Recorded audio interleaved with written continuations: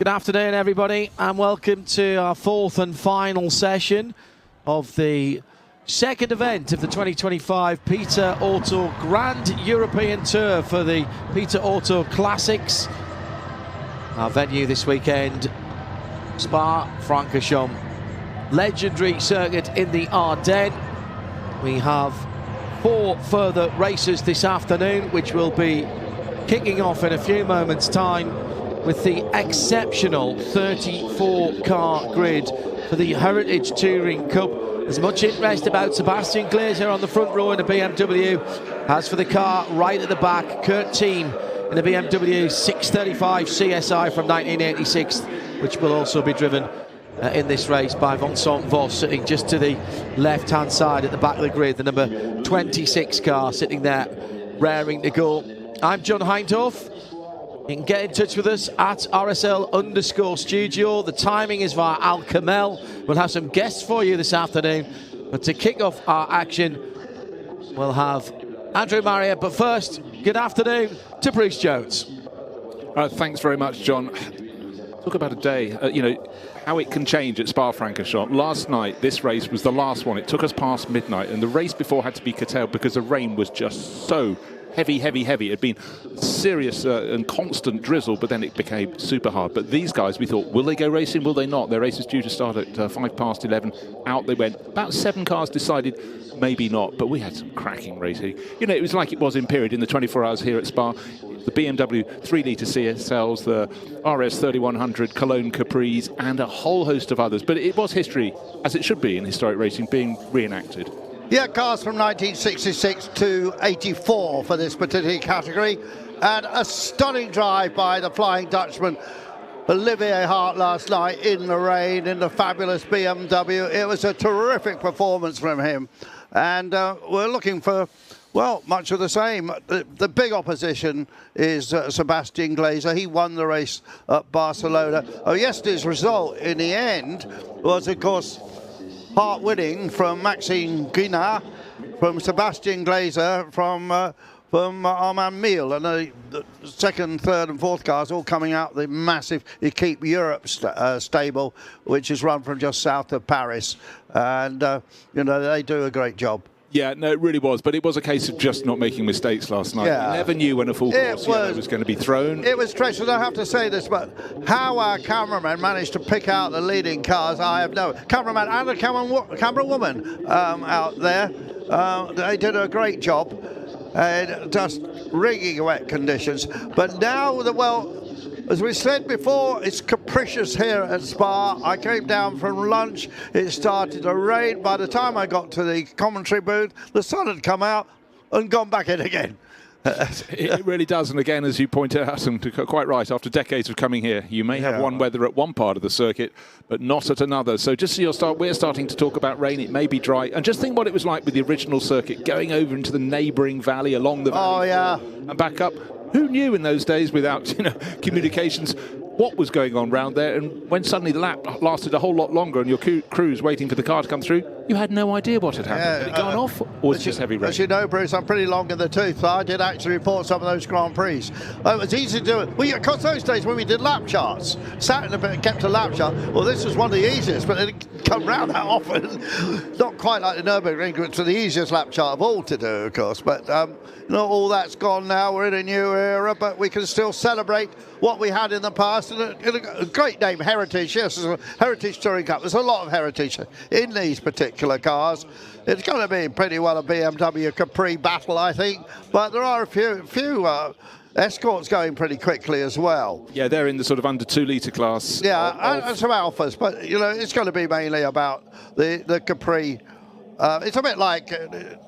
just seeing people down there on the grid. It's a bit like the battles I had at Bathurst when it was just really 2 mates, Ford versus Holden. Of course, all that's gone away now. So, you've got lots of access here. Here, these fans just now been corralled back onto the pit lane, but they've been able to get up close and personal with the cars. And that BMW on the left-hand side of your picture, it's gone now in the marvellous Vorsteiner colours, one of the great German motor racing sponsors, a big regional brewery that was also supporting Formula One. Right, it's not just cars from the late 60s into the mid 70s. We've also got Group A cars. Not so many in this field, but that's why you have some BMW 635 CSIs in the mix as well. You've got that unusual Ford Mustang, that 5-litre lump in that. That's running in Belga colours, which is fitting here because every year for the Spa 24 Hours, which was the big touring car cracker of a race, it was the rival companies. Even if your team was German, a Belgian sponsor would try and stick their name on it if they thought they had a chance. It's really strange that Belgium had its own indigenous tobacco brands, of which they were. And it happens like we see it. We'll see it earlier in the 2-litre race from South Africa, the famous Gunston and Lucky Strike. Tobacco brands had their own big battle in motor racing down there. Here in Belgium they did. Bastos was over. The Martin brothers, we remember, in a sort of car with their sponsorship. Of course, all that has been legislated against now, and fortunately there's lots of other sponsors still around, but we're allowed to run these heritage period liveries. I like that. A lot of the cars have got the names of the original drivers on as well, but there's a couple of drivers here who are driving things they drove originally. John mentioned just before he popped out to lunch, Kurt Team. Kurt Team, a top DTM driver for many years, won the DTM series his first time he ever did it, and then for many years was a Mercedes factory driver, 10 years I think in the DTM. Actually never won the championship again, won lots of races. 19 race wins for the DTM. Obviously Kurt's son, Nicky, very well-known sports car racer for Aston Martin, and always quick, and with his usually wins the prize for the most unkempt hair as well. It's a matter of pride. Yes, I think it is with Nicky. He is a winner of the Spa 24 Hours in an Aston Martin a couple of last year. Yeah, of course. I start to forget. Spa 24 Hours has obviously changed from the days when it was mainly these sort of touring cars and into the big, massive GT3 race.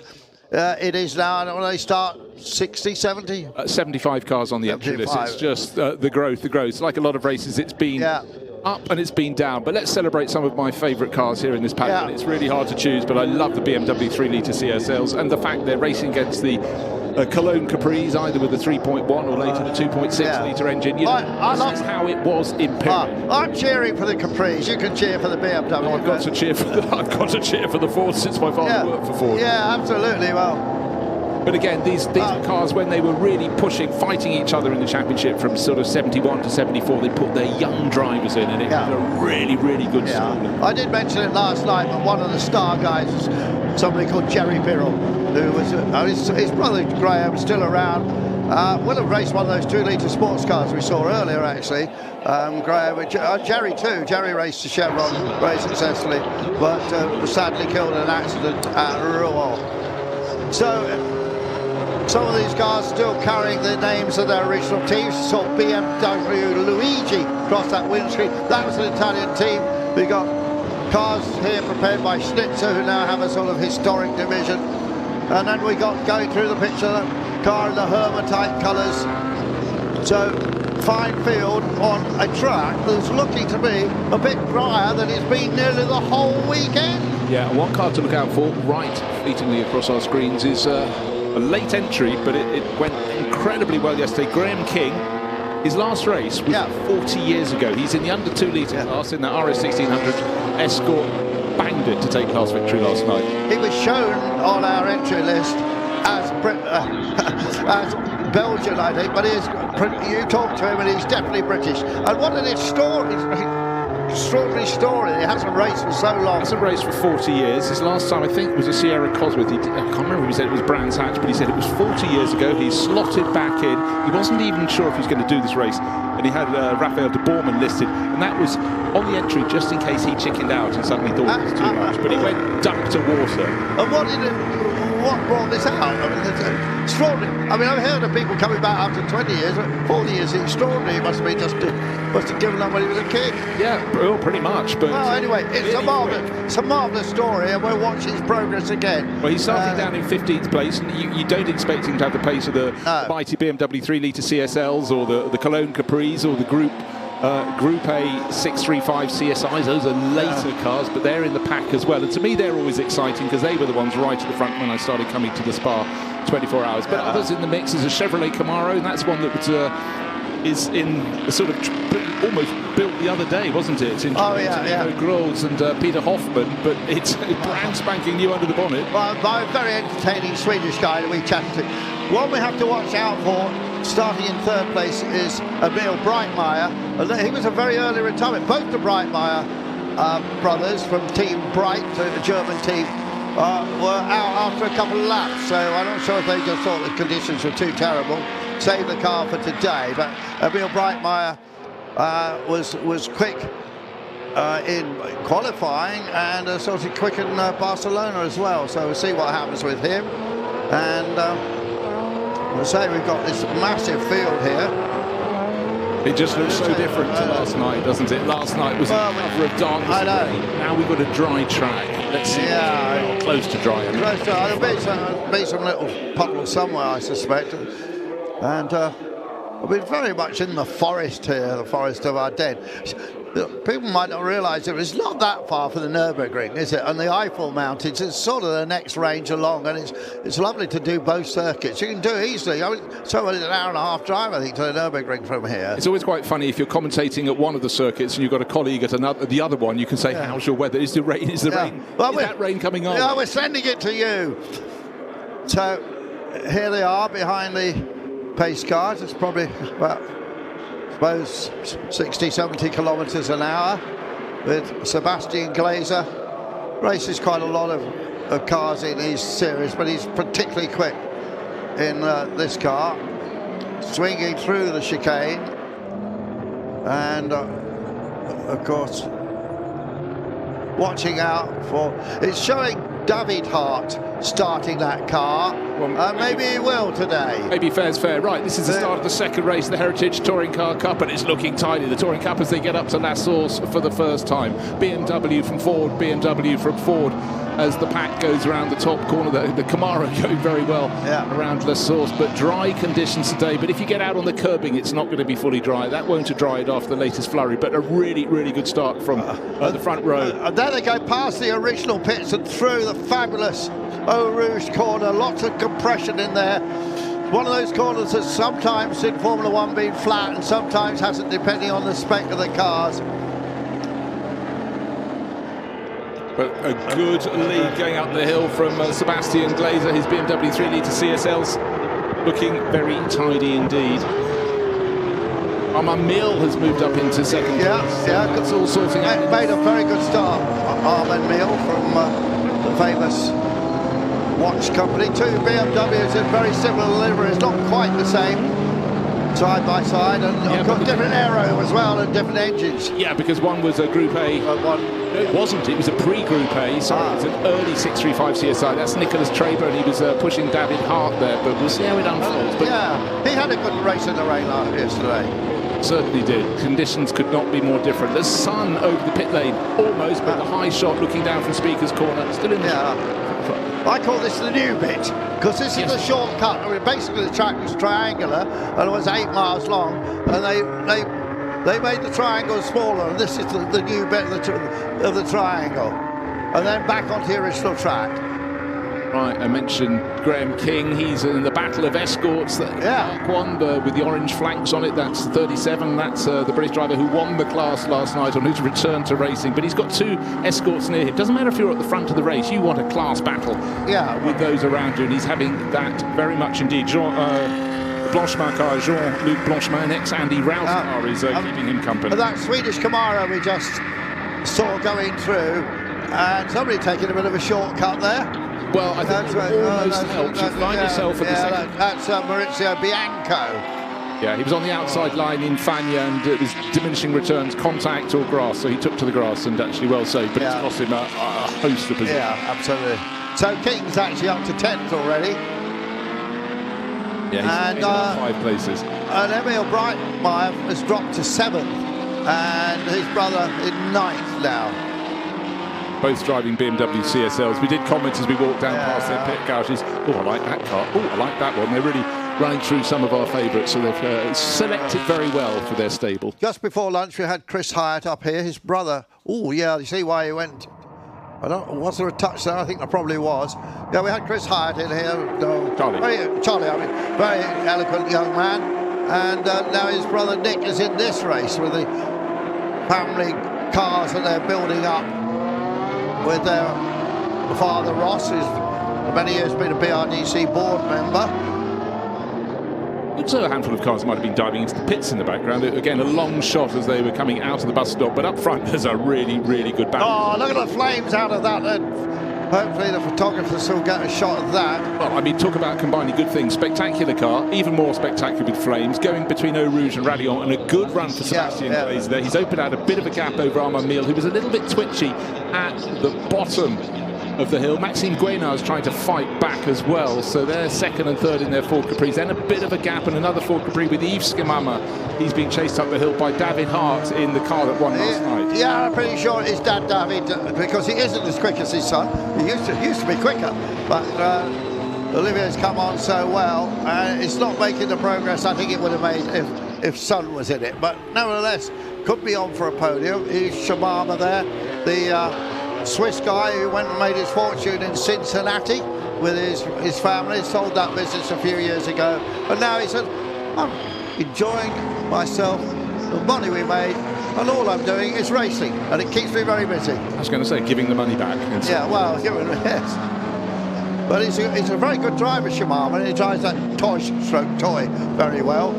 And then Maxime Guénard. So we got Mille and Guénard best mates, but their fathers started the Richard Mille Watch Company together.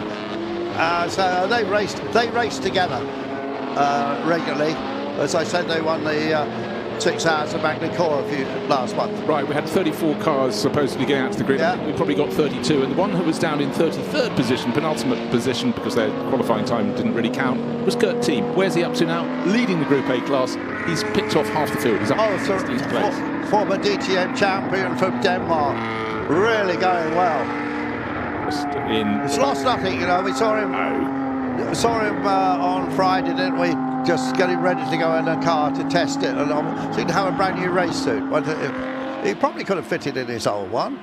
Some drivers can fit in their old race suits, some can't. Give or take. Give or take. Right, good little battle between the escorts, and it was Graham King leading that, but number 47 has moved ahead. That's a battle that will go the whole way. Yeah. And 47, the escorts driven by, to start with, Eric Sechot, who went very well yesterday, and Guy Fabrice Mestro will take that over. But, you know, this is what King wants on his return to racing. Yeah, but look at this. To play with. Yeah. The King just in that little battle there we saw.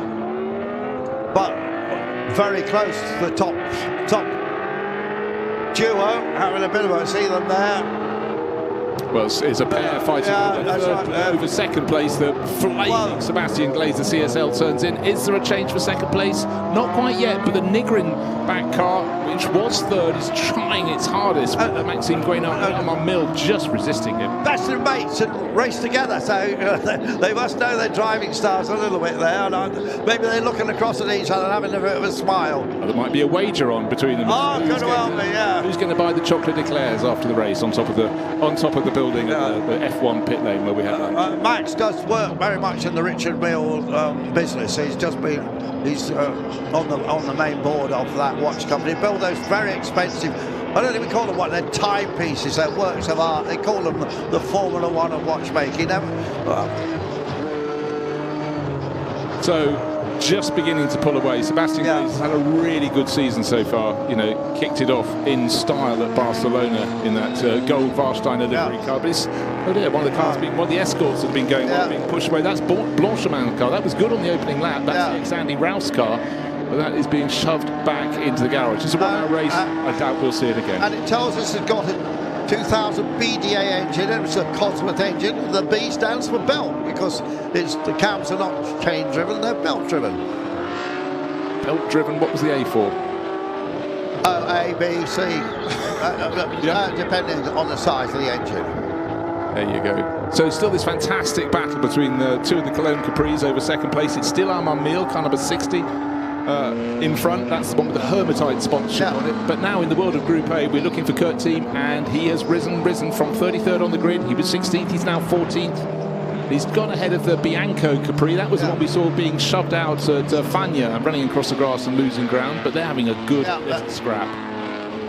David Hart still in 5th. I wonder if the son will get in then. when they stop. Well, maybe they thought it was a clean division, but it's a 1 hour race. Yeah. We have just under 8 minutes down, plenty to go. Yeah. But I must say, those slow-mo shots of Sebastian Glazer, slight bit of drift in the compression at Eau Rouge, flaming away at his CSL, so spectacular. Frank Jacobs Grundig BMW Italia car up on the jacks. It's got air jacks, as you can see.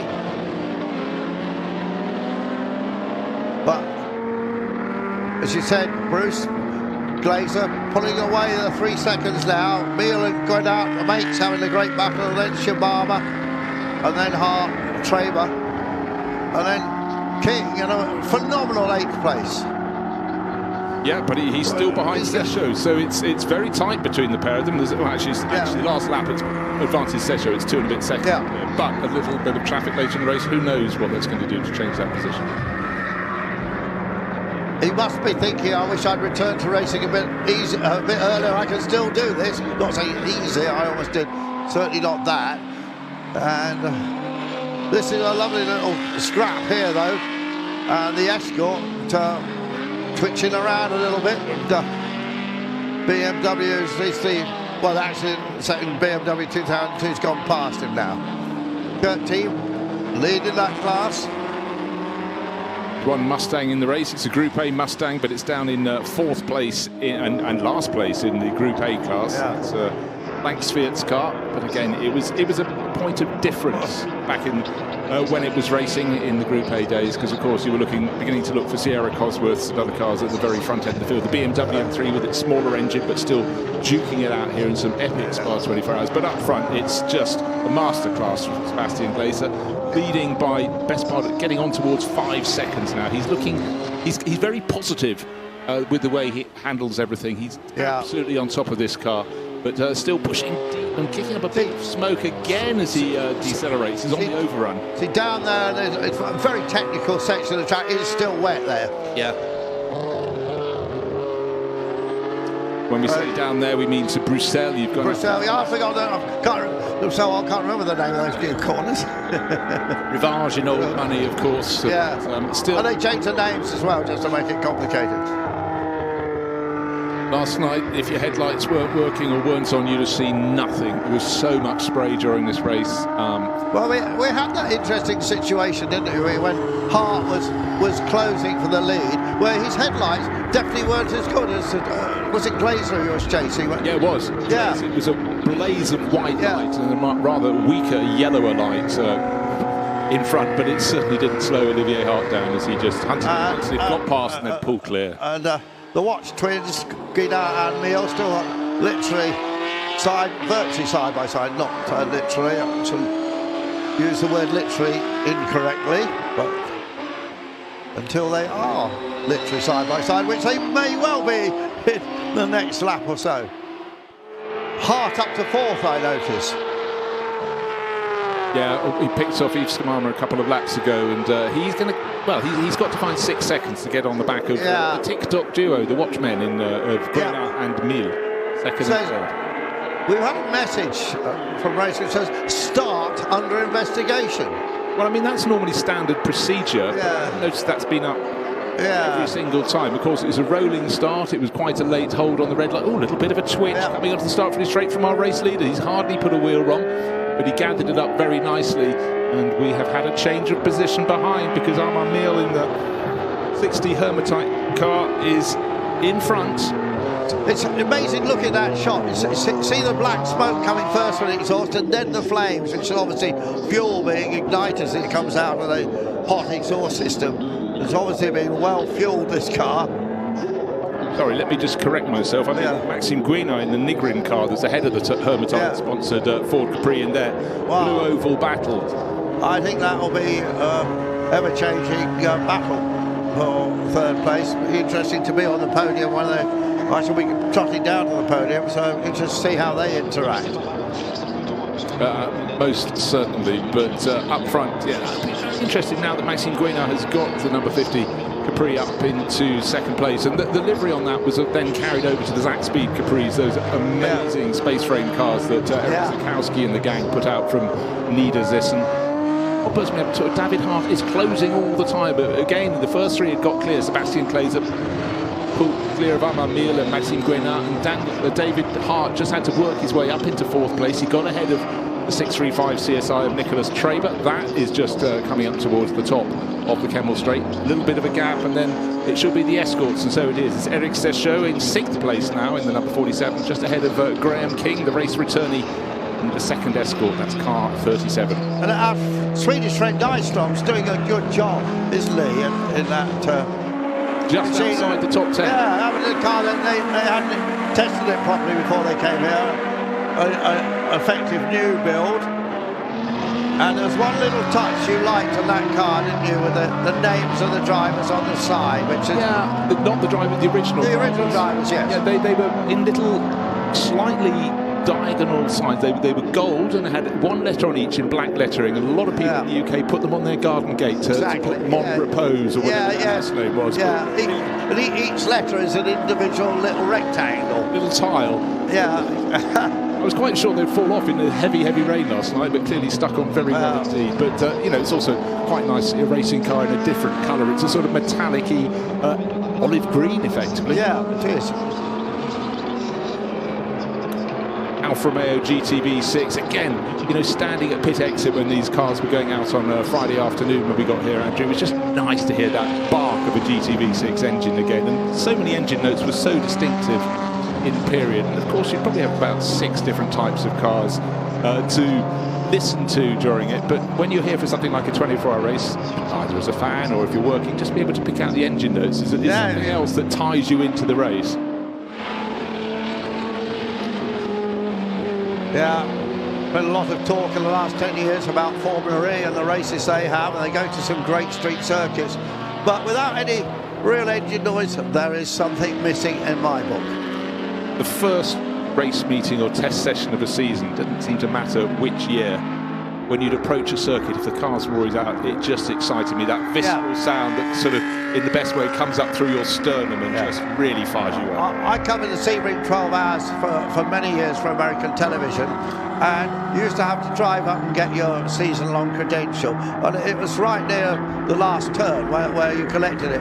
And as you got out of the car, and there was some practice going on, and if it was, you could hear the different engine note, and you would know what car it was that you couldn't quite see, but you could hear, and you got excited. Oh, definitely, and some engine notes clearly are more mighty than others, but the one you probably hear from furthest away would always be a rotary engine, but they're the ones doing a long race and just didn't want those Mazdas to continue.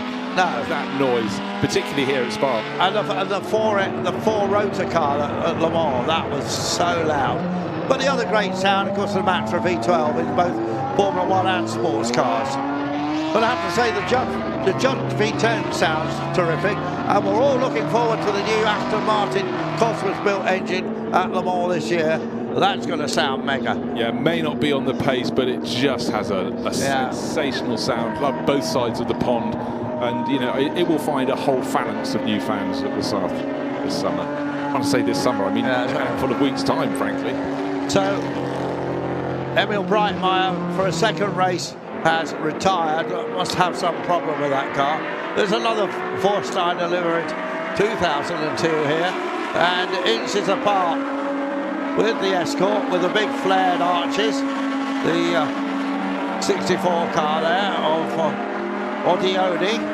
Yeah, the good thing about that little 2002 Ti in the gold of Varsteiner was Jörg Obermoser's car, and of course we've seen his toys here. Oh yeah, Varsteiner. Well, I think he largely dragged the company into racing. But again, these would have been the smaller class cars, and over a longer race in the days when mechanical reliability wasn't that great. Sometimes you suddenly see these cars getting towards the top 6 if it was something like a 24 hours, where the duration and possibly here, or the Nürburgring of weather interrupting play could certainly throw up some unusual results.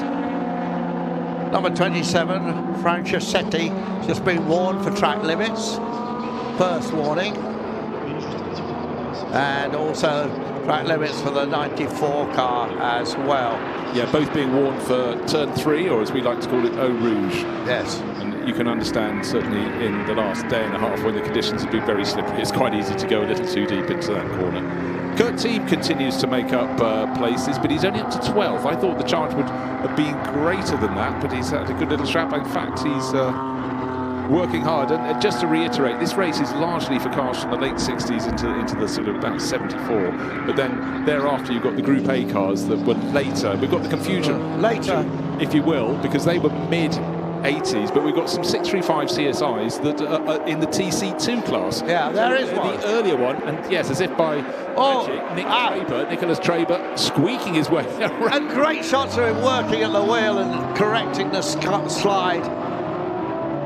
Right, well, Lovely camera work. Yeah, really, really good. So these are the early 635 CSI, and Group A started a little later. So we've got some running in this category and some in the Group A, and the best proponent of those is Kurt Team, who's in 12th place. He's hunting down Nick Hyatt. He's got about 2 seconds to find. He is slightly faster, but the pit window is coming up in 6 minutes' time, so we could have a flurry of cars being brought in for a driver change. Yeah, so the big issue with this is whether Father Hart hands over to son Hart, and if he does, then he could be on a big charge. He should be able to get himself amongst the top 3, I would have thought. Yeah, well, David Hart is within a second and a half in less than that now with Armand Meal, so he's really closed up on that battle. But once Maxime Guinard in the number 50 Ford Capri got clear of Armand, he has opened out sort of 2.5 seconds, and as the cars, that trio of Guinard, Meal and David Hart dive down to Bruxelles, already the race leader Sebastian Glazer has gone through speakers, he's gone through the kink, coming down, and now he's turning into the first part of Pouhon. Well, Gauche. I'm absolutely staggered by the performance of King returning to racing after 40 years. He's got Shisha in front of him by about 6 seconds, but he's got 12 seconds ahead of the 8th place man, Wunderlich. He's done well, and he might say he definitely had 2 races, but they feel completely different. One was after dark, fully in the dark, fully in heavy rain. Yeah. Today, this one, he's got daylight, doesn't even need the headlights if he chooses, but a greasy track, but certainly a different day. Well, yeah, in some places almost a dry track, in other quite a wet track, but there we are at the Spa-Francorchamps. So race lead is 11 seconds at the moment, and we have the pit window opening 4.5 minutes, so next time around will be the penultimate time they should come through before the ones that want to pit early in the pit window change. Alfa Romeo mixed in amongst being lapped, actually. And there's that Mustang you mentioned, that just going through the picture. Yeah. No, I mean Mustang. You do mean Mustang? Of course I do. It's just such an unusual shape. I think they've used the name Mustang for something electric. Yeah, well, many things aren't, to our eyes, Mustangs, obviously, Andrew, but we are slightly longer in the tooth. But, you know, it's just great to have that. And, of course, the Ruch brothers in Germany, Gert and his brothers now, they run Mustangs for years. But you were talking yesterday about how in Sweden there was a passion for Chevrolet Camaros. Yeah. The Belgians have always had a lust for American cars too. My parents lived here in the late 1950s, and they've never seen so many American cars. Big cruisers go up and down the Avenue Winston Churchill or wherever in Brussels. And of course we had Dodge Chargers racing as well, didn't we, from time to time. But Glazer pulled out a very handy almost 15-second lead. Meal sort of hanging on. David Hart closing up on Meal, just 1.4 seconds behind. So still everything to play for. We're not halfway through this battle yet, but and easier to commentate on than last night, in fact, Bruce. Yeah, I mean, we've said it before, but I mean, the camera work was astonishing. Yeah, it'd be bad enough in daylight with the amount of rain we had, because the spray would be epic, but at night time, full heavy rain, and the camera crews at the end of anywhere, but particularly at the end of the long run up to the Kemmel Straight to Les Combes, trying to pick out a car with a blaze of headlights, particularly once they started lapping. Right, we've got a driver change happening now, but the pit window is not open as yet for number 55. So for the Hager brothers, I'm afraid this seems to be a little bit of a trip up. Yeah, I think epic's a great word. That's what it was last night. Or biblical, reign of biblical proportions, even. Yes, I said the Hager brothers, but in fact, Daniel Hager's down to race on his own, doing other races with his brother. This circuit at Spa-Francorchamps, when you get that lovely flow, when you get it right going through corners like Fagnes, where you whip to the right, immediately whip to the left, and that short run down to Campus, corner where the track drops away from you a little bit, but you really need to be balanced at the exit, because the next corner feeds you into where the old circuit used to come up the hill from Stavelot. We used to call it Stavelot. It's now Curve Paul Frere, after the famous journalist come racer who became a works Ferrari driver. He did indeed, yeah. Kept on forever, but you know, quite right, he should have his name. But then the wonderful run back up somewhere that used to have the trees a lot closer. That's the run through Blanchimont up towards the end of the lap. A lot of great Belgian racing drivers over the years. I would think of Willy Merez and Oliver Jean de Bion. And we've got to remember the guy that's on pole position for the Monaco Grand Prix has got a Belgian mother. There you go. They don't call him Belgian though, they call... it's funny, isn't it? There's a certain man who's called a Thai driver. His mother's Thai, his father's English. He's a Thai driver, but Lando Norris is just not a Belgian driver. There we go, you pick and you choose. Yeah. Might be something to do with their passports. Who the hell knows? Doesn't really matter, but... Yes, exactly, Alex Albon. If you want the money and Thailand wants a driver, then of course, why not? It's also his bloodline too. And also, of course, a great Thai driver in the past was Prince Bira Siam. A couple of books about him written by his cousin, who was looked after him for his father, and an absolutely marvellous read. I don't know if you've ever read either Bira books, but I have started one, but I'm afraid it's in that massive pile of started books in my office. But I must endeavour. I just took one out that I'd had there for a couple of years. It was written by a British driver for Race Austin Healey's a lot called Alex Paul, and raced many other things. So a terrific read. There's so many motoring racing books in, and you've written a lot of them, Bruce. I'm afraid, something put in the bargain basket at your bookshop, but I have turned out quite a few over the years, and some many, many times over. I think my Formula 1 preview book, I think it's on number 28 or 29, I've just started. Yeah, and advertised in the Daily Telegraph last Saturday it was. There you go. You can feel the money not coming in right now. No, I'm not sure about that. David Hart just in third position. He'd been hunting down Armand Mille for third place for quite some while. He's gained in the last few laps about 3.5, 4 seconds. Up into third place he goes. But the big question, pit window is just open. Will he be handing it over to Olivier, his son? Or will he say, you did last night, you won. I'm going to see if I can win this race today on my own. Let's see. I think last night David Hart had definitely decided he wasn't going to drive. This might be a different situation. Olivier may be down there saying, Dad, you're doing a great job, carry on. Or, I'm desperate to get in it because I think I can win this motor race. Yeah, the appeal of picking up a double, but it's going to be interesting to see, can Maxime Guinard be caught? Would we have a BMW 1-2 before the pit stops? That's the next target. It's about 3 seconds up the track. For David Hart, probably slightly less now. That Ford Escort battle is still raging. It's about 9 seconds between Eric Sechot and Graham King, but Graham, I think, is going to be doing the second half of the race as well, whereas Eric is going to hand over number 47 Escort to a teammate in the form of Guy Fabrice Mestreau, and I didn't note in the full rain last night how they balanced up in terms of the natural pace. Maxime Guinard is not getting the best of the traffic as they went through Fagnes down towards Campus, and that is allowing David Hart and indeed Armand Mille to claw back a bit of the time as they chase after second position. But with the pit window open, there are going to be some people diving in very soon indeed, I think.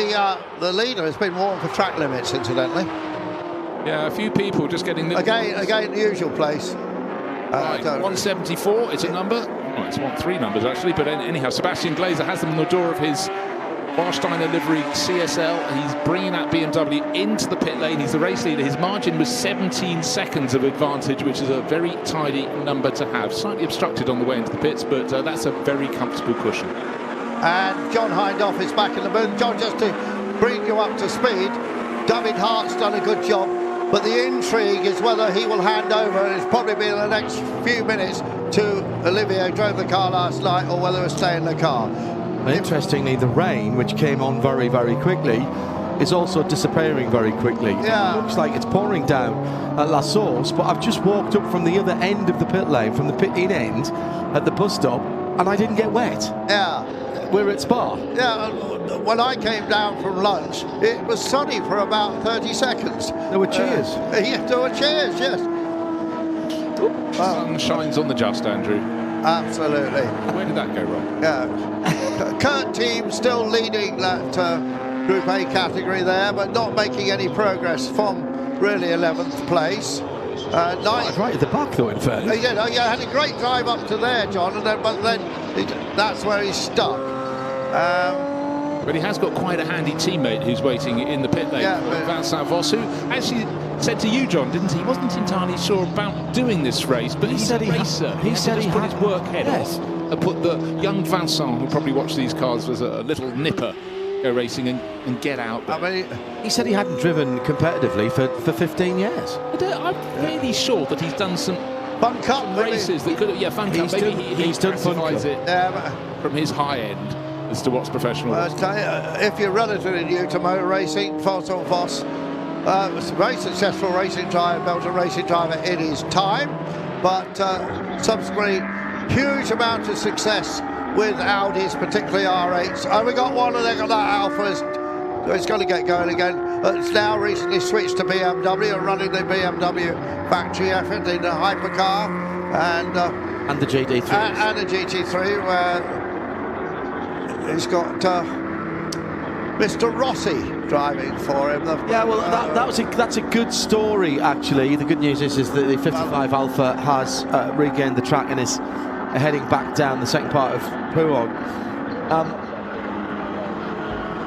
Valentino Valle, 8 times a world champion in a variety of MotoGP categories, and he had already been doing some GT3 racing, including, and it was at Speaker's Corner again that claimed that Alpha. There's the 5-litre Mustang, 1 or 2 Belga.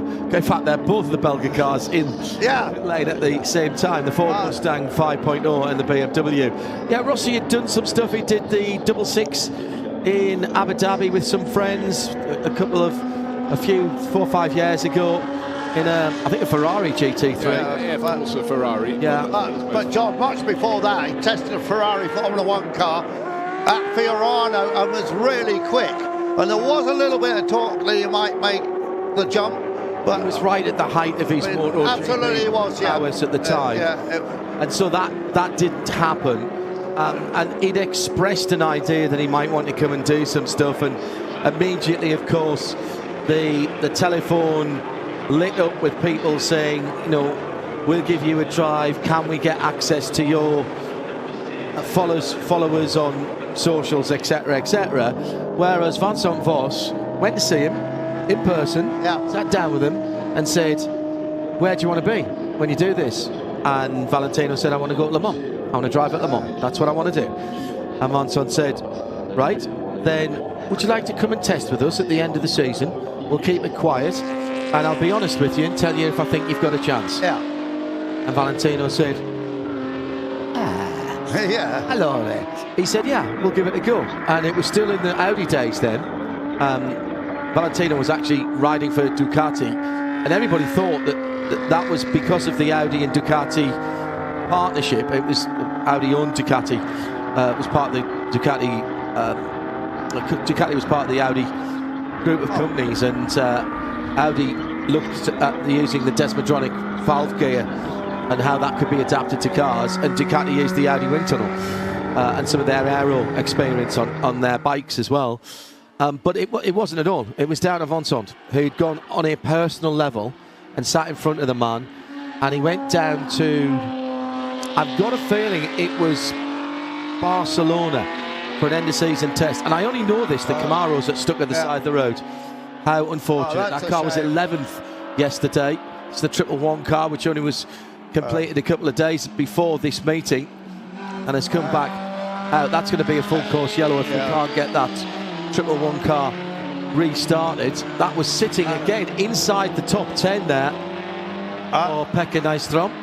unseen by us, the Hart car came in. Right. So we didn't see whether it changed drivers. It's still listed as David Hart, yes. The second half of the pit stop, and there was someone leaning into the cockpit. I didn't know if they were leaning in. Oh, I didn't see that. Down the cars to see if there was a driver. Full course yellow coming in 20 seconds. Okay, so that stranded Camaro's on the inside at curve pull. It's an easy lift. You're trying to really get the power down to balance the car and take that wonderful run up through Blanchimont to the bus stop. So Rossi jumps in the Audi R8, the WRT Audi R8 at the end of that particular season, and Vodson tells the story, and he said it was like he was a 19 or 20-year-old, not just in the fact that he was so enthusiastic, but he just kept asking questions. And the fact that he was a multiple world champion in different discipline, also in motorsport, he basically just said, treat me like I know nothing because I know nothing. Yeah. And he sponged it all in and showed some promise. Subsequently, the move to BMW, and he came to Dubai 24 and did some racing there, and his nighttime stints were outstanding. He's already had a test in the hypercar, the BMW hypercar. Has he? Yes. Yeah. That was last year, I think. I don't know the upshot of that, but it's quite clear from his driving, particularly in places like Bathurst. He wants to go back and get a better result at Bathurst. He wants to get a better result at Le Mans, but he has, I'm told by everybody in the team, he has no airs and graces. Yeah. Meanwhile, on the racetrack, watch the situation. The pit window is about to close, and the leader had not been into the pits. Oops. Leader in the pits now. Now, yes, just made it. Well, when you say the leader, we see Sebastian Glazer coming in. Yeah. Maxime Guénin in the number 50 BMW 3D. He's been in and out. The Ford, the Nigrin livery cars, in and out. Just one little point I want to raise during this full course yellow is if ever you go to any circuit, Valentino Rossi will draw a crowd. If you go to his home circuit, Misano, it's extraordinary. There are entire grandstands wearing the yellow and blue and wearing 46 apparel, the number he's carried heaven and a day. And the stalls just sell out. It's unbelievable. And if you drive around the North Circular Road in London, you'll see plenty of Transit fans with a 46 sticker on the back. Yeah.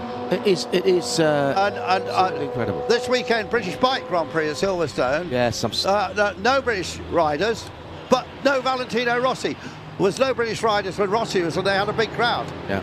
I mean, he's got a phenomenal draw from him. Well, and of course, Silverstone understand his draw, and they've got a corner named after him. There's a corner called Valley, just coming down the hill into the end of the lap. It has been for years. And of course, I don't know if you realise this, but he was a second-generation bike racer. Graziano, his father, I saw him racing not racing against Barry Sheen, but in the same race. I went to Valentino's last British Bike Grand Prix deliberately. I made time to go there, and so he lived for quite a long time in the UK. London, didn't he? Yes. And he has a very British sense of humour, and still with his exceptional Italian flair. But considers himself a bit of an Anglophile. And at the end, probably why he gets on so well with Vincent Voss, actually. Yeah, exactly. But at the end of, I think it was his first season with them, or his second, might have been the second. He took all the mechanics from WRT, or certainly the GT ones, to his ranch and let them play on his motorbikes. Has a course to go around, and that's the sort of reward. Yeah, he's got a dirt track there that he trains on, and lets some of his VR46 team train on there. I mean, the man's still got it on two wheels. I saw some footage of him on a dirt bike where he pretty much rode the whole of the dirt circuit on his back wheel, including the corners. Just except drifting the bike on one wheel. I mean, drifting it on two wheels is...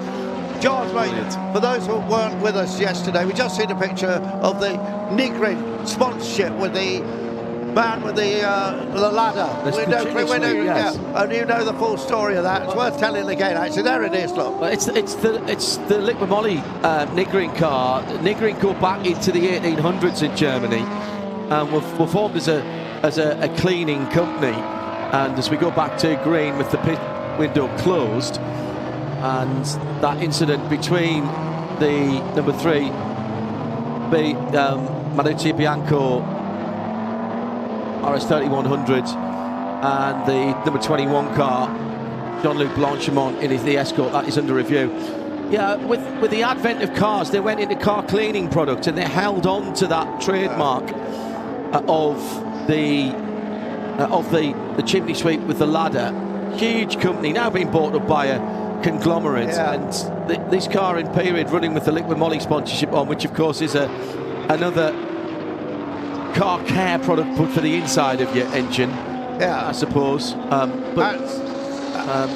So running with Shell lubricants as well on that car. And of course another car care product, Sonak's been a huge German motor racing. Surprised there aren't any Sonax cars in this actually, but we do have a nice beer sponsor going through our picture. I do remember the Sonax DTM Mercedes-Benz, the 190 DTM cars. They were phenomenal looking cars. Right, just one thing I'm going to point out. Vincent Voss, we've been talking sort of obliquely about him, but he is not listed as out in the sky. It's listed as Kurt Team having continued. I'll wait, because sometimes people forget to flick that switch on driver ID, but maybe Vincent's a bit too busy. But what we still leads the group here. Has just been overtaken there by David Hart, who is another of the drivers who's doing the entirety of the race, when originally his son Olivier was supposed to be doing the second part of the race. But Olivier did all the race last night, and did he do it in style? Absolutely. Full dark, full rain, full victory. Poor team still leading in now 9th place, the Group A category, having completed his pit stop. It's coming down though, because Tom Cloet, much more contemporary racer, is giving chase in his 635C. And that was the two who battled yesterday, the opposite way around. It was Team having taken the car over from Vincent Voss, who was chasing down Tom Cloet. Now, if you look at the results, you'll say, Hindhaugh, what are you talking about? Cloet won the class by a lap, but that was only because literally in the run from Blanchimont to the bus stop, Kurt Team, who was gaining hand over fist on Tom Cloet, about to go on to his last lap, the leader actually passed him, and therefore he didn't get the last lap that Cloet did. It would have been a lot closer. I think we've got a grandstand finish coming in the next 20 minutes, gentlemen. We were talking about the Harts family and son, but I noticed looking down the field, Ross Hyatt has taken over from son Nick, because we heard a lot about that earlier before lunch, didn't we? Yeah, from the brother Charlie. From brother Charlie. And so Ross Hyatt was, as we heard, a couple of Le Mans 24 hours in his pocket with podiums as well. Very interesting to find out who's running their cars for them, and it's none other than Trevor Foster. Think of all the years that he worked and effectively guided as soon as Charlie said that, we all went, yes. You've chosen well, Grasshopper. Yes. I mean, obviously Zytek, and then obviously a huge history in Formula One. Yeah. Wow. Worked with the nascent talent that was to become Michael Schumacher. Yeah. I mean, he always had talent, but Trevor was right there at the beginning. And actually, the list of Trevor Foster alumni is very, very long indeed in terms of teams and drivers. Great to see him still involved. Great to hear that he's still involved.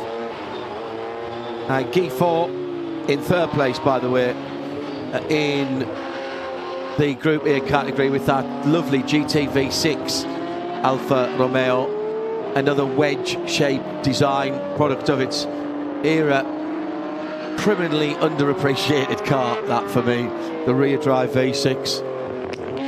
Yeah, 2.5, but also the 2.5 litre. It just had a lovely, lovely engine. I later had an Alfa 3 litre V6 and a 164, and when I was a bit cross, I'd drive it and rev it quite a lot. It was music to my ears. Oh yes. Then I paid the fuel bill. In that section of the track, you can see a clear, dry line through there now. So Gunnar, big lead, 35 seconds over Glazer. Then we believe it's David Hart, Armel Meal, and what a sensational performance by King, don't you think? Yeah, well, I just think totally. I mean, last night, I think you'd have thought, actually, for your comeback race, do you want to be in full darkness and full rain at Spa? Yeah. But he absolutely just lapped it up. And today, maybe where a little less bravery is required on the return, and a little more finesse and a car setup that's suitable to the dry, that could be costing him. But for Graham King, he's leading the Escort class, got ahead of Guy Mestro. I wanted to know how he'd balance against Mestro, because certainly with Eric Sesho, who was the first driver in the 47S, had the better of him. But a little outburst there from Andrew because it got busy and David Hart's dived too deep. Yeah, he did. He challenged Sebastian Glazer for second place. I think he's going to have to give that back. He's going to have to. Yeah. That was he redressed that himself there. I think that was a smart thing to do. Other drivers in other championships take note. It was his mistake. He knew it. He didn't have to be told on the radio. Well, he couldn't have been because he doesn't have one. He realised there that he was pulling back over and letting that Schwarsteiner BMW go through. The battle will recommence after the redress. Just at last source, we got another great shot here of the BMW. I mean, it's a sexy looking car, but I love the streaks down the side of the bonnet for airflow. I don't know if they actually really do anything, but they look wonderful. And also the little spoiler on the top of the rear window. That was an addition for the RSX. Just got on the paint in the Belga car. Left rear wheel locking up on the down change maybe. But he did the right thing, joined where you meant to rejoin, but then immediately pulls over to the left-hand side of the road to give the Escort and his competitor room to go by, and then makes a clean pass at the come half a lap later.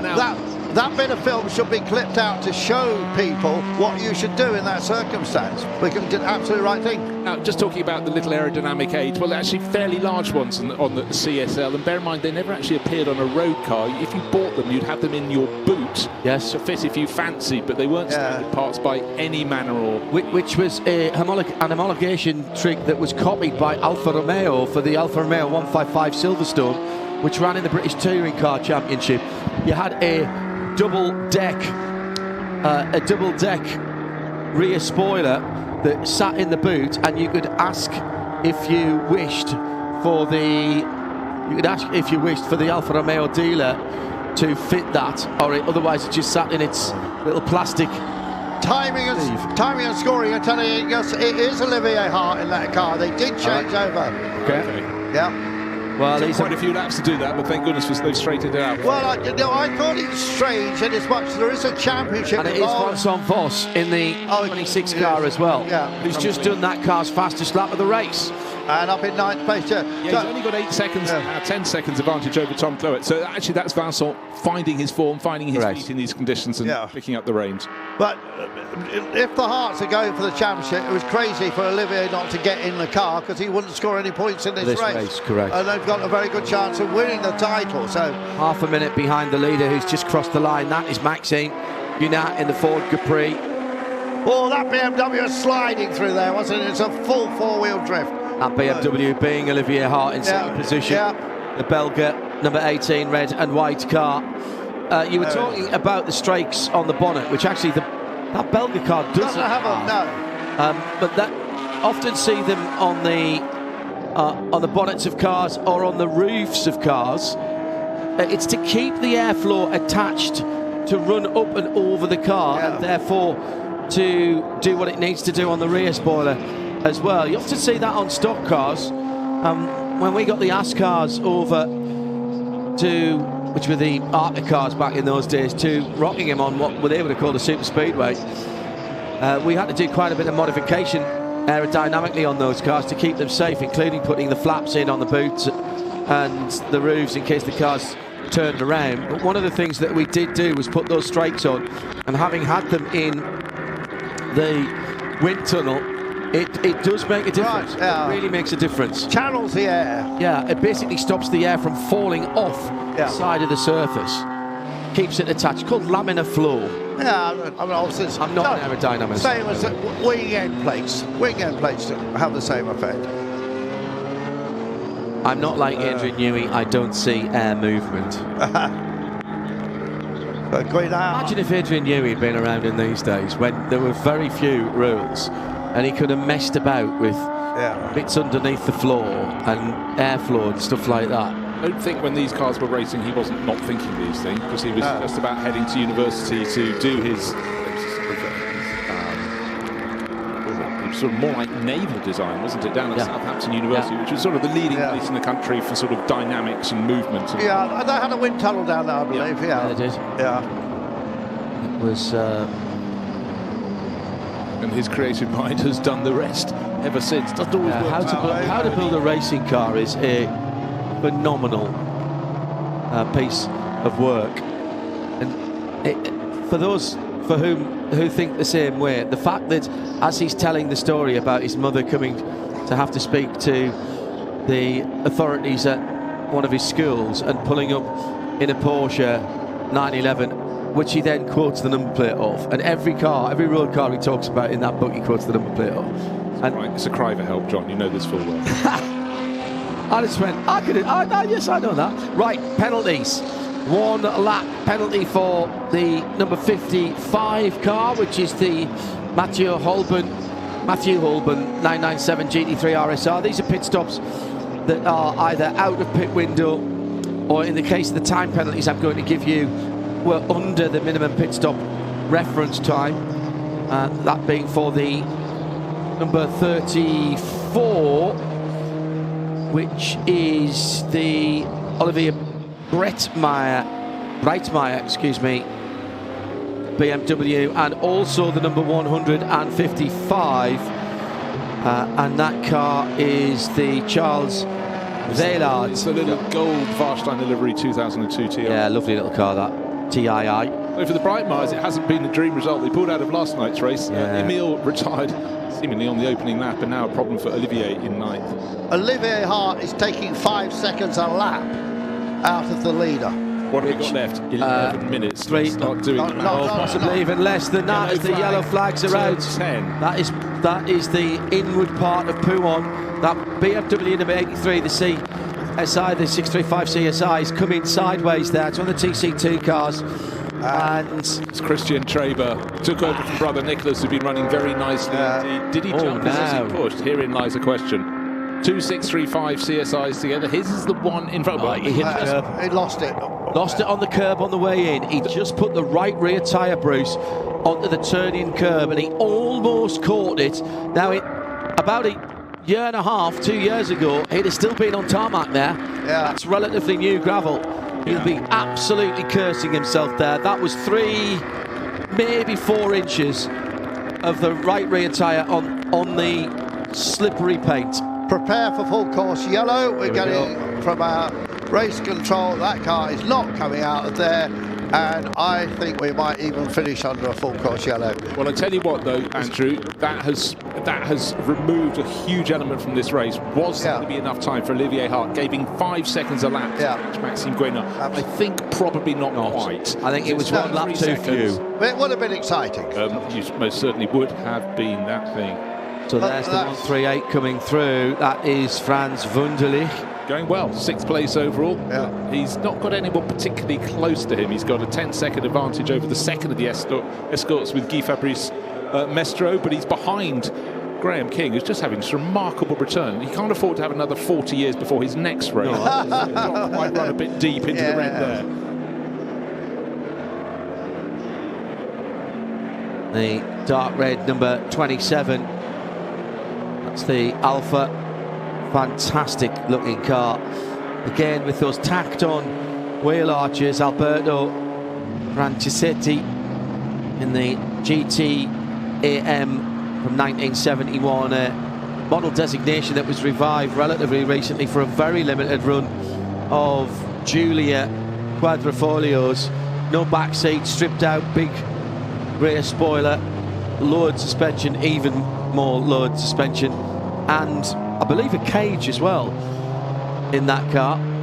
If we do get a release in the full course yellow, are you talking about that number 27 Alpha is in a 5-car battle? Yeah. And they're covered by about a second and a half. Let's hope they get to scrap to the end in a world of sort of 2002 TIs, the Alfa Romeos, and I think there's an Escort in there as well. But we'll keep an eye. But that, unfortunately, the 635 CSI car number 83, Christian Traber, going nowhere. But it's a question, Andrew, how quickly they can get it out of the gravel at the entrance to Pouhon. I don't think it's going to be easy. They've got to hook it up and drag it out. And they won't want to drag it out backwards, No, they won't want to. I don't know where the snatch vehicle is. I think it's pretty close. Cameraman, getting a bit arty. Yeah, nice, but we've all seen that shot before, mate. I'm so happy with it right now. Just checking the footwear of the mechanics in the pit lane. Not really a hobby of mine, quite frankly. Right, the Hyatt family CSL, the yellow one is just in front. Olivier Hart. That means there must be a lap between them at this point. Ross is running in 11th position. Yeah. So he's just under a lap down. But 174 looks as though Sebastian Glazer had this race in the bag, but the pit stops were a whole host slower for him by about 20-30 seconds. I haven't doubled back through all the punishments to find out why he didn't come back in from the lead, but I can't remember if it was a full course yet. Yeah, so Glazer, of course, was a winner in Barcelona, so this championship is starting to shape up nicely.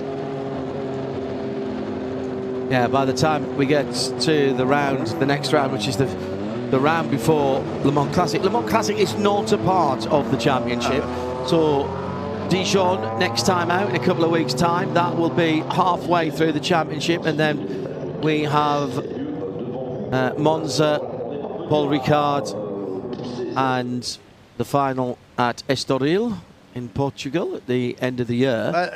At Le Mans Classic, of course, they call the groups plateaus. Yeah. And the plateaus go back pre-war, which, of course, we don't have in this series. I mean, we see them in other series, particularly in Britain. That's getting heavy now, yeah, isn't it? It is. You know, who'd want to be a weather forecaster in Belgium? Yeah, you need eyes in all sides of your head to spot that one. You look one way, oh, Bruce Jones fashion, it's clearing now, but the black cloud is behind you, ready to drop. But again, it might look as though it's about 7 or 8 in the evening, but it certainly is not. It's about just gone 2:30 in the afternoon. It may yet brighten up again, because I'll double check on my little weather map, but the track right now has suddenly become full wet. It was greasy, had little flurries, but this is probably the longest batch. BMW's running again. Oh. Out of the... Oh, it was well, I go back on what I said. We're back to green. That was a great snatch, as they say. They have been at the top of their game. I would put the team here in terms of quality of snatch here as quick and as efficient as what you see on the streets of Monaco. No, I agree. Really good. I've really been impressed, because I don't know, maybe the way they've got their gravel tracks, but they do seem to be able to pull cars out. They do better than other surfaces. Do you think they're using a different grade of gravel here? It so works really well. Well, funny you should say that, because that's been a subject of some debate over the years. If you remember, Toyota lost a Le Mans that they had pretty much in the bag with a late puncture on the GT1. Yeah. And that was attributed by the tyre supplier afterwards to have been caused by a small piece of gravel from a gravel trap, and now the 64 Escort is in trouble. That is the all-white car that is at the side of the circuit, looking brilliant with its mini lights on. Could be about to go on a tarmac rally stage as well. Absolutely. Yeah, that was determined to have been a piece of gravel, which was a small piece of flint. Yeah. It was in the gravel, and not pebbly style. Correct. Yeah. And I've got some of that gravel still at home, and when I look at that now as to the little bits and pieces of gravel that may have found their way into my luggage at various times down the years at Le Mans, I mean, it gets everywhere, doesn't it? They are much more pebble-like, as if you'd got them from the big, very round edges, and they tend to be slightly bigger stones. Anyway, the gravel traps work really well here. That car was pulled out of there so quickly.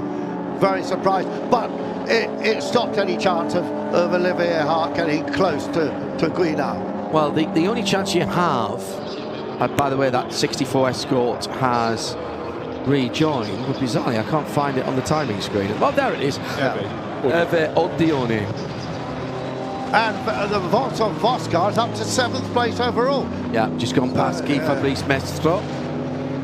So and the Escort has stopped again at the corner. So now that car needs to get going again. It's had a spin, it's rejoined. Is it still running?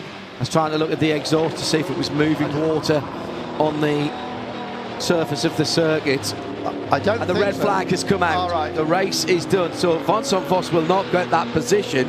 However, he'll still win along with Kurt's team, the Group A class. The results will go back to the last completed lap, which will be at the end of lap 16 for Maxime Guinard. I was going to say, Bruce, the only chance that you've got if you're chasing is to get a jump when the green flags come back out, and hope that whoever it is that you are racing has been somewhat tardy in their reflexes and their response. Well, such was the pace of the top 4 crews that they have a lap on everyone else, because the best of the rest, Graham King, leads the under 2 litre class and is escorted in 5th, but it was for Capri, BMW 3 litre CSL from another of those, and the Capri Van Monmeal. But, you know, from the start of the race, and the same last night in the heavy rain, you could just see them pulling clear, much more power than the 2002 TIs, etc., etc. Best of the Group A class. Well, Vincent Vos, you must have enjoyed your afternoon's work here. You can go back to your day job of running race teams very successfully. That's Team WRT. But he held off the challenge of Tom Clerk, but they'll have had fun, both in the top 10. And, you know, very, very different cars. When he went to Group A, John, as you'll remember, they were much sort of closer to showroom standard. They certainly weren't production class cars, but they were sort of one step up from that. Yeah, Group A. Group N were the lightest modifications in cars, and they really did. They weren't much more than a standard car with some trim taken out, a cage put in, possibly different shock absorbers and springs. At one stage when I was still living up in the northeast of England, my milkman, Derek Hardy, was the British Group N Rally champion on tarmac. He ran a black Sunbeam TI, Series 1 TI with the small, those ubiquitous small square, well, oblong headlights. 1245DH was his registration, just in case you're wondering. And write it down in your notebooks. I was running Avengers and Sunbeams at the time, and what was deemed not necessarily good enough to go back on a rally car was certainly good enough to get me backwards and forwards to my job. I was working at Washington Development Corporation there. So the Liquid Moly Shell Hickey car comes into the pit lane. We were very hopeful that the afternoon would dry up when we started this race some 1 hour ago. BMW versus Ford Capris at the front. It was BMW, Ford, BMW, Ford, Ford, BMW. But even as the opening laps in the sunshine were taking place, the Fords were starting to come through. A little bit of hip and shoulder early on, and the Warsteiner car turning up the wick, number 172, 474 TC2 car going nicely, and the BMW Team Luigi car. Keep our eyes as well on Kurt Team coming through from the back of the grid, got up to 11th position very quickly to lead the Group A class. But the joy was seeing these cars, which 1973 onwards, will be many people who are watching today will remember these cars. The Alpha GTV going well. Then the little mistake into the final corner by the Hart BMW, but immediately realising the advantage had been taken, so self-redressed that. And Andrew's right, actually, that is a perfect piece of a learning opportunity, I think is what it's called nowadays. Yeah, you'd say teaching opportunity, yeah. Absolutely so. But you know what, across the course of the season, some great circuits to come and play on, but you know, Spa, you don't know what you're going to get. They got what they got. They got darkness, they got full rain, they started in greasy but dryish conditions. They got this at the end. And yeah, they will learn. Maybe Dijon in a couple of weeks. You know, the food will be at a similar level here as Belgium, which has been fantastic. But outstanding. You know, the background, very, very different sort of circuit. You know, you mix and match through the course of the season. Don't go too far away. You've got time to make yourself a hot drink. But please stay with us here on Peter Auto Live on YouTube around the world, and also for the first time with the Goodwood channel as well. Hello to all of you there. Nice to know that you're tuning in. We've got Group C racing coming next. Unfortunately, the weather hasn't played ball, and once again the most powerful, and these will be quite the newest cars we've got, because we've got some 2000 cars, but certainly some of the most evocative cars Mercedes-Benz C11 from 1990, Nissan R90, Porsche 962, Ivan Coutre in that car. Ralph Kelleners to join him, as well as the 962 of Philippe Cadori, March, Porsche, Tiger, Spice, and the Sethmore, which didn't come out to play yesterday. I don't blame anybody for not coming out to play yesterday. The weather was awful. You know, the thing about the Sethmo is when I was coming to the circuit, I was just talking to Andrew about it. And as we drove through the tunnel for the first time, just following you in after you'd collected us from outside the circuit, what did we see going through the bus stop at the Sethmo? So funny, you talk about something and there it is. And it's not something you saw for very long in period. But it was one of the first cars that introduced a dorsal fin and modern prototypes, but it wasn't obviously at the class that would run at the front end of the field. The Escort that caused the red flag has come back to the pit lane. Red flag in the previous race, come back to the pit lane. I mean, despite the horrible conditions that we had for these cars yesterday, Bruce, we still had a great contest.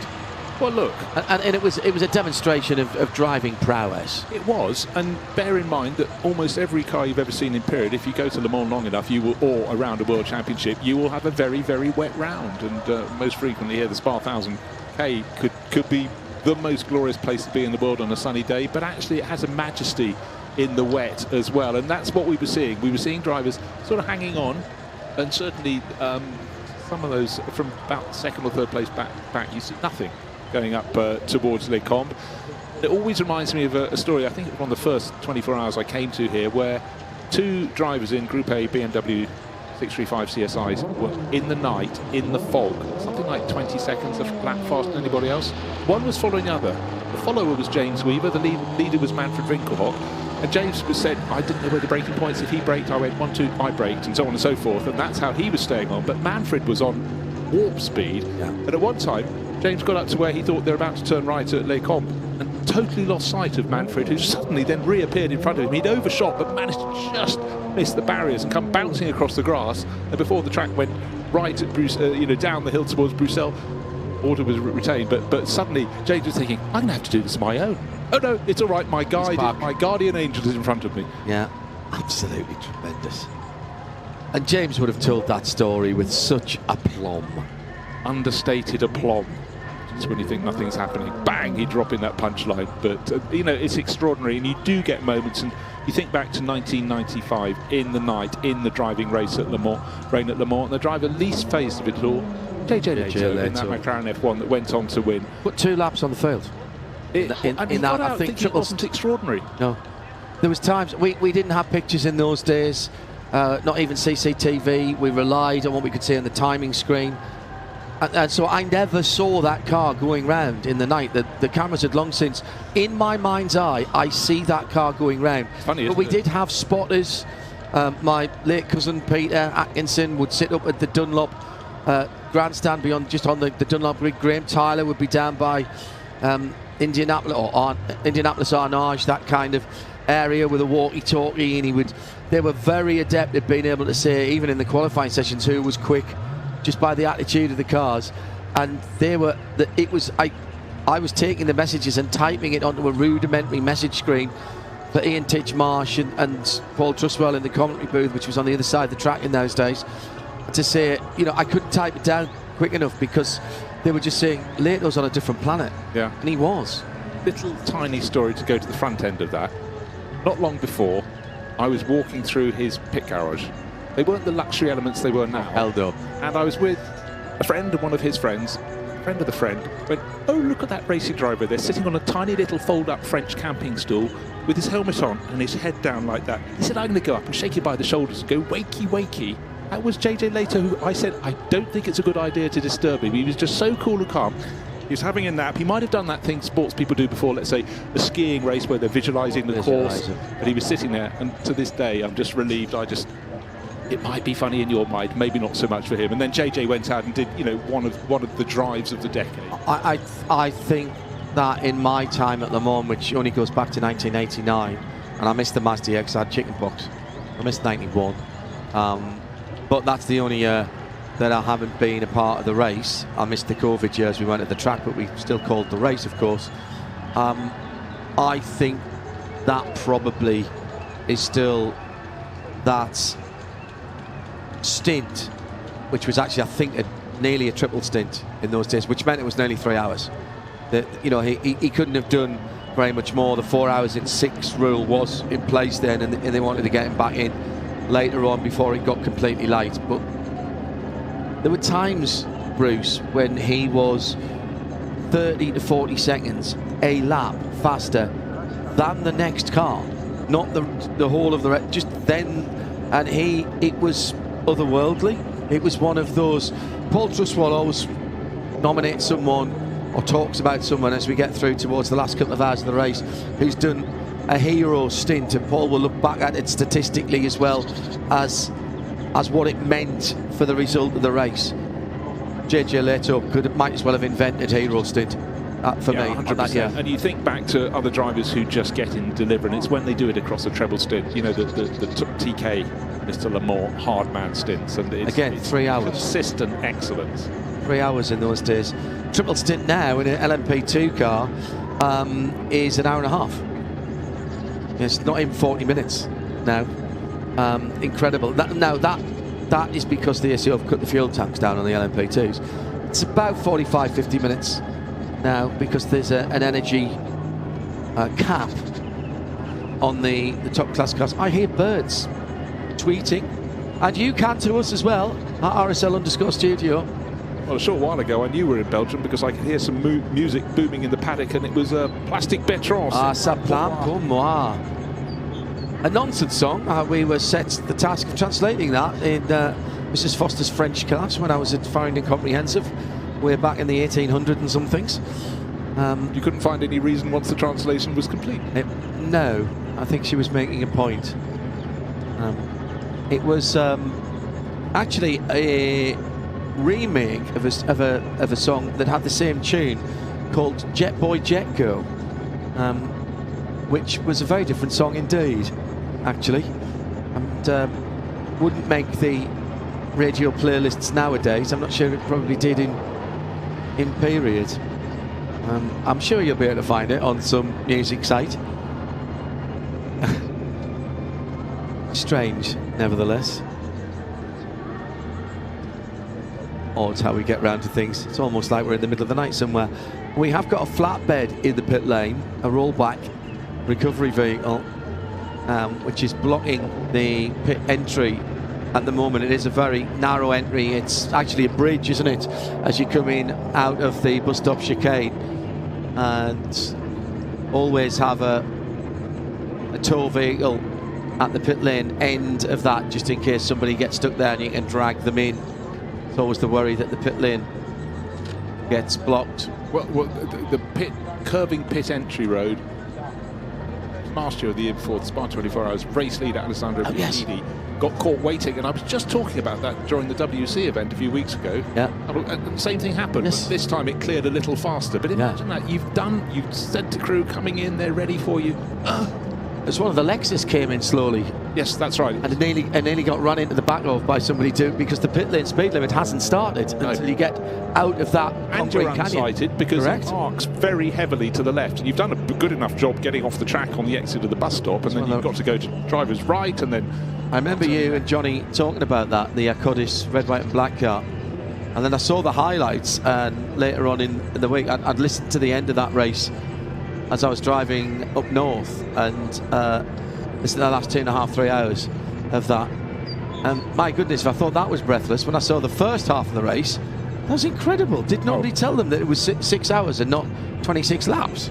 When you have a 5-car bunch running 2x3, 3x2, etc., up, you think, hold on, what comes next? Oh, good grief, it's Les Combes. How are you going to do it? And they're then passing some GT3 cars. It was fantastic. It bodes well for Le Mans, doesn't it? For really does. The big 24.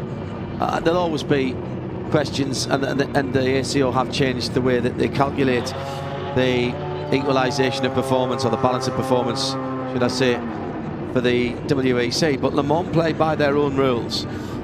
It's not the FIA and the WEC who set the regulations. It is the ACO, and therefore they are not obliged to use the numbers from the last well, up until this season, it was the last 3 WEC races. Now it's what's turned the best 2 of the last 3. How do you quantify your best 2 races? I don't know. Well, we were doing really well, but then our drivers stuffed it into the barriers. We should have won it, but you can't take that one because we finished last. Yeah, but you were 4 seconds quicker than the rest of the field. No, but you can't take that. Anyway, Thierry Bouvet will explain all at Le Mans, I'm sure. The head of technical, a job that I respect him massively for having, and in the way he does it and how he makes himself available to talk to us in contemporary racing. Thank goodness all we have to do here is get the years to add up right so that we get decent racing. There'll be a natural advantage on some circuits to some cars and in some conditions to others, but we can revel in knowing that what we are seeing here is historic cars coming out, being run properly by really pro preparation and running teams. Slight delay in the cars coming out here. Yeah, I'm just flicking around trying to find any messages coming on the screens. Nothing as yet. The weather conditions are improving. There's a hint of sunshine on the top of the trees on the climb from Radion up to up the Kemmel Straight to Les Combes. Okay, a bit of cloud hanging there. So we should have been running for these cars a couple of minutes ago, and it will be a safety. Safety car start has just been popped up on the screen. Yes, safety car has been deployed, and therefore it will be a safety car. So as soon as they roll off the grid, in fact it has started. Right, so the cars were on the grid, we just weren't seeing it, and they are now rolling. So the 3/4 of an hour has started. We are 15 seconds into it. Better give you the rundown. The mighty Greek driver, Crichton Lendudis, in the fabulous C11 Mercedes-Benz Silver Arrow from 1991, Le Mans in 89 with the predecessor car.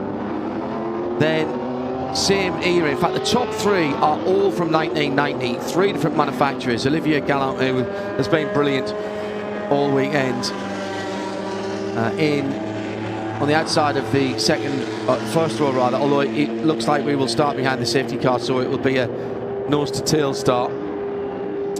Then a 1990 962C, that's the Yvan Vercutre car with Ralph Kellernes. The Peugeot is showing back in the pit, so I don't think that car has come out, which is a shame, because that 905 Evo 1B, the BIS car, a little bit younger, 1990. Yeah, it's Philippe Kadori who's gone through the first timing in 4th position in another 962C from 1990. Great looking car. Then the Spice, which is the first of the invitation class cars. That's the Chuan family outing. The Nissan R90 CK. Richard Mines. Patrick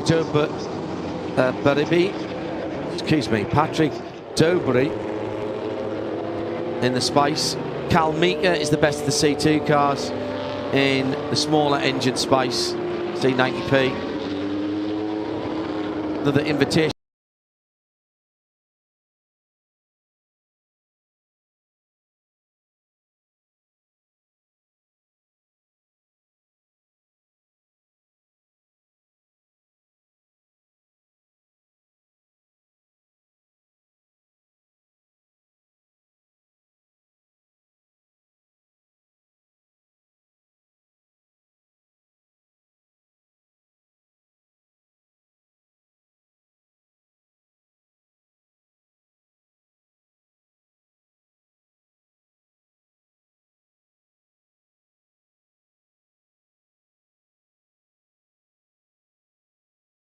Class car along with hero Andres Josephson. You can wind the boost back, so they talk a bit being over 1,000 horsepower. It was 1128 horsepower, 237 miles an hour down the Mulsanne Straight, and it was a real feather in the Nissan Cat. It took 5 cars to Le Mans that year in the attempt to and they blew away the opposition. Mark Blundell hadn't had a clear lap all week. There were no qualifying sessions or hyperpoles as we have now. It was open practice, and he hadn't had a clear lap all week. And the last practice session before the Saturday morning warm-up, and the boost wastegate stuck and therefore wasn't blowing out the extra boost, and they saw it straight away and called the lap off, and Mark decided to ignore that. As Bruce says, the engineering team, yes, well, radio reception around Les Arth is difficult. They were worried they were going to blow the engine, and Mark thought, well, I'm going to drive it until it does. He realised he had more power, but it was a voyage into the unknown for Mark Blundell, because he'd not driven the car in that trim. You had a set of tyres that only lasted about 3/4 of a lap, because you allowed qualifying rubber in those days, which they'd bolted on, and he'd tickled around the first lap so as not to ruin them. And then he opens it up. The wastegate shuts in the let's have all the power, sticks in the let's have all the power setting, and he got a clear lap. And that was all that incredible. power, all that application, but you've still got to finish the lap. And as you say, about 3/4 of the lap, the tyres are good for that. The last bit, it's such a critical element of the circuit. Pretty much as you're coming into the Porsche curve, you've got no grip on the tyres. Got through Indianapolis and Arnage, and then you can't calm down. You know what's coming, but the grip has gone. But it was, again, a heroic performance. So, sunshine is now clear above the circuit at Spa-Francorchamps, but clear is not the view for anyone bar the race start leader, the pole man, John Hindhaugh in his BMW. Mercedes-Benz C11, where am I going, BMW? And then Olivier Gallon is the best of the rest as they run around, but he's got the first face full of spray. But the good news is, again, these cars got a huge amount of downforce, fair bit of aero, and tyres that ought to really suck the rain off the top of the surface. But 10 minutes ago, it was a really, really slick layer of water over the top. And some great liveries. Looking at another car run from Motor Historics, the one that Damon Hill finished so well at Le Mans. It's the Italia Sports, it's the pink car, and Philip Kaddouri's on board that's starting third in the C1A class, in 4th place overall. He's behind Ralph Kellener's Porsche 962. They're both 962s, but obviously the one from RLR, Richard Lloyd Racing, he really worked to improve the package every year, John, didn't he, with putting sort of spats over the rear wheels, anything he could do at various points to just try and make his cars more aerodynamic, because in those days the speed down the straight at Mulsanne Straight at Le Mans was just so vital. Yeah, not just for qualifying, but in terms of just keeping your car sweet through the race. Yeah, just to finish that, Mark Blundell, he and Julian Bailey had flipped a coin to who was going to do that lap. And Mark, I don't know whether Mark won or lost. I really need to ask. Lost in the mist of time. Because they had no times. If he'd have aborted that lap, they would have started right at the back, which even in those days would have been a disadvantage. Absolutely. Even with the smaller field they had in 1990, the smaller pit lane. And working with the theory that they had to have all their drivers with a surname starting with B, Gianfranco Brancatelli was the third driver aboard that car. Well, Cadillac Hertz Team Toyota have done that in the 3B. The 3Bs, yeah. Not the 38, it's 3B. Yes. Jensen Button. Make a dodgy message on a number plate. Sebastian Porter. Very good. And Earl Bamber. Safety car lights are out, Bruce, so Hindhaugh in the Mercedes-Benz C11. A proper return to the Silver Arrows for that. And once again, he was right there on the safety car line. That's exactly what they did yesterday, and that was going to be very close indeed to overtaking the Cupra safety car. Hindhaugh across the line then, down into La Source, takes the inside line this time. Outbraked himself yesterday into that corner. Big gap behind the Porsche 962. The rest of the field go through, but it is the silver three-pointed star on the nose of the C11 Mercedes-Benz that rumbles up the hill. The first few cars already made their break. Landudis, you can see what he's doing in his Mercedes, so he's pulling clear, but a nice little battle. Change of position for third place, actually, because Ralph Kellener's, sorry, he was starting in third place, kept his class car. It's run by Jost this weekend. People from Jost are running that Porsche as it should be. Of course, it's a number 7. Yeah. Also very much a Jost number. And Philip Kaduri in the number 69. At 962C, he's getting a face full of spray, but it is so much brighter than it's been since Friday afternoon here at the circuit. Bit of a gap, and looking to see who's next in line. It's the RCK Nissan with Richard Mines in the wheel. That's car number 24. Further back in the world of Tigers and Spices and Marches, even. The one March in the field, overtaking, going up into Les Combes. So positions changing a little bit further down the order. Georges Caban just losing one position there. Yeah, Ralph Callan is starting that, as Bruce said, starting that number 7. That just changed as they went through the line, so my apologies. If there's any other changes there, I don't think so. Now, looking down the hill from the highest point in the circuit at, I suppose, Les Combes, the sun is out now, and there are shadows neath the cars, which is extraordinary.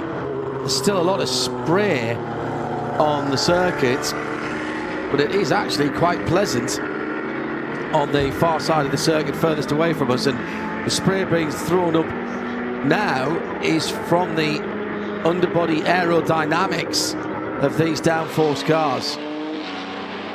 It'll catch this right. Some of the photographers will get looking to see where the sun is, to see if they can get the rainbow in the spray behind the cars. Right, one car I'd like people to look out for because it's gaining pace is hand over fist. It's a young Danish driver, you might not have heard him, Jan Magnus. He's driving a Tiger GC286. He's getting ahead of cars he has no right to get ahead from, but you know, that's Jan Magnus, enjoying himself enormously, getting more and more stuff. You think how many decades he's been racing, John, so much success in the States, but you know, this is what this championship is for. It's for people like Jan to come and play in cars he wouldn't have got to race in, period, but they'd have been there in his formative years. Might have even watched him on television as a young Dane before going out single-seater racing, but he's making great progress. So car number 70 on the move. He's sharing that with Jack Fabi. Jack will be delighted.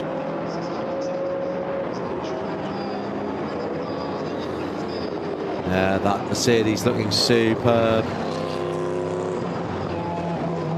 No change at the front. It's 2.4 seconds back to Olivier Gallard, but it's plenty of power from the number 83 Nissan. That's the sort of more like the IMSA Series one there with the RCP, slightly sort of lower nose on that. And then with the light, such a plain livery, isn't it? The Blaupunkt, the blue points, Jost Porsche, white, pale blue lines on the flanks. That's your job done. Bit of orange. Stop there. The C2 cars, the secondary class of Group C, are running to a different specification, smaller wheels, different engine configurations, different fuel tanks as well from memory, fuel tank capacities. But interesting, as we mentioned yesterday, sharing the same windscreen, so they often look a little bit out of proportion. Now, sometimes when you've got wet conditions, they're definitely wet. Though the sun is shining, the cars are really putting up a lot of spray. Horsepower can be a bit of an embarrassment, and I think Xavier Micheron, so much grunt in his Nissan, but he's not that far ahead of Georges Capin, who's got plenty of torque, but it's that, you know, with the turbo engines, it's that push that sometimes can catch you out, but the track is drying quite quickly. You're talking about an era here in the early to mid 1990s where anti-lag technology was nowhere near what it is now.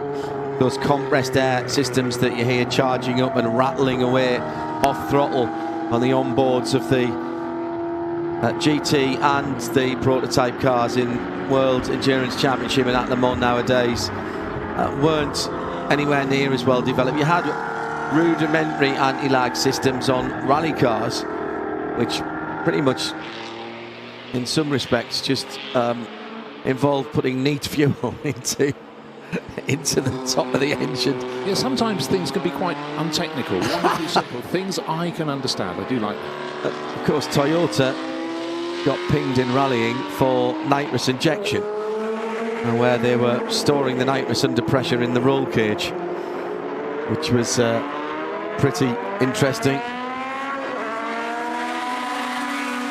So again, we are plagued by not the best conditions for Group C.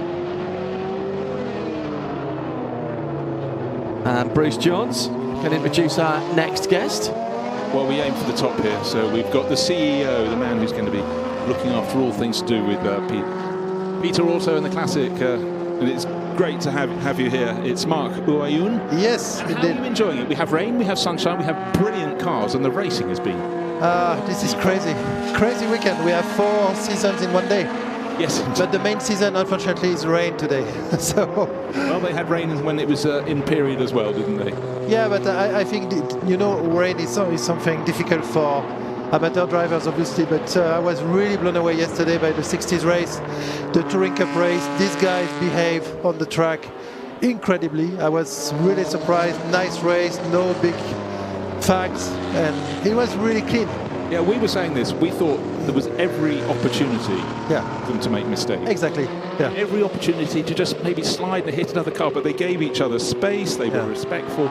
But talking to every driver we've spoken to, they talk about the family atmosphere that Peter also creates. Yeah, they love it. And so they need to talk to someone after the race. So if you just push them into a gravel track, that's not the way we go racing. No, we really appreciate that. This is part of the Peter Auto DNA. I spoke to many drivers, many team managers, and they all enjoy it. I also enjoy it now because I'm in charge. But this is a great weekend with so many series. This track is just magic. I was there 2 weeks ago for the WEC. Yeah. Very different conditions, but you really see these cars in their natural element. You know, and good crowds here. Thursday, Friday, Saturday and today. Good crowds of very knowledgeable spectators who come in some beautiful cars. We've been enjoying the cars on the track, Mark, but you've got almost like an historic or supercar car show here. Yeah. Guys who were driving past yesterday, I was talking to some friends I hadn't seen for a while who were going out to do their track laps on Saturday morning, and every couple of minutes it was like, oh, hang on a minute, you have to look at that. We're 2 events into a 6-event season, Mark. What's your assessment of the 2025 season and championship, of course, now for Peter Auto Classic events? Yeah, I was just talking with our tire supplier yesterday, and they told me this is crazy. We have so much demand, so that shows that cars are racing. We have many competitors. All the grids are full or almost full. We see also grids with a clear momentum, like ARL, for example. ARL is just incredible. This is also, Spa Classic is also a kind of pre-Le Mans Classic. We have night races. We have 400 cars here, which is, a lot for a weekend.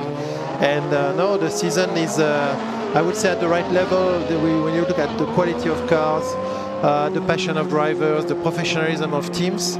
And I'm really glad because my organization is really, honestly, I can say that because we only have 2 races left, but I've done a very good job this weekend. Very difficult job.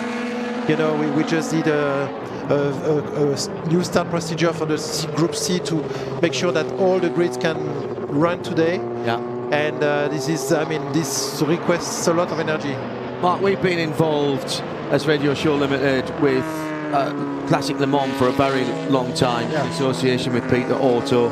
I'd say last year for doing the PA here, Nicola Bremo very kindly asked me over. You've involved us this year in a new and exciting initiative, and people are watching and listening, and sunshine, by the way, at the top of the circuit. For this, what was the decision-making process in deciding to do a full international English language and French language stream? It was when I joined the company 10 months ago, this was one of my first decisions, because I think that nowadays, if you don't have that, you will miss huge opportunities to reach new target groups, fans, communities, and I'm really glad to know that our Goodwood friends are watching this today because we are working with Goodwood. I think this is in the interest of motorsport and historic racing in general. I think connecting, classic racing with modern racing is also very important. We have seen young drivers even today with Sarah. Yeah. And I think it's really, and this is so exciting because you can really follow the race, and we see huge coverage and huge audience of the race after the race. Yes, of course, because it's there straight away as an archive. We've had social media contacts via studio@_Radio Le Mans, studio_RSL. From the US, from Australia, obviously we're the English language, so it tends to be English language speaking areas of the world, South Africa, the UK, obviously. And frankly, there's a lot of competition this weekend. There is. With Nürburgring and the 12 hours of Misano that we were covering yesterday and today. We've got Formula One as well this weekend. And yet the numbers have been really good, and the enthusiasts will put this on and sit and watch and listen to it right throughout a day yesterday that spanned the better part of 12 hours. Yeah, exactly. Yeah. And you see, you are talking about competition, but I mean, look at the images. We first and second on the track now at Pouhon. Yeah, it's beautiful, and we had so many battles. In HTC, for example, touring cars, we have seen great battles with Hart, with Mill, with Guénard, all of them in very narrow positions. Really great. Really close. Now, the lead battle about a lap and a half ago was 2.5 seconds. It's come down to under half a second, maybe a quarter of a second. We've still got Criton Lendudis leading in the C11 Mercedes-Benz, but Olivier Gallon, who was both are very good drivers. Yeah, but they're respecting each other. Yeah. The Sunjet Cars pit window has been open, is still open. One of the spices that was going so well, number 98 coming into the pits, that's Patrick Dobreby, who really was right on the money in his class. He's just come in, but time of plenty. Don't count out Ralph Kelleners either in the number 7, the Blaupunkt Porsche. He is only 7 seconds behind the leader, 6.8 behind the battle for first and second, and they are the first to hit the traffic now. Lendudis making sure that the driver of the 181, Andrea Josefsson, saw him. Oh my goodness, that's going to cost him the lead. Saw him, he felt him, I'm afraid. I think there was a bit of contact there, and he limped into the pits. Is there any damage on the front of the seat? No, I don't think so. It was so low speed, but it was the ex-June Racing Duncan Bain Tiger found itself just beyond the yellow and red lines on the exit of the bus stop chicane. But the lead battle continues. What will it be across the line? Well, 1/10 of a second, that is all. The Mercedes still in front, and Criton won't necessarily enjoy being chased, but he will. It's a battle. He's a competitor, and Olivier Gallon has just picked his way closer and closer. But now it's gone out again. But again, a better exit from Radillon for Gallon, so he should maybe get close enough to get a bit of a tow, and of course a face full of spray. Still a lot of water. The tyres extremely efficient at lifting water from the track surface, and of course these are downforce cars. They've got underbody aero, and you can see that is throwing the rooster tail right up over the top of the chasing car. Kellner's keeping these guys honest, and inside he's fewer than 6 seconds behind. Down all this part of the track has been resurfaced relatively recently, and it's held up pretty well. Mark, it's great to see these cars, but it is important to have good racing. As we'll take another quick look at what happened there. Lendudis going down the inside. He's fine, and then he just understeered through the middle. I think he caught the inside curb there on the right. Being noted by the stewards. Great to see these cars going around, but to see these drivers with the confidence to race is incredible. Yeah, I mean, I personally love Group C. I'm really a big fan of these cars. Look at this battle.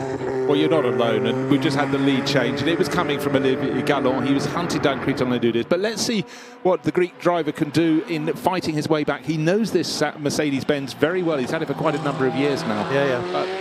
The role has changed. He was the hunted, now he's the hunter. That's the ex-Mauro Baldi driven car. And he's sitting in the spray at the moment. Had the wiper on intermittent there.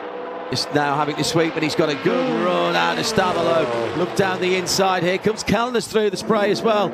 Side by side into Blanchimont is not the accepted way in these cars, possibly do it in some of the other classes in the touring cars.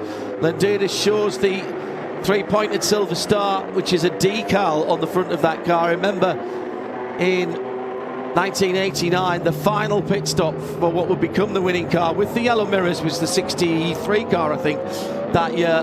The car was spattered with flies, with rubber pickup, and the only thing that they did other than wiping down the windscreen, and then also, as the lead is going to change again here, really good. The car is more powerful. He's faster in straight lines, clearly. Yeah, he's got loads of grunt. I mean, he wins the prize for the best sounding engine in this race. It's a proper rumble, but you know, that was really well driven. A little bit of caution there from Olivier Gallon. There was a car coming, seemed to be right hand side, putting up a lot of smoke on the right hand side. Is that the little car they clipped earlier, the Andre Joseph? No, it isn't. It's a different one. I beg your pardon. So no damage to either of those. But right. So that last pit, then he's the hunter, but now he's the hunted again. Kriton Landudis in the lead of this race. But so that last 45 minutes will come down to nothing. We're halfway through. So that last pit stop at Le Mans in '89, they wiped the screen, they put a new set of tyres on, filled the car with petrol, for which of course the engine had to be turned off. And just before they fired up that mighty Mercedes engine, one mechanic came back out and just with a little bit of rub wiped the three-pointed star, and it went into the museum like that. The rest of the bodywork with 24 hours worth of spatter on it, but the three-pointed star on the front had been wiped at the last pit stop, and you could I just thought, nice touch. That was my first Le Mans, and these cars left a huge impression on me. Pre-chicanes days, standing out beyond the king, taking photographs when I wasn't in the studio, right at the Armco in those days. Wouldn't be allowed to do that nowadays, and rightly so, to be quite honest. And these two cars battling it out as they would have been doing in 1990.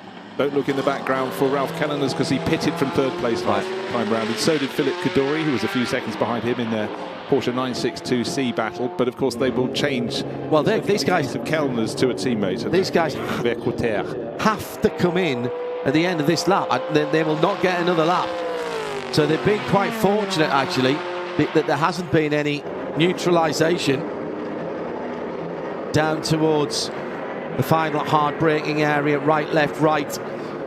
Wipe is still going on the Landudis car. He comes from the middle of the road, trying to feel a little bit of grip. He's got to come into the pits now. They both will. Yeah. Now, it's not a pit stop race here, Mark. This is important to point out. We're not going to see lightning quick, because this is about safety and making sure if there is a driver change, that it's done in a safe manner and plenty of time given. Exactly. Yeah. Very nice battle. It is, and I really think actually that little bit of contact for Kriton Landudis fired him up, because you think about how the Nissan was catching him, Olivier Gallon, who pulled ahead, and he thought, okay, that's over now. But a great fight back from But we're not finished. We're not finished. No. Everybody now has made their pit stops.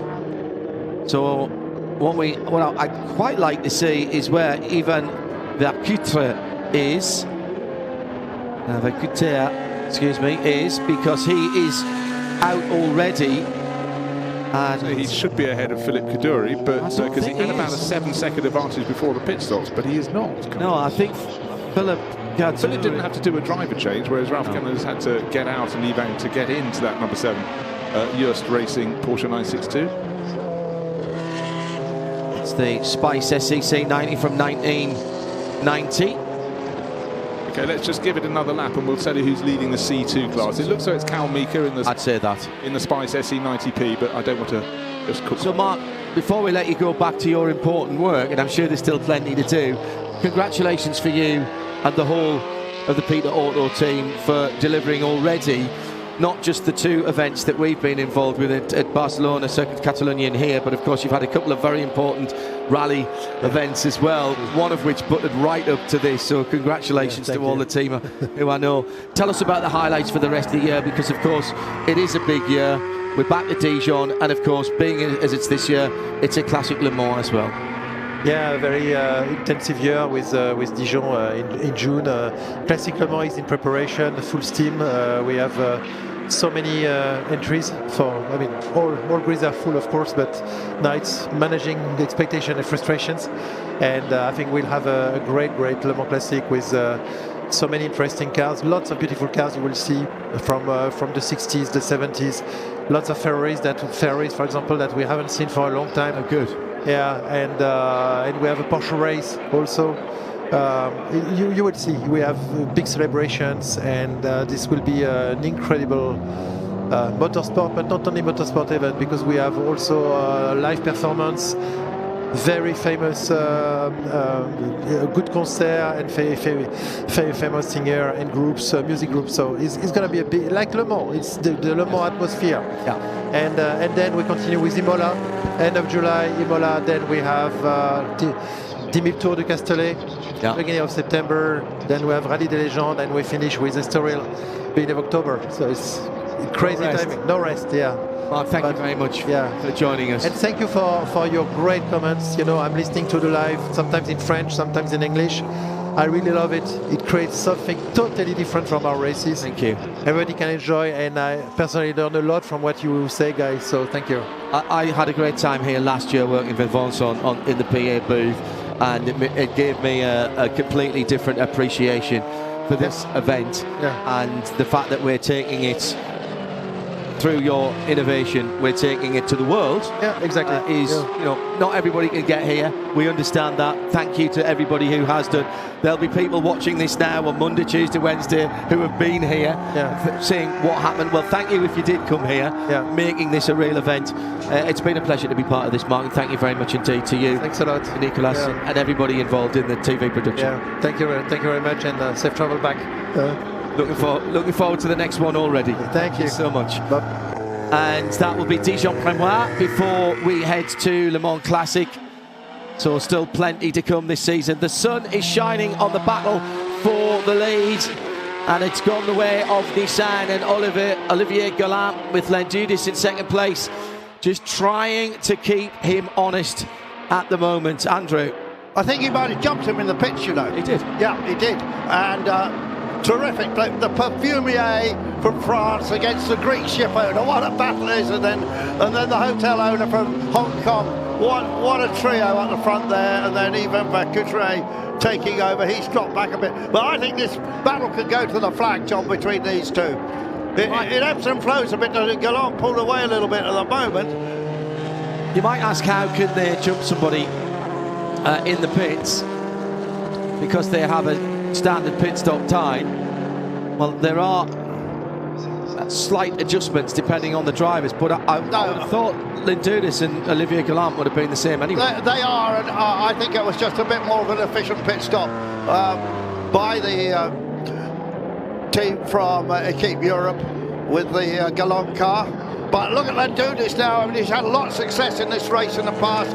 Last year he won both the races. The year before he won one of them. See the slipstream coming through the Kemmel Straight, and already the Nissan has gone to the right-hand side. That's the defensive line. Might be looking for a bit of dampness to cool the wet weather tyres down as well. Are we starting to see that drying line? The defensive line from the first right-handed King has worked. That's very fair. Those of you who watch and listen to our IMSA content, you will know that the rules on blocking in the States are very much more defined, that you are not allowed to move in response to the car behind. So if you want to take that defensive line in US racing, you would have to go early, and that's exactly what Olivier Galland did there. He made his intention absolutely clear to Lendudis, Bruce, and took the right-hand side of the track and said, hey, you think you've got the pace to get alongside and drive around the outside of me at the right-hand part of the comp? There you go. You have at it, sir. I'll let you not have my spray, but you're not having my slipstream either. But I will be on the defensive line as we get up to the comp. And you know there's 30 years age difference between these two guys. And Lendudis hasn't been racing that long, although he's 65. I think he got into racing in the Ferrari Challenge just about 15 years ago. And he's a terrific competitor, isn't he?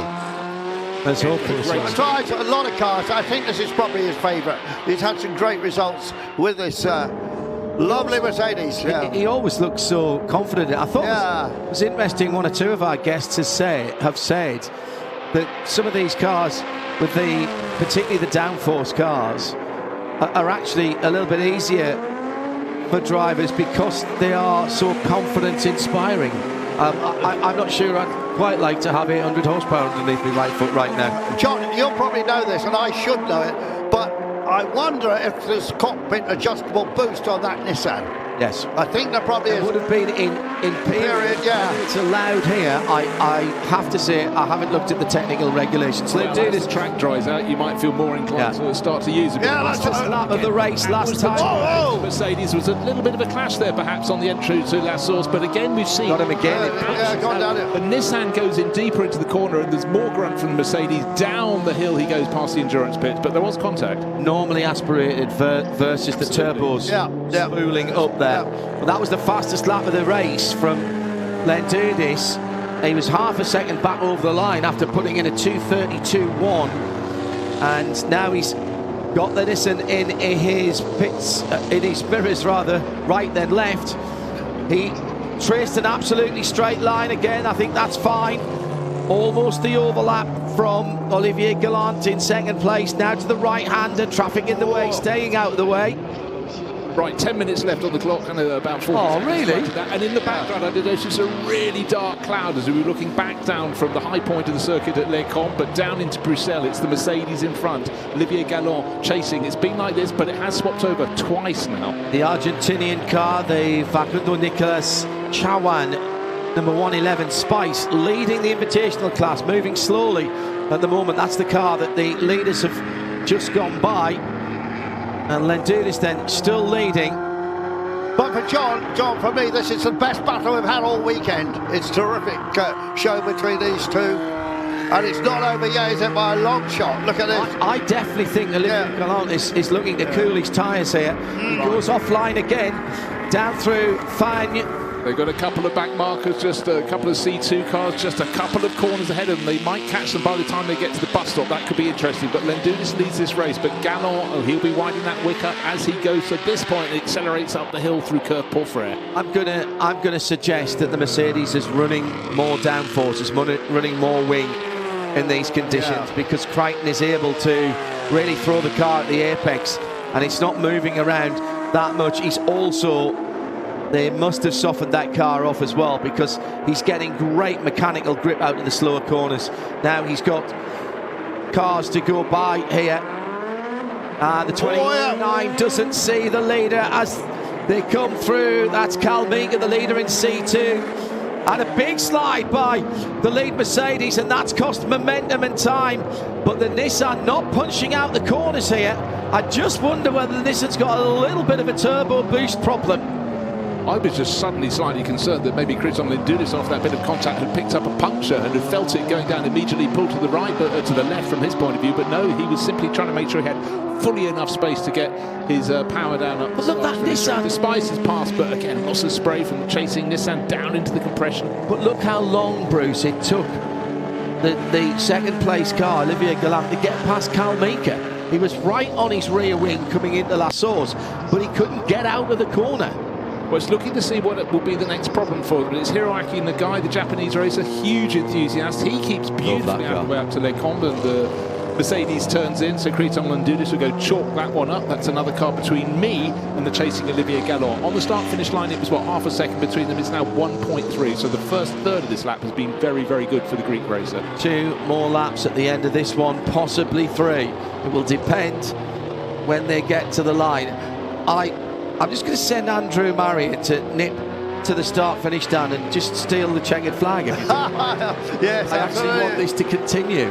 Yeah, Kalmika, of course, still leading that C2 class, but Jack Fabi, the British driver, getting a bit closer. This has been the fastest lap of the race in for C2. Yeah, and the Argentines in the pit now, obviously, with some problem with the 111 car. So, disappointment for them from leading the invitational class.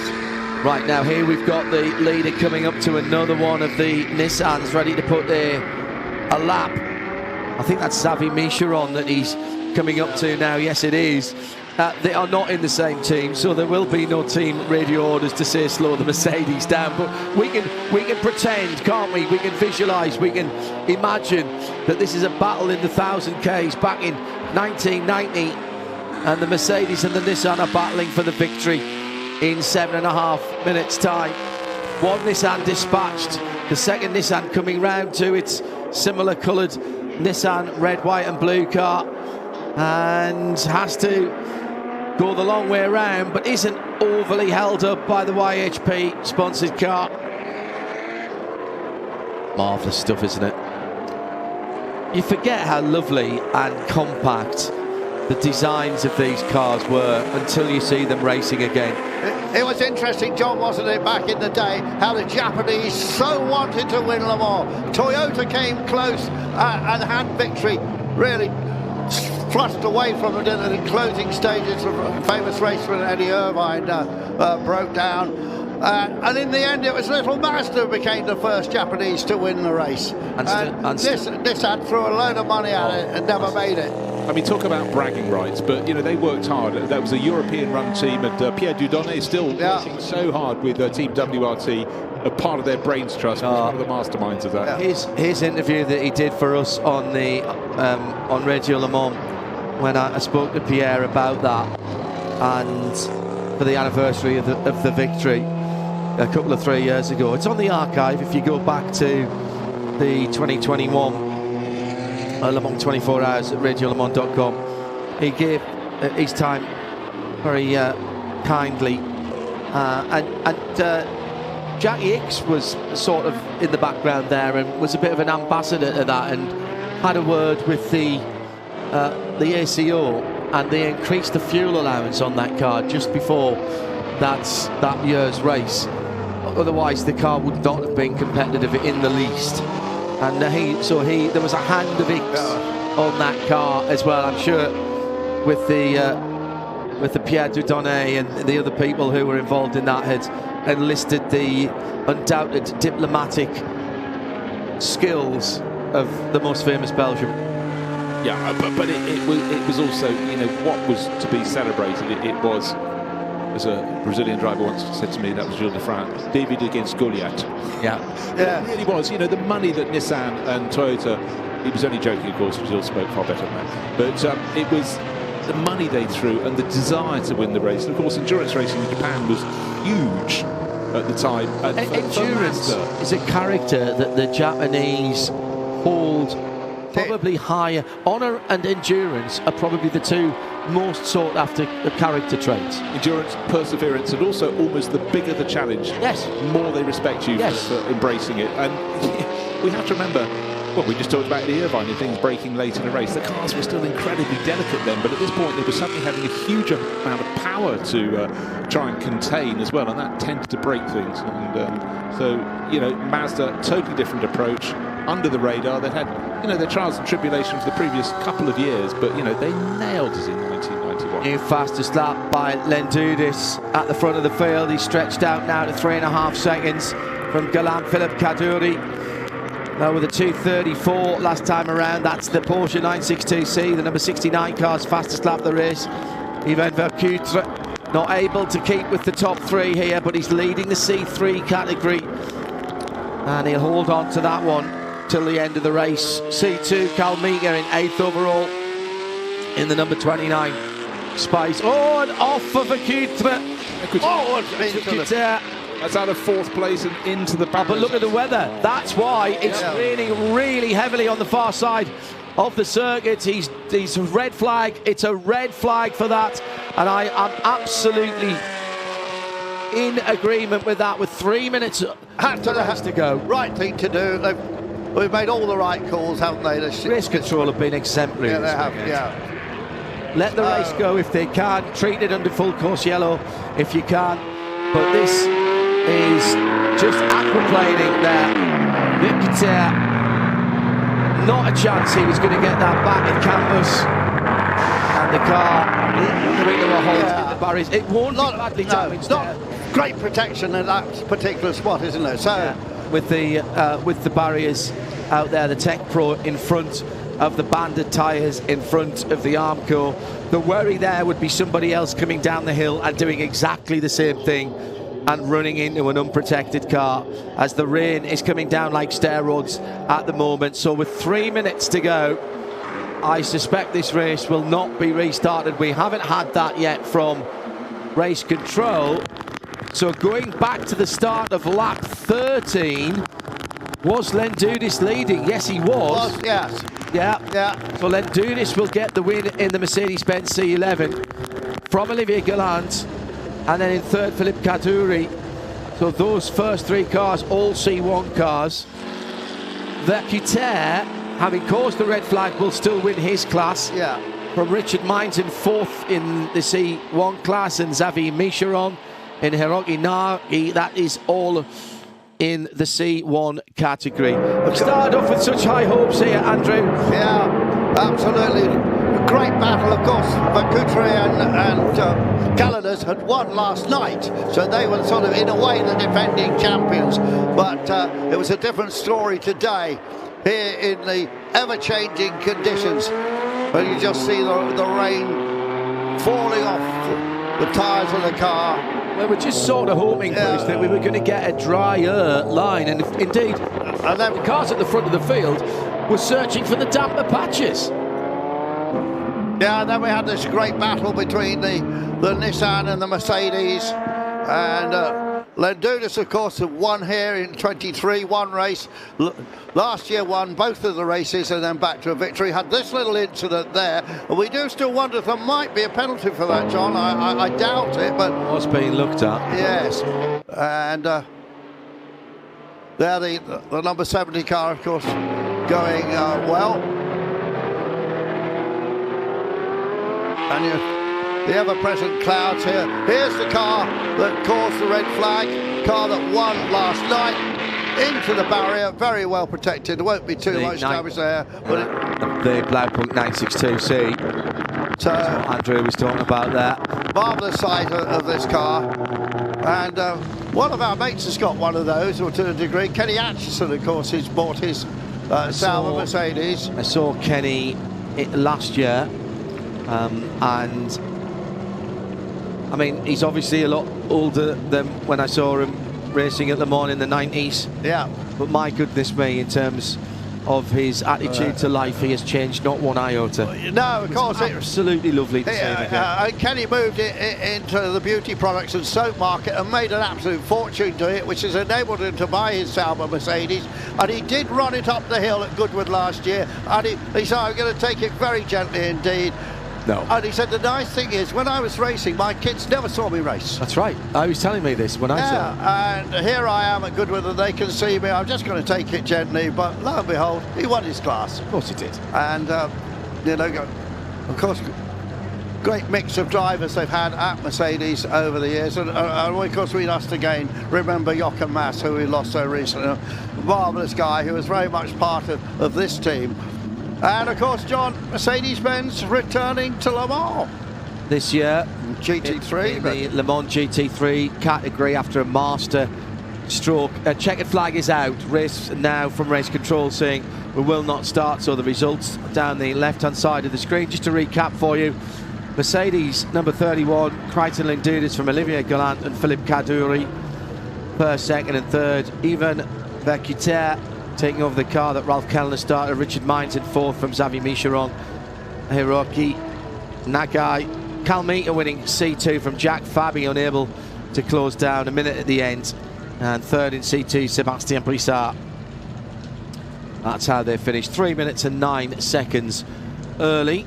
CER, the Classic Endurance Racing 1. And that's another great set of cars. If you like the cars we've just had, you will love what comes off the grid next. But it looks like we'll have to have a safety car start again, I'm afraid, for that, because it does look a little bit nasty. So the Chevrons, the Porsches, the Ford GT40s, the Lolas. Yeah, so fantastic array of cars coming up next. And Jan Magnussen, of course, started the race in the Jack Fabi driven Tiger at the end. I was just looking how far into C2 was he behind Carl Mika. No, it's a substantial That's minute. 54 seconds. Yeah, it's a substantial difference between the two.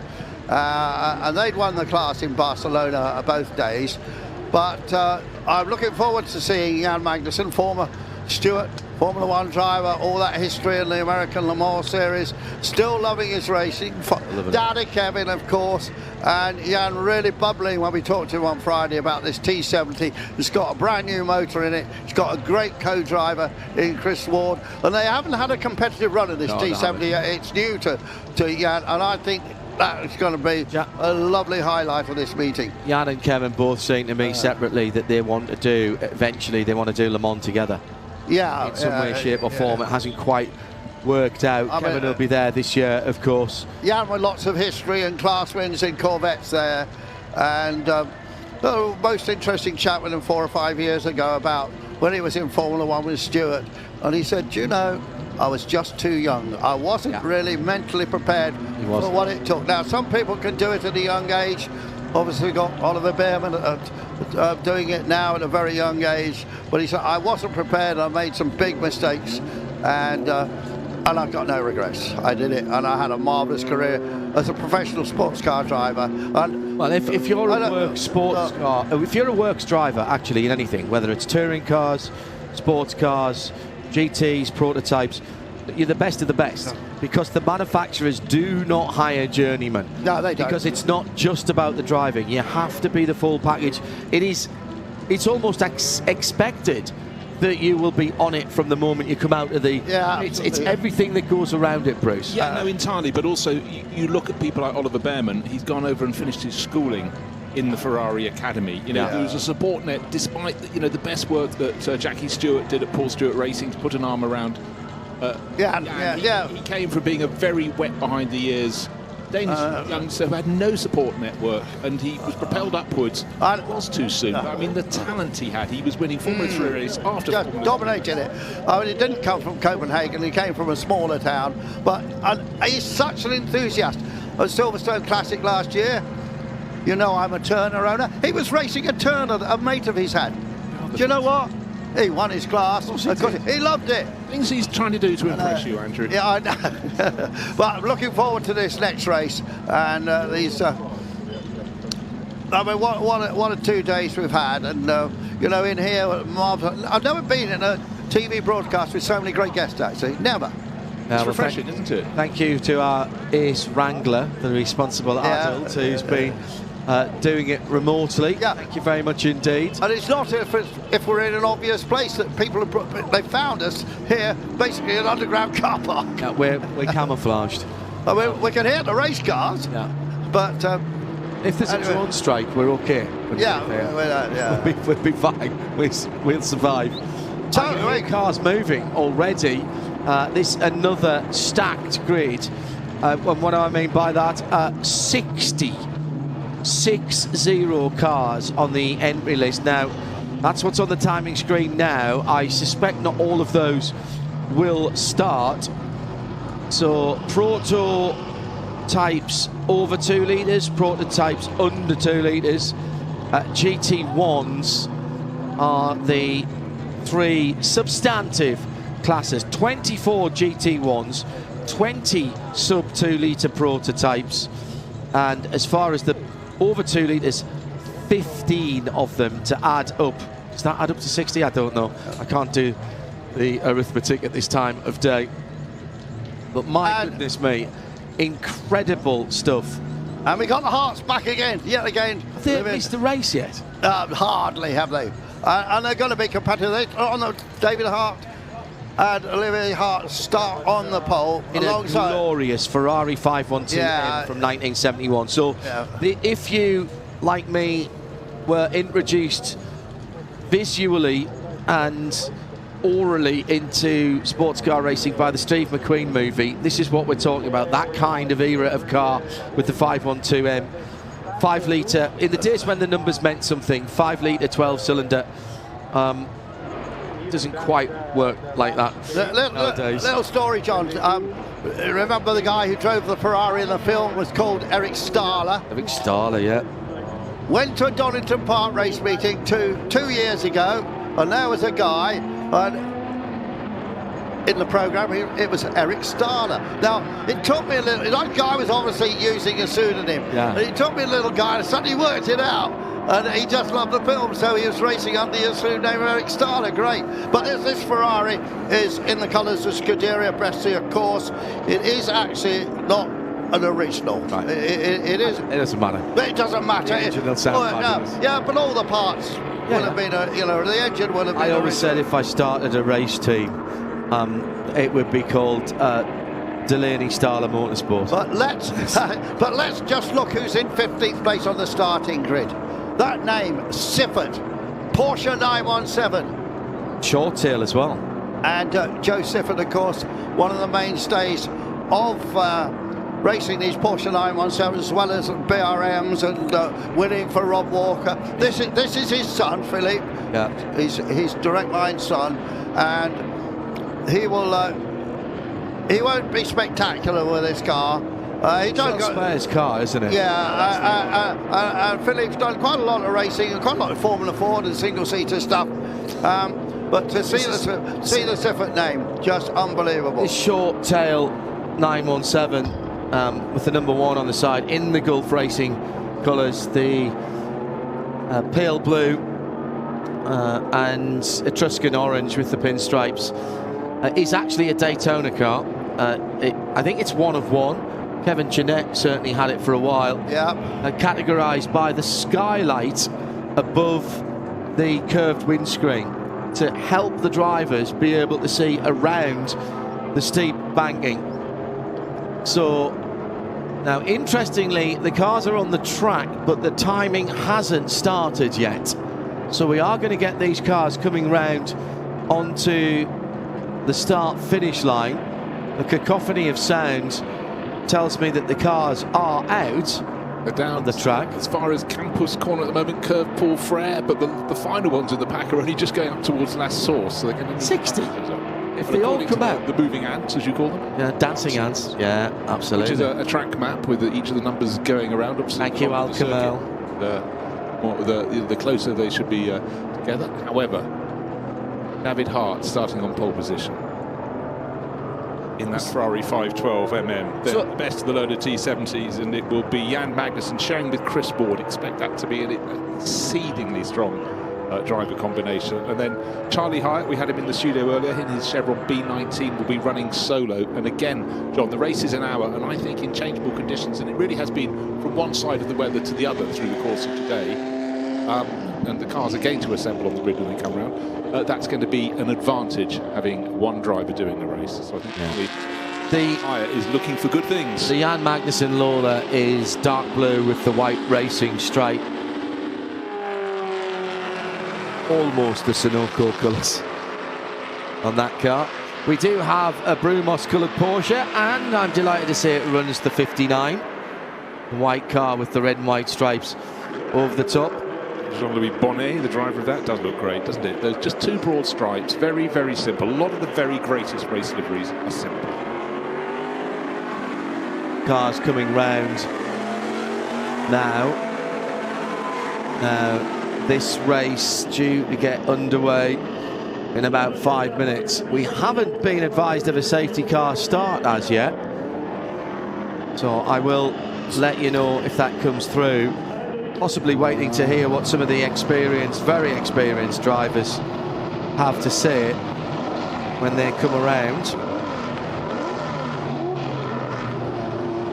Even at almost dawdling pace, the cars are turning out of Last Source to go down to the downhill grid in front of the endurance pits. There's spray behind these cars. Okay, big tyres putting a lot of water off the track, but it does seem as though actually maybe it's a good thing they're starting down the hill going into Eau Rouge, because the thought of them coming up to a very, very greasy and wet Last Source, which of course is a much tighter corner, maybe that would be a bit too much in terms of expecting all the field to come through. A field full of Chevrons in particular fighting against the T70s, delivering their performance, John, as we've talked about over the course of this meeting, very, very differently indeed. Two-seater open-top sports car, much smaller engine against a big thumper Chevrolet engine by and large, the Lola T70s. Great-looking cars, but again, it was the diversity of the fields back then. But I know you have a particular penchant for the Chevron combinations through this. They're lovely, absolutely lovely. Weather coming in, but the circuit bathed in sunshine in parts at the moment. Thank you to all of our guests who've found us down here. In fairness, they were given very specific instructions by the responsible adult on how to get here. So thank you, Eve, for wrangling the guests by remote control, which is very impressive to get everybody down here. It has been a super atmosphere, and if you've been here and you're watching this next week, as it were, catching up, and I'm sure that will happen, thank you very much for supporting it. You're watching this live, or maybe again watching on catch up, start planning for next year. It's always around about this time, and if you're in the UK, it's a very easy channel crossing, and then what, 3.5, 4 hours maybe down, or if you're driving. Bruce and Andrew flew to Brussels and then picked up a hire car from there. That was the logistics. We would have preferred to have a bit more time to drive. But the thing is, you can come here, do this race, enjoy watching it, and then go off to the Nürburgring and do some laps. It's not very far away. You know, lovely. Yeah, absolutely. 90k. I've done that before. Yeah, I mean, you can do it in an hour.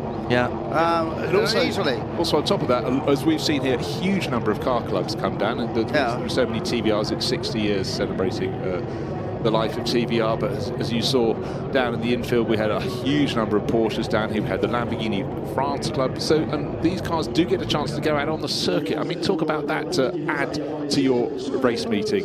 Come and watch some of the best historic racing in the world on one of the best circuits. You're going to go yourself. Yeah, and you don't have to try and break a lap record. You can just say that you've taken. And by the way, you know, you don't have to have $1 million car to go out on track. I've seen all sorts of Porsches out there, some very tidy RSs and Weissach cars. But by the same token, there was a couple of 986 Boxsters in there, which you can pick up a 986 Boxster nowadays, one of the early 2.5s, or even one of the 2.7 S's as they were in those days, for probably £5,000 or £6,000. John, watch out for a guy who has been racing for 50 years. John Sheldon, the racing dentist, survived perhaps the biggest ever accident in Le Mans in an Aston Martin, was a factory driver, and lives in Portugal now, but is still a massive enthusiast. He raced the Chevron a lot, and he's still racing now. So John won't be at the front anymore. He has been in the past because he's into his 70s, but he is, you know, great to have him here.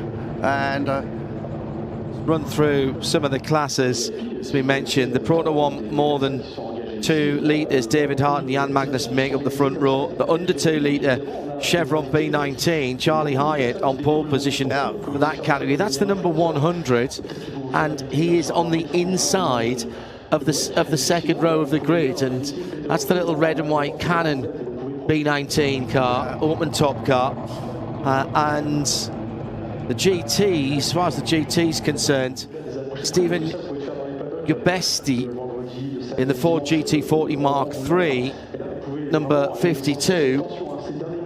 That car on pole for the GT class, and that is the gold car with the black top to it and the big number 5 on the side. He shares that with Andy Willis, and alongside in second position Damien Kohler for the Ford GT40 from 1969, one of the later cars, the number 116. That's the blue and white car. Unusual Di Tommaso tucked in behind third in class. Ralph Kellen has just hopped out of a 962. Ralph Kellen's work, Di Tommaso company is back going again with some investors, and Ralph is their development driver, and so he still worked on a Di Tommaso, and he races the old Tommaso as part of this package. Do we know if Damien Kohler is part of the Kohler family that does the bathroom accoutrement? Yes. Kohler in Wisconsin. Pass.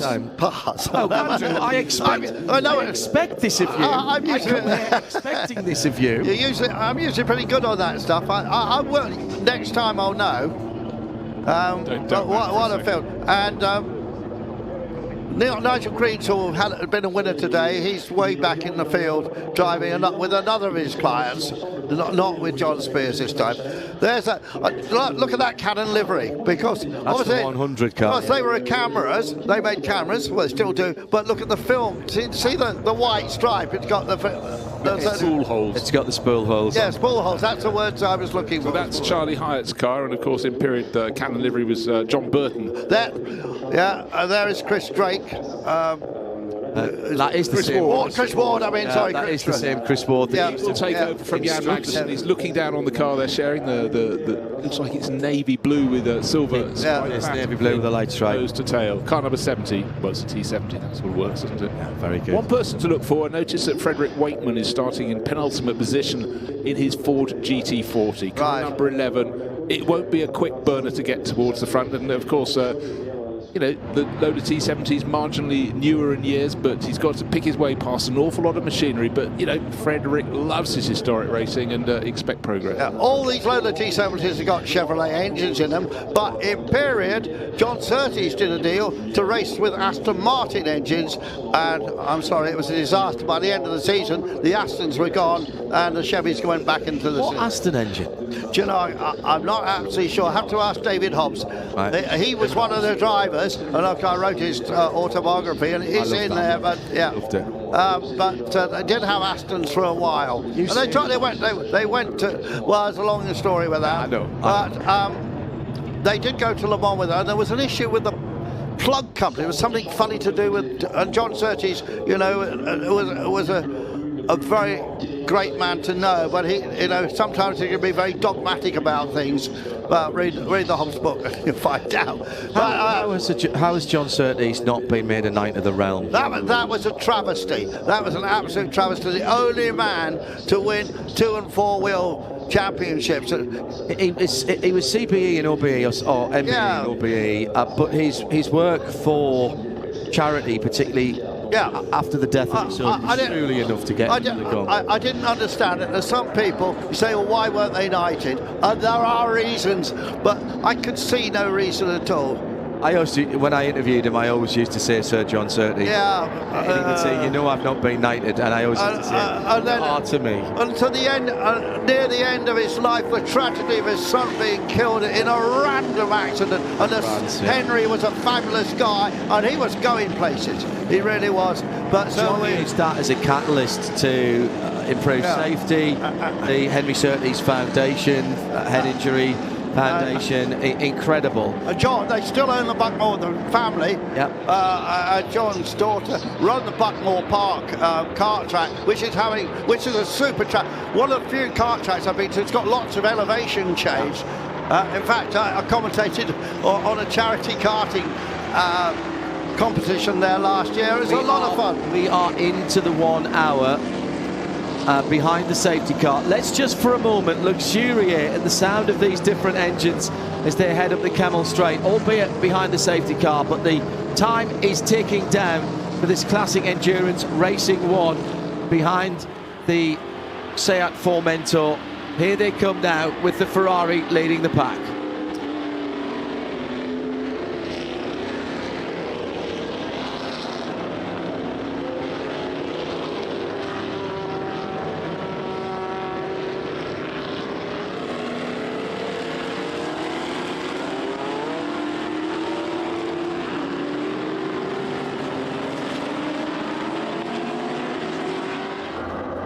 Incredible. Absolutely incredible. What we used to say on my old channel, the sounds of speed. Sound of speed, that's right. 1, 2, 4, bright yellow going through. That'll stand out in the spray. That's the Mark 3B Lola T70 Spider, the Emile Breitmeyer 1968 car.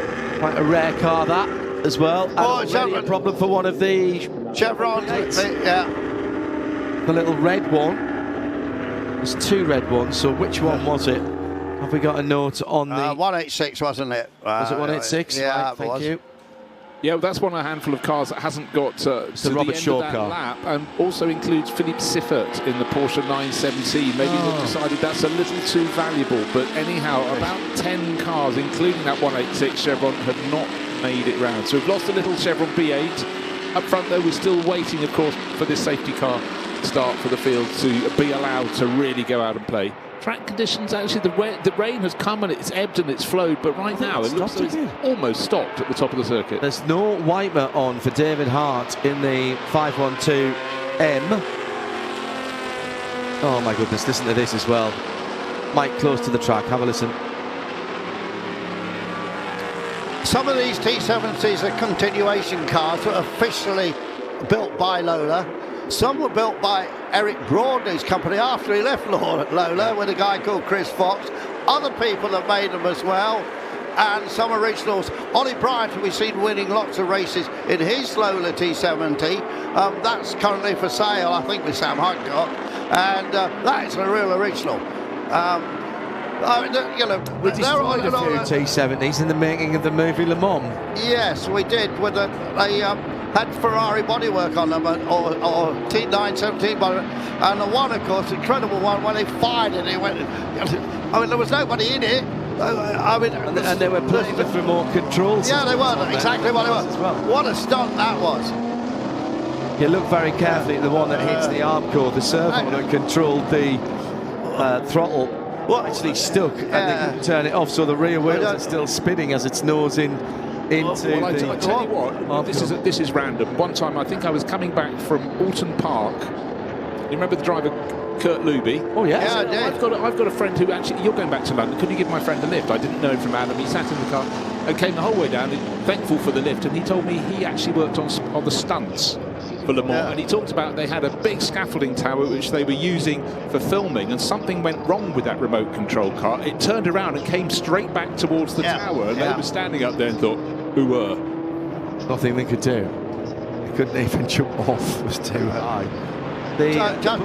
The book Michael Kaiser's A French Kiss with Death, that is a tremendous book. Yeah, that's what inspired me to make the film Steve McQueen, The Man on Le Mans, was that book. Michael kindly gave me the galley proofs for that at Petit Le Mans one year, just before it came out, and gave me a signed copy of that book. Phenomenal. Tells the story of the making of the movie. So, now, Charlie Hyatt just getting offline there. I think this is smart. He's just testing the grip on other parts of the circuit here, and also he's not taking the edges off his tyres. All of these cars they'll be running on wets. There's wets and slicks. There's no intermediates, I don't think, in the CER. And do they run on treaded? Now you see, I'm second guessing myself here. How good does that 512M look? That is peak quality sports car. Silverstone last year, they had a couple of them because of Pearson. Scary and John Pearson owned one. So the safety car leading this field around for the Classic Endurance Racing 1 group, but 60 cars on the entry list. I think a handful have withdrawn. We've got more than 50, north of 50 on this circuit. The clock is counting down from an hour. We're waiting for the moment and any signal, John, that will let us know that the safety car will withdraw. We're looking at the lights. They're still flashing as they go down towards Fagnes, but the driver at the front of the queue will be looking. That's David Hart in his Ferrari 512mm. See when they're going to go out. Didn't go out yet, but they should go out soon if he's pulling off on this lap. And some of the T70s have got quite a history. Some race down in South America, including one that has, if you look on the roof, it says Emerson Fittipaldi and Carlo Avallone, who raced big time down there. Safety car lights are out, Bruce. Good work. The Cupra will be coming in this time around, so control of the field now passes to David Hart. And again, he's, I think, rather too close to the safety car here. I think he's probably trying to keep some heat in the tyres. Safety car is going to peel off to the right. You can't pass the safety car before it hits the line. He's had to check up a little bit there in the Ferrari. Particularly resplendent with the red coachwork and the gold wheels. Yeah, you really have to have the gold wheels. Absolutely do. Now, Charlie Hyatt is taking a look, see if he can dive up the Lola T70 of Jan Magnussen into that source. That might be ambitious, but he I think he's just trying to see. Speed, tucks in behind Amon Miel and Emil Breitmeyer in the bright yellow Lola T70 followed through, and the best of the rest is Rory Jack in the second of the Chevron B19s in 6th place. I expect to see that Cannon car be passed by the bigger engine cars. It's happening. Here they are over the top of Radion. Have a listen to the cars as they come through here.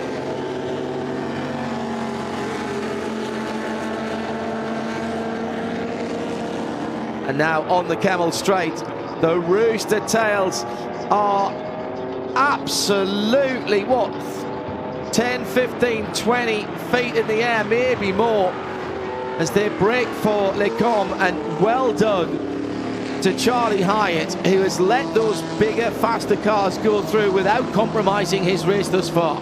Yeah, no, that was very wise. He knows that part of the circuit. He's going to lose ground to the big thumping T70s, but now Lecombe going down the hill, he's starting to catch up. He's in 4th place. He's trying to get out of the spray, down the slope. Was very nearly contact there into Bruxelles. Jan Magnussen having a big twitch as Armand Mill got right onto his tail, literally onto his tail. Yeah, what was it he called the T70s, the big beasts? But his dad and his brother driving one of those further back in the field will be trying to chase him down. Yeah, they're down in 9th place. Ross Hyatt at the wheel to start with, and his brother Nick, Charlie's brother Nick, will take over later in the race. But as he explained, of all the cars at Ross races, this is the one that he loved the most, a young enthusiast. Yeah, that's Chevron chassis B19 7110 for you people who love chassis numbers. And I sort of more or less was involved in starting all like chassis number collection when I was a lad.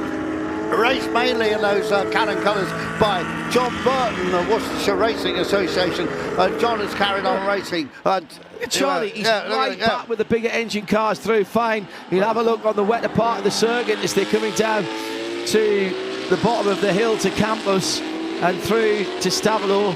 Yeah. Come off the new section of the circuit, But just quickly to finish that story. Later on in its life, the great Bob Wallach raced this car. We think of Bob Wallach racing Porsches. He raced that very Chevron, yeah. Wow. Only once. Well, David Hart looking comfortable in the lead of the race and not backing it off. And the real story at the front of the field is that battle for second place. The two Lola T70s, Jan Magnussen, Armand Mill, and just where and when they're being caught by the more nimble, far sweeter car for cornering Charlie Hyatt. Here's the battle for second, Bruce.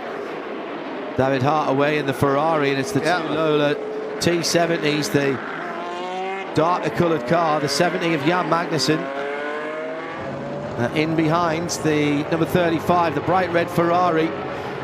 And safety car procedure under investigation for Mauro Popocini in the Lola T212, number 140. That will give him, I suspect, a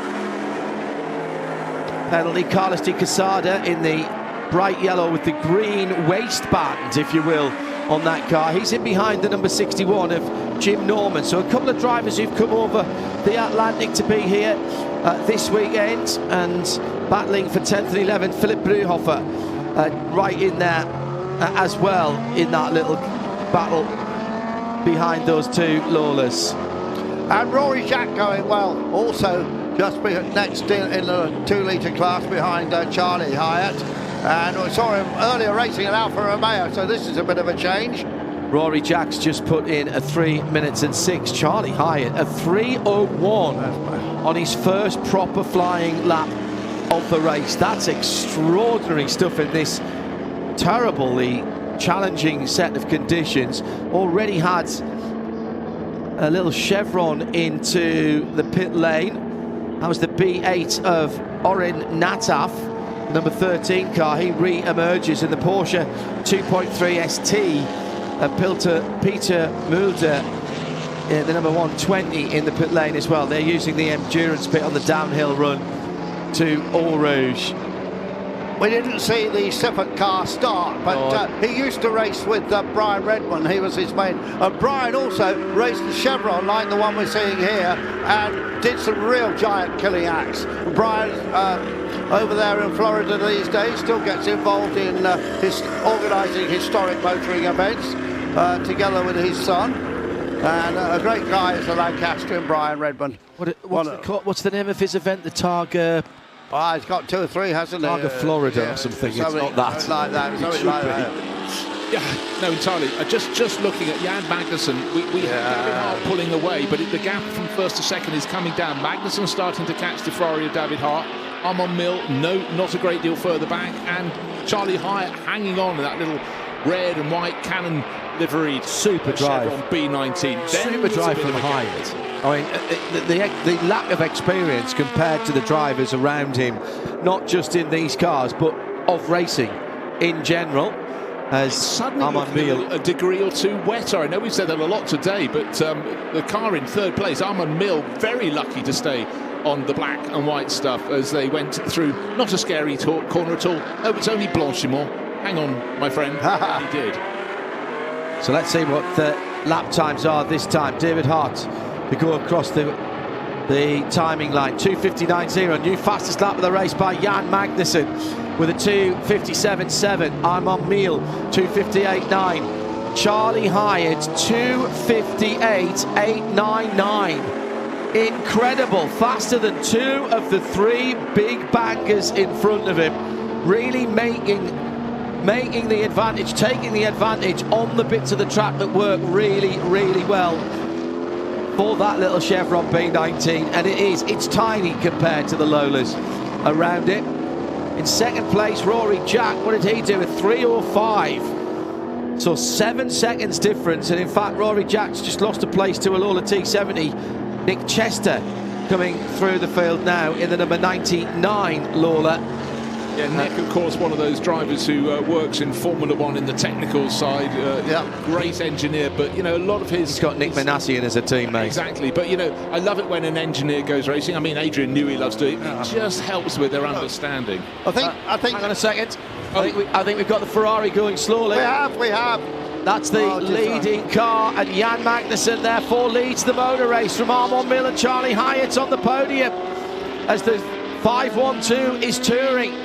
The Ferrari 512 has slowed right down.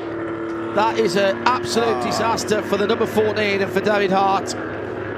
David Hart was really controlling the race. We were waiting to see if Magnussen would get back to him.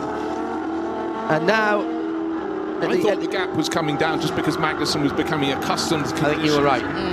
Gave it a lap and then thought, right, I'm going to shake Armand Miel off. I managed to do that, and I'm going to go off after the Ferrari. But the Ferrari hasn't even limped back. It's pulled off. Oh, side-by-side in contact there from second and third, Miel and Hyatt. Now, where's Charlie Hyatt gone? He sticks to the outside, but there was a little bit of hip and shoulder there. And the little slab-sided Canon-sponsored car has come out of that okay. There's a slight divot in the side, the left-hand side of that red and white number 100. What a fabulous piece of driving from Charlie. He hung on the outside. The cars both moving around there. Incredible stuff from this little Chevron. 2:58.899. Second on the track in time last time around to Jan Magnussen in the Lola T70 with a bit more horsepower. Bit more horsepower, but what can he do? Can he advance? In fact, we've just seen Armand Miel run off the circuit and rejoin only at Blanchimont, so that was lots of commitment. But see Charlie Hyatt through traffic. Yeah. Phenomenal. He's like a hot knife through butter. He's incredible. Following him through as well, we're going to have to keep an eye on that number 99 car, another dark blue Lola T70. That's the Nick Chester car. Yeah. The lane will open in 8.5 minutes, and Nick Manassian, quick Nick Manassian, the very English Frenchman. I think Nick Chester's just joined the Cadillac Formula One squad. Yeah. Sort of rings a bell. Yeah, he has. And under Graham Loudon. Another great northeasterner. We were talking about Piers Phillips earlier on, running Prema in the US and putting their car on pole position for the Indy 500 later on with the former Ferrari sports car driver, Charles Schwartzman. Well, a Ferrari Academy driver. He was one that might have gone to Formula One, but didn't quite go that way. Conditions changing all the time here. But also we saw the Gunston liveried Lola, driven by a Formula One driver, almost won a Grand Prix once, John Love. Bodywork there. That's the first time we've seen him on the track. That's a big shot. That's it, yeah. It's Charlie Hyatt who was in second. I paused for a moment till I could absolutely see the number. He's fine, he's moving around the car. I think this might be a full safety car. Oh, it must be. But it'll certainly be a full course yellow. The front bodywork of that Chevron has parted company. just taking a look, and it is at distance, I think that was probably quite a big hit. Well, actually, probably the worst accident we've had. Looks like it looks like he got a swapper on coming out to the final part of Lecombe, the right-hander, as he starts to come downhill. Maybe just caught the left-hand curve, might have fired him across to the right and bounced him out. Full course yellow. He had to work that corner hard because that was one of the corners at which he had an advantage. Right, look at his chevron, and he was getting closer and closer to race leader Jan Magnussen. The weather has suddenly become a whole lot worse as well. I know one part of the circuit has much more a darker camera, but there is more fluid out there. And just it's not I think it was the ambition, the fact, and full course yellow. There we go. Yeah, that is. I don't think that is at Lecombe. If the movement of the... That's another car. It's the Ferrari there with recovering down. Right, so that entry to Fania.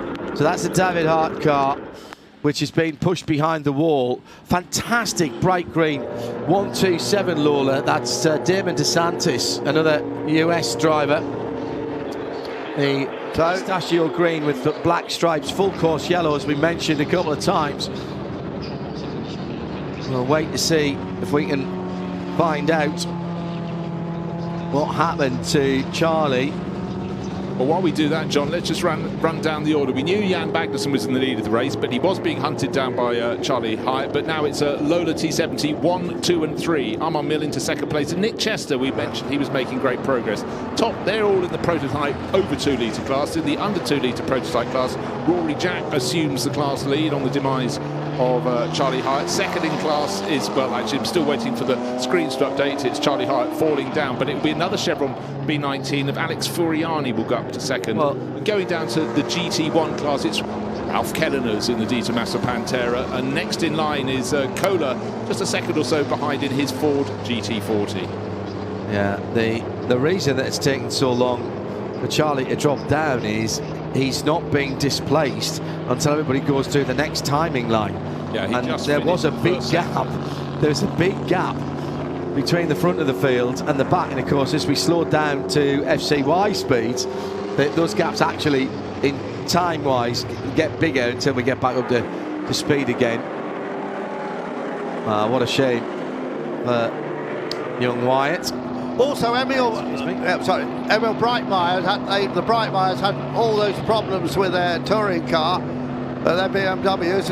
Emil's up there in 5th place in his T70, so Team Bright having a better run in this category. It's the number 124. Yes. Bright yellow STP. Yeah, just going through our picture actually. So these lower speeds is a chance for the drivers to just take a little look-see as to where the rain is heavier, but it's a hiatus. It shouldn't. Well, I don't want to guess how quickly they can clear it all up. But you know, the gun has been spiked, the chase has been broken. Charlie Hyatt, you know, fantastic efforts, but you know, he did have a certain Jan Magnussen in front of him in a car that delivers power, of which it has a whole lot more in a very, very different fashion. Would have been a great chase to watch. And the pit window's about to open. Yeah, we've got it about 3.5 minutes. So that will be one more lap for the front of the field. Where is our leader? Just coming into Lecombe now. So it will not, I don't think it'll be open for Jan Magnussen, and he comes by next time around, but it'll be open for a lot of the cars behind him. He's got about another... Probably, well, actually, no, we're at FCY speed, so maybe it will be, because he hasn't yet done a full lap under FCY. Oh, that's fantastic, that T70. That's the Philippe Gaillac car, the red, almost orange number 122 with the arrowhead on the front. That again was a popular colourway for T70s. With the banding across the nose. The arrowhead started with John Surtees, used it on all his cars, sometimes blue and white, sometimes, or mainly red and white. A very nice artistic device, I think, for a racing car. But now we've still got the car being recovered, isn't it? The recovery vehicle's already there, and I think the car is almost on the flatbed, and already the track services team here at Spa-Francorchamps are working to put the safety barrier, or at least what's in front of the safety barrier, the tyres and the Tech Pro, back into good order. The tyres, I know it looks, we get this a lot from people sending us in notes to @RSL_studio to say that looks a bit weird with the tyres. But banded tyres are still one of the best things at dissipating energy. Absolutely. It's amazing. And they're cheap. They're discarded, used up tyres. Yeah, seconds or ones with punctures. They are fastened together in stacks, sometimes bolted together, and then with almost like a conveyor belt, big elastic band put over the front of them. So the course car has picked up the number 31, hasn't it? No, it's still just a FCY. Oh yeah. No safety car at the moment. There's the Data Masso of Ralph Joey Kelleners leading the class. Yeah, white with the, well, let's go back to the world of black hoods, but that's what it's called. Yeah. And those big arches at the back. Yeah, that's a Group 5 car, isn't it? The Group 5 style machine. I mean, the road-going cars were pretty imposing. Ford V8. Yeah, well, they were sold in Ford showrooms in the States, and it was a real masterstroke from that arch wheeler dealer, Alejandro de Tomaso. So, green flag racing again. They've cleared up Charlie Hyatt's stricken and presumably slightly crashed B19 Chevron. That wasn't even a full lap of full course yellow. It's remarkably quick work. I'm going to say it again, but thank you very much indeed. Pit open. The pits. All right, so now so where is Magnussen? Is, I think, but just the bus stop? No, he's just coming through to the bottom of Eau Rouge. So Magnussen will get the opportunity to pit this time, but some cars behind him could have pitted that time by. I haven't seen anybody take the opportunity, certainly not in the midfield as yet. 34.5 minutes still to go. Bruce Jones. Yeah, and for the completists, of course, the Di Tommaso Pantera is a Group 4 car. A Group 4 car. Those of you watching in black and white, it's a Group 4 car. Thank you very much indeed. Saving me from myself. So plenty of spray as battlers rejoined. As we pointed out, as John pointed out, it was a very short full course yellow period to clear up a couple of cars. The car that had led the race early on, the 512 Ferrari of David Hart, pulled off at the exit of Poole, and that was withdrawn from the circuit. And then a bit more remedial work to repair the tyre wall and remove Charlie Hyatt's little Chevron B90 that had been hunting down race leader Jan Magnussen. Jan now sitting on a 5-second advantage as we're green again in Lola T70s as far as you can see. The top 9 cars, 8 of them are T70s, but the car that leads now in the under 2 litre class, Rory Jack, is still waving the flag for Chevron in 4th overall. Can he do anything about the cars in front? Just to finish that full course yellow, it was a lap and a half under full course yellow. Almost exactly 6 minutes is all it took to clear that car and to put the barriers back into good order. Now, that relies on a number of things. Excellent organisation by those having to do the work, but also trust by those and respect from the drivers to those doing that work, that they will be doing the speed as they go past the scene of the incident. And that is a perfect symbiosis there of, we'll do our work and get you back racing, but don't be coming flat out round the corners, guys. Respect what we're doing. In an almost Nürburgring style of respect there shown from the drivers all this weekend. And we just had a massive slide on for the SDP yellow Lola. Right, Meyer. Yeah, you're really sliding through that corner. Intriguing situation here is, when will Jan Magnussen hand the Lola over to Chris Ward? We'll probably do it half and half, I would think. Rory Jack's in trouble. Oh dear. Rory Jack is in trouble, overtook a car under the safety car period, and he's going to cop a minute's penalty for that. Okay, well, that put another Chevron B19, the third one to lead the under 2 litre class, Alex Furiani. He's down in 10th place at the moment, but that will be a gift for him. And you welcome gifts. You take them with both hands. Beautiful Ferrari Daytona coming through on the start-finish line. And we have seen some pit stoppers. Gianluigi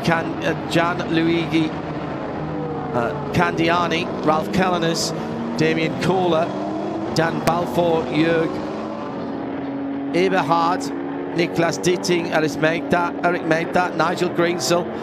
These were all from the midfield and had the opportunity to come in. And here comes Jan Magnussen. Yeah, and while into they're the pit lane. Much bigger penalty, a full 4-minute penalty goes to Jim Norman for overtaking 4 cars under the safety car procedure. So the American driver, lovely to have him over the pond from the States, but it's gone the other way for him. And while we're talking about the US, we mentioned about a few US drivers here and bringing their cars over. Jim Farley, we mentioned him earlier on. Jim Farley is in this race. The man from Ford, the number 98 Ford GT40. And hello to everybody in Daytona who is listening in, home of the Rolex Daytona 24, the Daytona 500, of course, the HSR IMSA Daytona 24-hour Classic. Not a work day there, but always a work day for some of the IMSA staff and the enthusiasts around there, watching and listening on to our World International feed on the Peter Auto YouTube, and also syndication through the Goodwood channel as well. Hello to all of those of you who are affiliated with that channel and tuning in for the first time. This is the second round of the championship season. Barcelona, the Circuit de Catalunya, already done a month or so ago, and in 2 weeks' time, that's all you have to wait for your next fix of this style of racing, Dijon-Prenois, which incredibly, with the motorsport career that Bruce Jones has had, he has never visited before to see a race. I've not seen a race there. I've peered over the fence. Joe Bradley took me there when we were on our way down doing a bit of a motorsport tour that ended up at Catalonia, funny enough, but there was nothing going around it. It certainly wasn't a race. How have you never been to Dijon in the years that you covered F1 when they were racing there? Not covered the championships that they were competing. I didn't go to any of the Grand Prix there. In fact, in the early days, I was a journalist rather than talking into a microphone, but it's one I will welcome with open hands. It's also a part of France famed for its fantastic wine and its brilliant cuisine. So I won't be taken kicking and screaming there. I will be on the hop to get there. I'll be able to show you around, Bruce, because I went to all the Grand Prix there. So, weren't they great? And it was such a tiny circuit. Yeah, they added that little loop, yes, and of course, the famous wheel banging race. But there is Nick Chester now leading the race. He's just overtaken Rory Jack, no surprise. And Rory in that little Chevron B19, and then very nearly chucking it away. Nick Chester, the tail hanging right out. The little red and white Chevron behind. He's not behind as close as you think, because he's got a 1-minute penalty to be added to his time at the end for overtaking a car during the safety car procedure. Now, if you haven't done your pit stop, and quite a few of the cars at the front of the field, I'll come back to that in a moment, because we have problems for the bright yellow, another car with STP decals on a Daniel Raustan's number 8 Chevron B21, little open top machine. It's time to head to the pit lane, because we are running out of pit window down to the last 3 minutes, and laps for pretty much everybody here are 3 minutes or more, so you're not going to start another lap at the moment. Nick Chester in the dark colour number 99 heading around for another lap. He has yet to pit, and he's at the moment at the top of the hill in that 99 car, right in behind that bright yellow Lola. Rory Jack's come in with that minute penalty. Carlos de Quesada also in his Lola T70 Spider, the number 60. Here comes Alexander Furiani in the pit lane in the B19. And meantime, we're still waiting for the overall leader of the race and the leader in Pro Tour 1 for the plus 2 litre cars and that would be Nick Chester. The colours on that Lola T70, the yellow with the white and then central red stripe is, of course, the colours of the great Joe Bonnier, the Swiss driver who raced in Formula One and also had his own sports car teams. And one of Jackie Stewart's best friends, actually, Joe Bonnier, in Jackie's home in Britain. You know, he has a bench to every friend he had who was killed in racing. I think there's over 20 benches, and there is one to Joe Bonnier. Joe, one of many drivers who sadly lost his life at Le Mans. Yeah, but, such a star. Oh, just got the Porsche 917 there coming down the hill. No, I'll tell you what, it's the pale green. It's the T70 through the murk. Yeah, that's the Damon DeSantis. Yeah. car. I've just looked actually, and although James Farley's in the programme and was on the end. He's not here. He's not. That car's not here. The number 98 car. Here, but I guess running a company sort of rather can preclude the fun sometimes. Whoa! Now we've had quite a few people going around at Speaker's Corner. That was a save though. Yeah, exactly. It was a save because it whipped around actually before the turning point to the corner, but kept it off the slippery grass bits and stayed on the tarmac. So Battle will be rejoined there. The 365 GTB Group 4 car, Jeremy Langsfeld and Christophe van Riet just going out the pit lane with the additional spotlight on the front of that beautiful car. It looks ready to do the Tour de France. It really does. Yeah. Which is recreated by Peter Auto. As the Tour Auto, yeah. They've just had the re-event recently. A marvellous event. I did it once as basically pit crew. When I retire. Yeah. And you can do it. You can either do it as a competition or regularity. Yeah. So regularity, you just have to hit certain time targets, and they don't time you. Lots of hill climbs in the middle of it. And a couple of races. 3 race meetings, and they always go to Clermont-Ferrand, which is the Circuit de Spa-Francorchamps. It's where Michelin are based. I've driven the old road circuit there. You can still drive pretty much all of the road circuits. Oh, it's the same circuit. Yeah. Close. There's a permanent circuit there now as well, which you can't get onto easily unless there's a track day there. The old road circuit is still all there. And famous for having the smallest ever Formula One grid in the French Grand Prix, in a race where Dr. Helmut Marko, we all know him through Red Bull, got the stone in his eye, went through his visor, and so he's been blind in one eye ever since. 2 T70s down there, receiving... Well, Nick Chester's is one of them. It's Nick Chester and Philip Skimama. Yeah. Likewise, but they have been late in coming to bits. I mean, the pit window is now closed. They got in time, but other people decided to come in at least a lap earlier.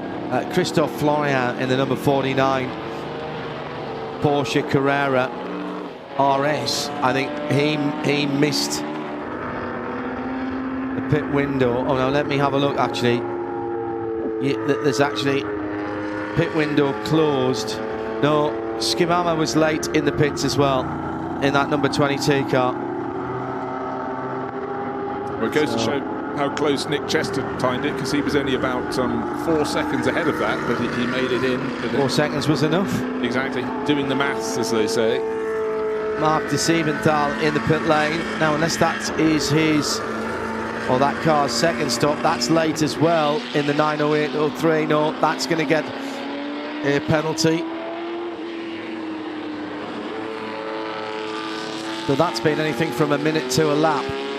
Now, we've been talking about prototype classes over 2 litre, under 2 litre. We've also got to keep an eye on the GTs, and once they've effected all their pit stops, we'll let you know who's leading it. On the timing screens, it's showing car number 51, which is the Egidio car, Frederic Egidio, the Carrera RSR 3 litre. But I just want to be sure it's him, or will it be a GT40? No, of course, having pitted slightly earlier, Ralph Kellerman has come out and resumed the lead in class. So you have to wait for your timing screens to adjust when people are doing finishing off their pit stops. So the D2 Masso Pantera driver, 17th place overall. He's got a margin of about 4 seconds over the best of the 4 GT40s, which is second in the GT1 class. And that is car number 30, which is a sort of pale blue GT40 with a blue stripe and a white stripe up over its nose. Kellerman's last time around, Bruce, did a 3:15.6, which is that car's best against Marcus van Oeynhausen in the Ford GT of a 3:21. But I suspect both of those, or certainly Marcus's time, was an outlap Well, that might settle down. We've still got a yellow flag somewhere. We've just lost Scooter Gable. Carnival 60 has pulled off somewhere around the circuit in his bright yellow Mark III loaded T70 Spider. Yellow flag at, I think, at Eau Rouge. Turn 3. Never a good thing. Is very much Eau Rouge, unless they've numbered the corner. Still there? Yeah, it's absolutely in the dip there. Can't see anything untoward as yet, but they don't wait. Everybody was slowing down there. And I think it might be Andy. No, that's the Scooter. I think that's the Scooter Gable car, the number 60 that stopped. Complete the first timing sequence. Yeah. So one I think he's spot on there. What's left on the clock? Just over 20 minutes in this race, 21 minutes in fact. And it's really the time now where the second drivers in any cars that weren't being driven solo were just getting a feel for their tyres. Here's another name we were throwing out earlier on. David Hinton, actually. In the number 127. He often drives with Dean DeSantis, doesn't he? T70. Oh, that was tight. Well, he said thank you. You sure? Yeah. Well, I thought it was a thank you. Yeah, Chris Ward just getting up to speed now. Still not going quite as quickly as Arno Meal on sector times. Just checking the sector times. And Chris just feeding his way a little bit. Lost 3 seconds to Meal on that second sector. David Hinton, I think, has taken over the Damon DeSantis white green 127. Yeah, that's they always share, don't they? And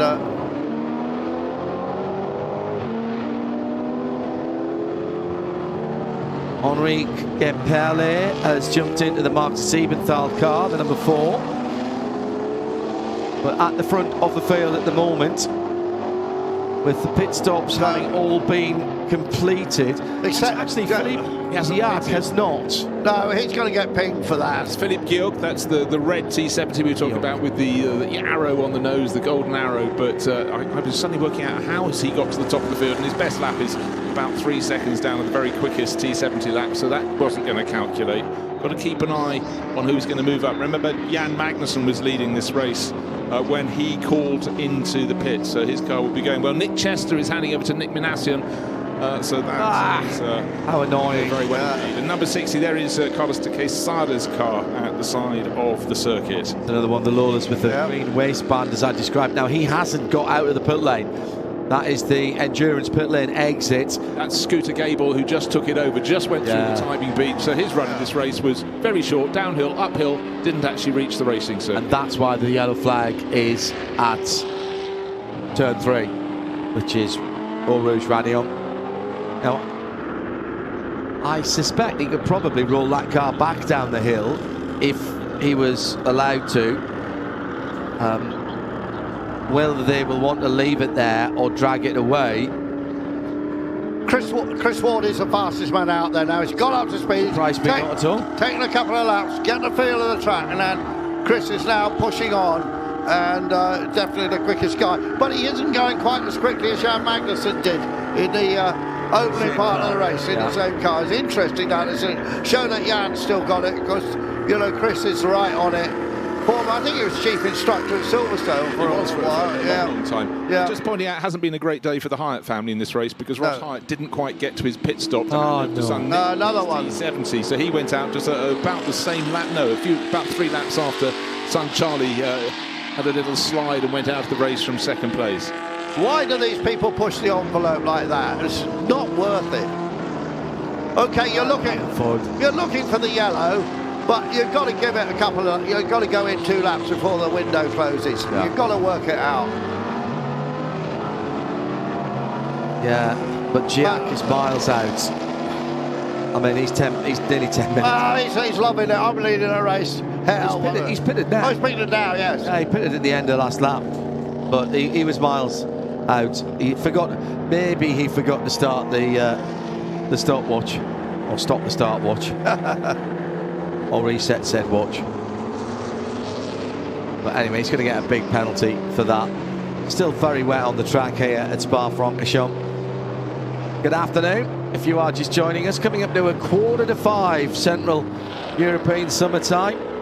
Thank you for spending some of your Sunday with us on the Peter Auto YouTube live feed. If you missed any of early on today or yesterday, the archive is there. Get yourself a nice beverage and consume beverage and motor racing at your convenience. It's the advantage of this platform. And again, thank you to everyone at the Goodwood channel who are syndicating the English language feed this weekend. Regular Goodwood voice of Bruce Jones with Andrew Marriott and me, John Hindhaugh. Although I used to be a Goodwood voice. I did the first of the radio stations at the hill climb and at the racetrack. That's years ago. It was just before sliced bread had been invented, wasn't it? But that, of course, wouldn't have had that in period. But what I love, John, and you were pointing this out earlier when we had interviews in here, is the numbers you consume on these things. Some people will watch this midweek. They need to find the time. They've got to watch a couple of races per night if you want when you get home from work. And so the sort of figures you get, the streaming figures, are huge. And not everyone can sit down at a weekend. There might be another race. They might be having a family occasion, like those inconvenient weddings and things, which I have to a race or two for later this year. But or they might be here racing. Exactly. And might be here watching their own race at one corner. Correct. And want to come back and watch the other stuff. I know that there are people who have had to travel home today, who are here Thursday, Friday, Saturday, and are probably listening to the audio right now online, and possibly even with the passengers, only the passengers. You know who I'm talking to here, watching via a mobile connection or something like that on the way back to Eurotunnel. Interestingly, we got Ward's third and fourth now. Robin Ward has taken over the third place Lola. So not Nick Manasseh, not Nick Manasseh. He usually drives with Nick Chester, but it's Robin Ward. Oh, look at this glorious Porsche. We haven't seen much of that car, have we? Fantastic. Robin Ward and Chris Ward, I don't think are related. Seem to think of Robin Ward running Ferraris and Lotus Elans and things. Now, that number 4 Porsche. And 908 Martini livery. That really just gets you going. Well, I maintain that putting Martini stripes on any base colour of any car or motorcycle does not make it worse. It can go on dark blue, it can go on red, it can go on silver, it can go I love it on dark red. I love it on dark red. That some of the current Martini products have gone back to a dark red cap sealer. Robin Ward, sorry, I just had a sharp intake of breath. He's going lapping a Ford GT40, but there was very little space between them as the Lola T70 turned into the first part of the bus stop. But luckily, the Ford GT40 kept under the way. And the reason that Robin Ward is pressing so hard is he's only a few 3 seconds down on Emil Breitmeyer, and you'd expect him to be the quicker of those drivers. So he's got his tail up.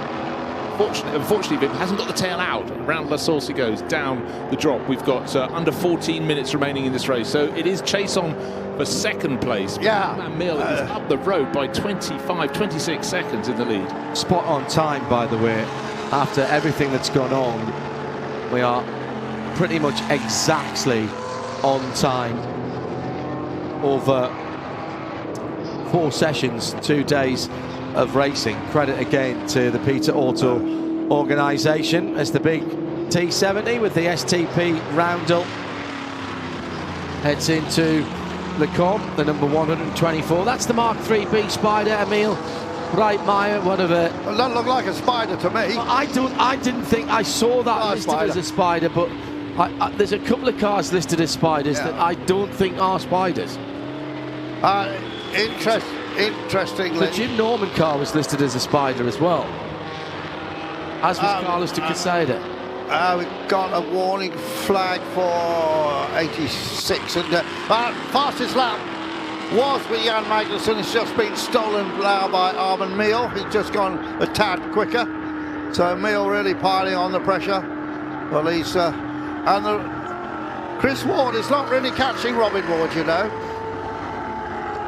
Here's going to be a scary moment for the driver of the Chevron Brienne. I think that's Dan Balfour, 286 car.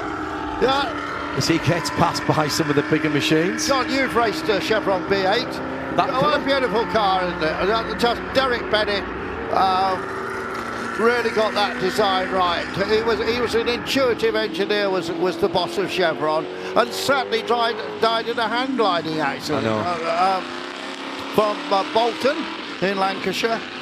But a really intuitive engineer, and some beautiful cars. Bolton, which is linked with Le Mans, isn't it now? Yeah. As by the way, is Indianapolis now. Is it? Oh, that's it. There was a ceremony yesterday with the two mayors of Indianapolis, Indiana, and Le Mans in France, and they are now sister cities. Two of the greatest motor races in the world, said the press release. Yeah, that little B, any of the little B8s, the BMW engine one was the one that I drove, but there was a number of power plant options. It's a perfect starter classic. I'd never driven anything of this kind of era before in races, and coming out amongst the same sort of mix of cars that we've got here, with quite a lot of T70s. I was absolutely delighted in a very rainy race where I took over after a red flag. Silverstone, wasn't it? Yeah, not to get lapped by Alex Brundle, who was charging through the field. Right, I tried really hard. Oh no! Dived in at the last minute, didn't he?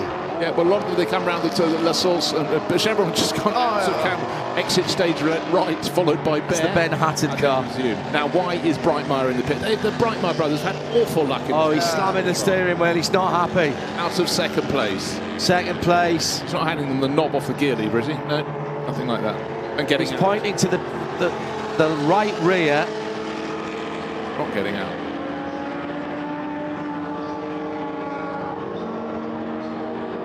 Now this is very frustrating. The rear deck's coming off. And suddenly I've got Robin Ward listed in the head of the race. What's happened to Armand Meal? He's tumbled down the order. He was leading by best part of 20 seconds. We got R. Ward from C. Ward, Robin from Chris Ward, 8 seconds between them. But Armand Meal listed down in third place. Can we see him on the tracker map? Because he was sitting on that comfortable buffer. I was just about to start seeing him. He's now fallen to fourth, fifth, down the order. And again, a bingo card set of numbers for drivers who will be getting penalties for pit stops, either too short or not in. Armand Meal was running slowly or has stopped, but now it has resumed. So you're going to see a very long sector time for that number 35 Lola T70. And John, just the 122 car, of course, which led and stayed out for a long time. Yeah. That's been pinged. That'll drop him well down the order. Dollars to Quesada at the side of the track there with his Allegra Motorsport overalls on. Yeah. The number. Well, that's probably. Is that not Scooter Gable? It could be. Yeah, sorry, it was Scooter Gable. So he just took the car over from Carlos and didn't even get up to the crest of the hill at Radion on the pit exit road. So real disappointment for him to have a race this Lola T70 and have it snatched away just as he was girding his loins. The number 60. Actually, there's a lot of spiders identified in the programme that clearly aren't spiders. There weren't that many spiders built. 8.5 to go, Andrew, and a raft of numbers on the screen. It stopped out of window, getting a 1 lap penalty. Henri Gemperle in the number 4 car.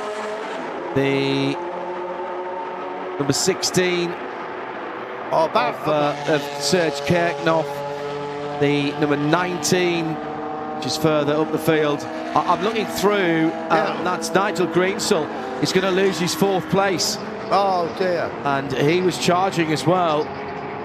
So he's going to get a lap penalty. And I'm trying to see if there's anybody else who is at the sharper end of any of the classes. 22, no, that's fine. 114. Okay. So pit stop infringements also coming through for a number of cars at the moment, and I won't go through them all. I'm just checking to see where they stand, to see if there is any great import. 2 open top machines battling away, and the 2 Wards it's stabilised for about 7 seconds. Chris Ward is not making any impact And Rory Jack there in the little 2-litre car up into 3rd place. The guy shown in 4th will drop a minute, so he'll drop down. So I think it will be Shamama in 4th. That's not Eve, that's his brother Philippe. And it will become 3rd place because Rory Jack, remember, was one of the first drivers to get a 1-minute penalty. Oh yeah, he's got a penalty as well. I mean, Furiani in another Chevron B19 is leading the under 2-litre class. He's 7th, he'll become 6th, he'll become 5th. Are you taking notes? Francois Rivaz is in the Opal Fruit Orange number 55, and in the Opal Fruit Lime or Lemon, so come on, orange versus the lemon, that's Daniel Roustat in the Chevron B21. So a couple of Chevrons scrapping it out. A lovely little battle. Look at this. Great motor racing. They are battling for 12th and 13th overall and 6th place in the sub 2-litre category. Have we mentioned that Rob Hall is in this race? He was a late addition the to team on drivers who can hop in and make a difference, and he's sharing the number 155, which is a car that's sort of there or thereabouts in class. He took over from Philippe Buhofer. It's the Lola T212 from 1971, so a little bit earlier than some of his rivals, but he'll be picking his way up the order. And in fact, again, with quite a few of the cars ahead of him picking up penalties, things are going to change. And we've now had Frederic Rouvier moving into the lead of the under 2-litre class. Chevron B19 passing the similar car of Alex Furiani. They're running 2nd and 3rd in class, but we know that Rory Jack, who in his B19 is way ahead of them, but he's got a 1-minute penalty and he's not 1 minute clear. So chopping and changing as we go. I'm about to go down and do the podium. I have no idea who I'm going to see in any of the class leads when I get down there. But what I can tell you, with 5 minutes and a little bit of small change remaining, it's 2 Lola T70s at the front of the field. It's a Ward from a Ward. It's a Robin in 99 from Chris in 70. But you're right, absolutely spot on there, Andrew. It's stabilised at almost precisely 7 seconds, the gap from 1st to 2nd, from Robin to Chris. And Chris is in number 70. He's doing pressing as hard as he can, but the blue stripe up the dark liveried Robin Ward car, who's very, very comfortable with hanging the tail out when he leaves the bus stop chicane, is seeking the dry line, but he's clear. No, he's not. He's lost a second, but the clock is counting down. Under 5 minutes remain. Gorgeous looking car, isn't it? That dark blue with the light blue stripe. Absolutely phenomenal. Yeah, I'm pretty sure this is the Robin Ward who runs the Daymax organisation. Daymax, and I run lots of Ferraris, and he's showing he's still a fine driver. And we've got the sun out again at the bottom end of the circuit where we are. Don't tease. I can see his shadow underneath the car. I don't mean a DN4 either. Here's that Porsche again, the lovely 90803 with the 2 Swiss drivers.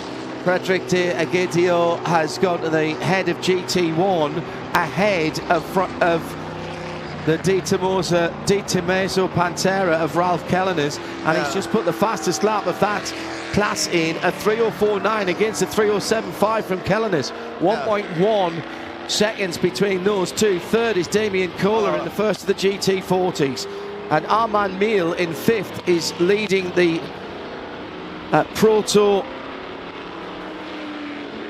Has just put in the fastest lap in the Proto 1 over 2-litre categories, a 2:55.9 in these quick conditions. 2:55.9, and he's catching Philip Skimema.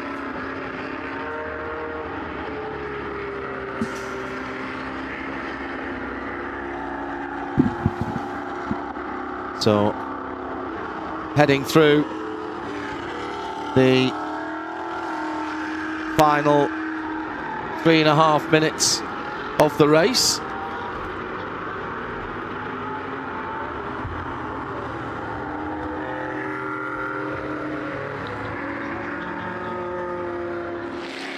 Robin Ward from Chris Ward from Rory Jack.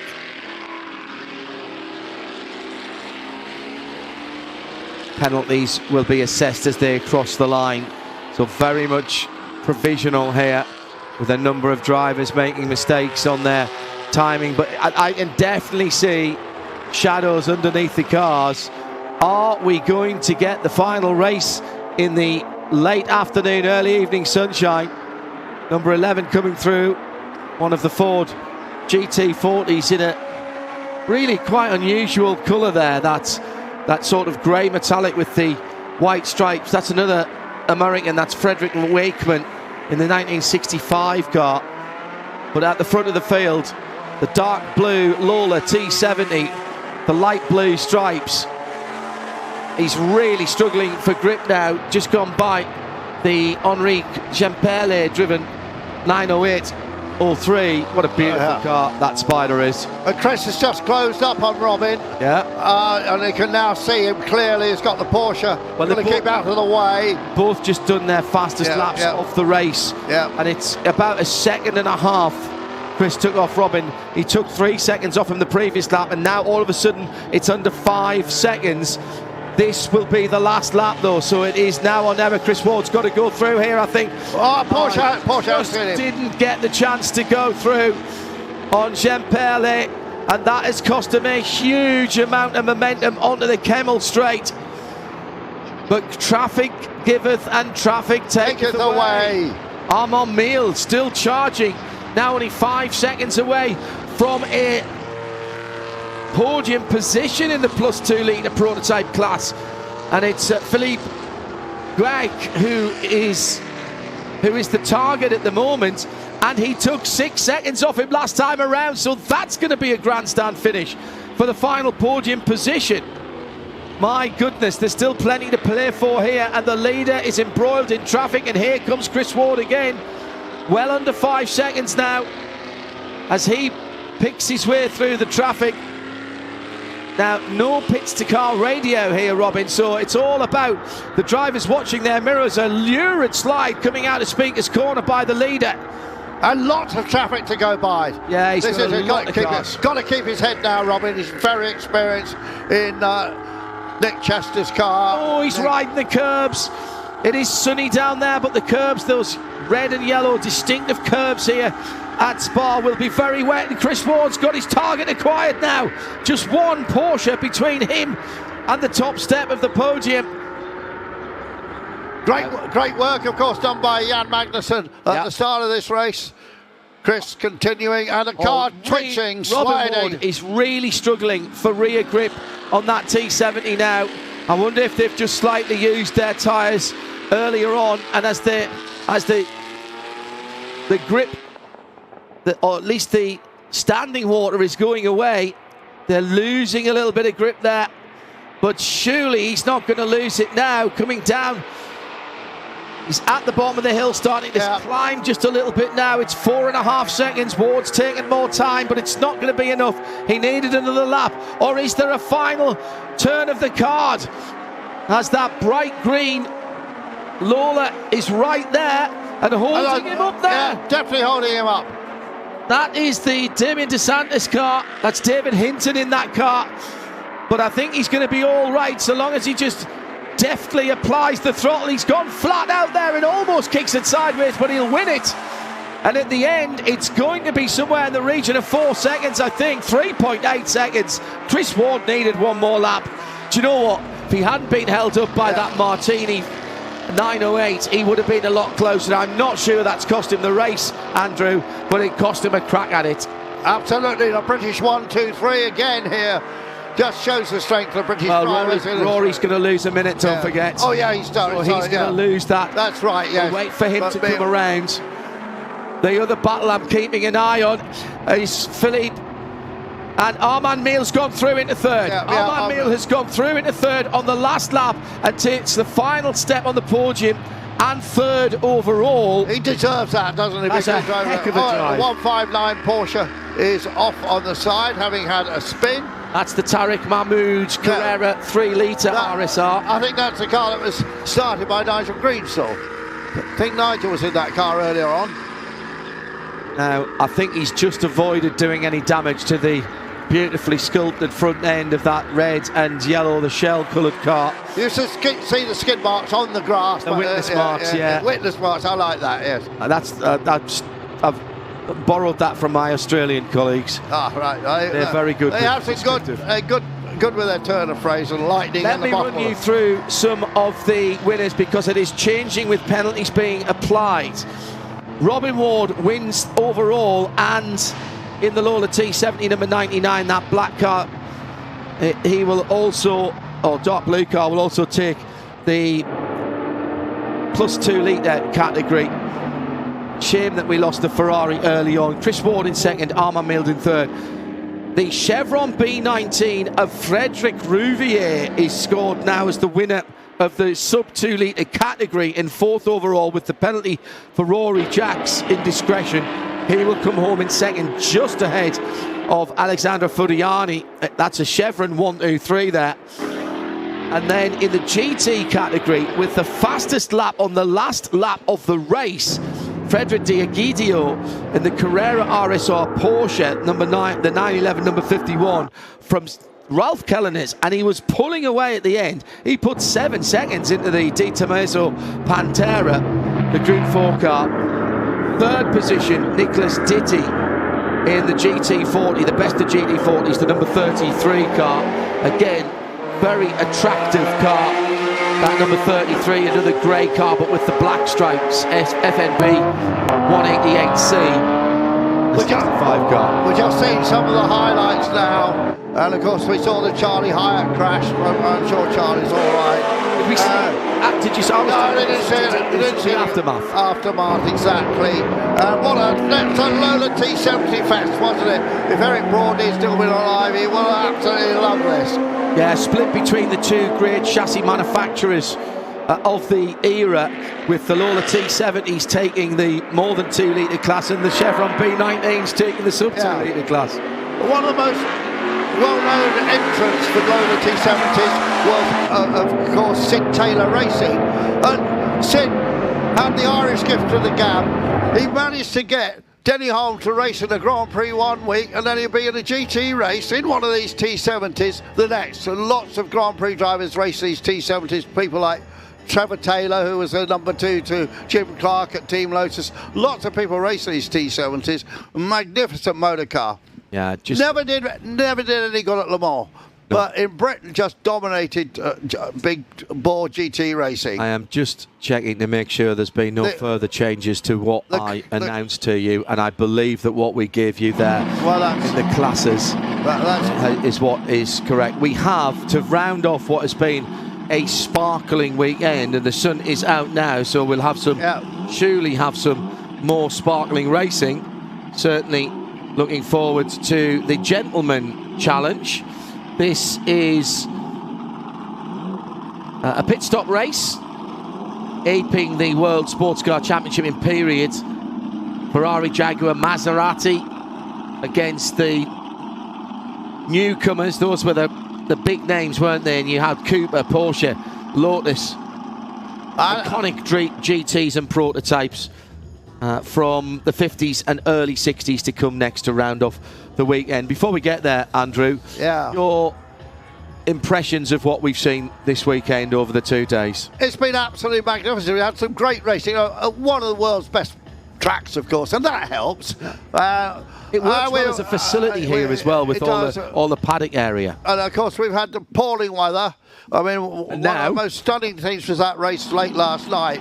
But we got the gentleman back here. There's the Tajero, who once driven and raced and seen by me, racing by Jackie Stewart.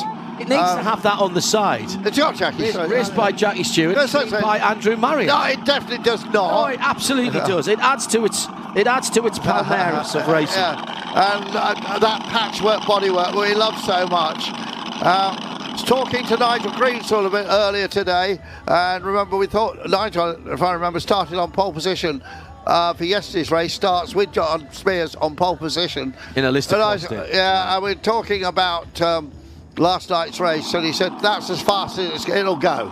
I said, did you have a problem with it? Because I thought he was going to win, and I think memory serves me right, they finished third. And he said, no, that's as quick as it was going to go. The lovely Lotus, I love Lotus 11s. As a kid, first few times when I went to Mallory Park before I was even a journalist, saw lots of Lotus 11s racing, often like that one, not painted, running in the bare aluminium. Look, magnificent. Well, the front row is John Spies, starting with Dr. Afshin Fatemi in the Costin and the Tajero that we've talked about, the 88 and the 100. Behind them, the number 194, Carlos de Quesada in his 9046 GTS. That's the red and white car, isn't it? Yeah, of course. Remember, the 194. Yes, it is. Yesterday we had that magnificent drive by Gregor Fiskin. Yeah. You know, he had a name for that Cobra, didn't he? When he sat with us, he gave that Cobra it was something big. Scrapyard Special. Scrapyard Special. That was it. Well, it doesn't look like much of a Scrapyard Special to me. Anthony Schrauren is in the list of Nobly, number 14 on the outside of the second row. Frederick Wakeman in the Cooper Jaguar, number 11. Guy in the 600 Lotus 11, the 1500cc. So that would have been a Lotus Ford engine in that cross-flow 1500. Absolutely not. Climax. Climax. FPF Climax engine. Right. Yeah. Okay. Shelby Cobra for the 260, 1962. The number 68 for Gregor Fiskin, third in the what's called the F class, and he's got Volker Heichet in the Bizzarini 5.3 GT from 1965 for company on row 4. Row 5, Charles de Villancourt for the Nista Nobly number 22. That's a 58, 1958. Serge Kriknoff in the Lotus 15, number 16, and just outside the top 10. Nicholas Ditting and Katerina Kaivalova in Aston Martin DB4 GT and Jaguar. And I'm just going to see if there's any other pole sitters that I've missed further down. No, I don't think so. 47 car grid for the second race of the Gentleman's Challenge. Yeah, huge entries here. And Mark Ash. Hello to the Ashworths, by the way, the number 87 car. Met them last year in the TVR Grand Tourer Mark III, the little white number 87, and they come a very long way, Mark and Simon. Well, Simon and Mark, father and son, and met them in the underground car park as I was leaving last year, and had a good half an hour chat with them. And as I said, we were only on the PA. I was only on the PA last year, helping the French commentator Vincent here, doing a little bit of French, English, and German between the pair of us. It's very good fun, and I thoroughly enjoyed it. And the kind of enthusiasm that Mark and Simon, with that little TVR Grand Tourer, brought, they know, because the way the class system works, they're in the F class, so they're up against things like the 904 and the Afshin Fatemi Tajero. They are not going to get a clash result. They don't care. They come here to enjoy a weekend of motorsport and to compete in a weekend of motorsport. And do you know what? It's that Olympian spirit, the Corinthian spirit. It's not to win, it's to take part. They're racing one of the great circuits in the world, and they'll have a lap time they've done in the past, and they're going to try and beat that. And that is their target for the weekend. And if they manage to do that, they'll be so happy. Yeah. So fans still enjoying this great fiesta of sports car and touring car racing. Has crept up to 15 degrees. The track temperature, now, have you got your starting pressures right here? The track temperature now 21 Celsius. Oh, Roasting. I'll get the sun cream out. So I'm not sure who Junior is. He's right up there in 5th place. Junior is driving with someone else who drives under a nom du course or racing name. Could be many Junior. Guy and Junior driving together. And we've yet to get to the bottom of that one. There is a couple of Ferrari 250 short wheelbase cars from the early 60s. Alexis de Beaumont is driving one, and so is David Hudson, in the 888 numbered car. That's in a dark blue. That's fantastic. Alexis driving the number 5 car. That is also in a dark colour with a sort of a blue lipstick around the radiator intake. In the Barcelona race, John, a couple of the guys who won the races are not here, and it was a list of Nobly. So Dr. Fatemi, the cosmic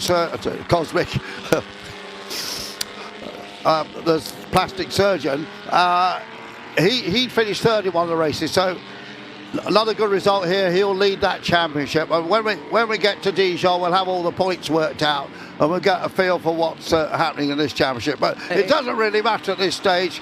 John Spears and Nigel Greensell, I'd be a bit surprised if they're not at the front of this one. But you make a good point, though, Andrew, in that a lot of the really big classic events, even some that don't boast the variety or number of entries of this one, are simply a one-off, either an invitation or a single event. What Peter ought to have done with these 6 events this year is make them into a championship, and therefore all the way down to Estoril at the end of the season. But the entries are scoring points. But a nice workable little championship with 6 races. 6 weekends, now the clock has started as we rolled off the line, so we've had 5 minutes as they come round to the start. We'll be going green this time. They've decided to make it a side-by-side start here. I have a suspicion it should have been single file behind the safety car. The lights are out, we're racing, and with 40.5 minutes to go, it is the 88 of John Spears in the Lister Costin, the blue number 88, with the semi-enclosed rear wheels, bright white stripes on that car. And that is one of the Jaguar cars. Some of them had Chevrolet engines in, of course. So that'll be a straight 6? Yeah, that's a straight 6. Same engines in a D-type. And but that little Porsche goes so well, you know. That's Carlos de Quesada in the GTS. Oh, big spin! Oh, the Tejero. Round and the driver's door has come open. Yeah. And he can't. That stuff to Fatemi. He can't get it closed. No. Oh dear, oh dear. It looks like I think that door got a tweak when he spun around, and I don't think that is going to close, because I think that's got a bit of a buckle in that door, if I'm honest. I don't think it's just not catching against the hasp. I think when he went sideways, he lost it on the way in, and the door was blown open by the air, and that's been pulled right back on its hinges. That's not going to close. It's ripped the hinges, hasn't it? That's what it's done. Yeah, absolutely right. What a shame. Because it's such an interesting car. You know, John Tejero was, like Brian Lister, built cars with Jaguar engines like that, and a good engineer, and a very rare car. I think they only built 3, and the other 2, I think, have got. What's the engine in that, Zan? Well, that's got a Jaguar engine, but a lot of them had Buicks in. Right. Okay. Again, so another. So I think 6. Your friend Till has got one, or certainly had one, and that had a Buick in it. So it's not that car. So that's a straight 6 mounted behind the driver. Mounted, no, behind. Right. Can't be right. Can't be right. No, not then. Must be in front. Yeah. Right. Okay. Yeah, in front. So John Spears then battling with the Porsche, the 904-6 GTS Carrera. GTS, the nomenclature for Porsche.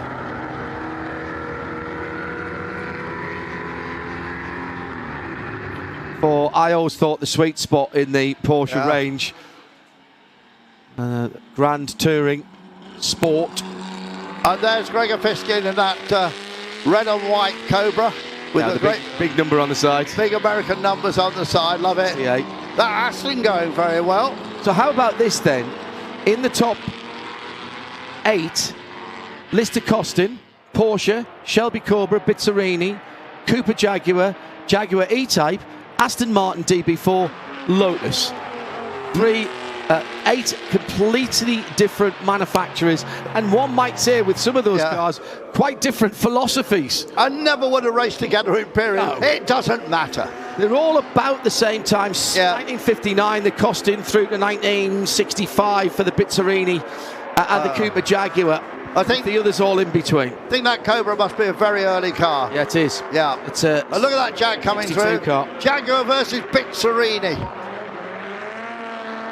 The Bizzarini, I had to explain to someone last year that a Bizzarini wasn't just a slang name for another car door coming open, with this time the John Minshaw driven GT.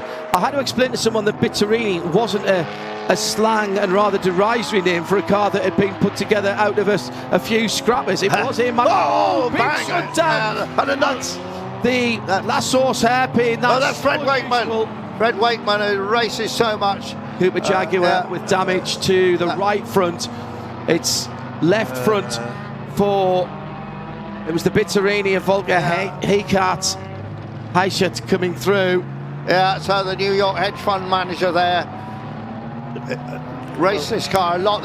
He's won in this. He's not happy. I think this was an ambitious move by Fred, by the Bitterini. Yeah, Fred was already committed. Was already turning in.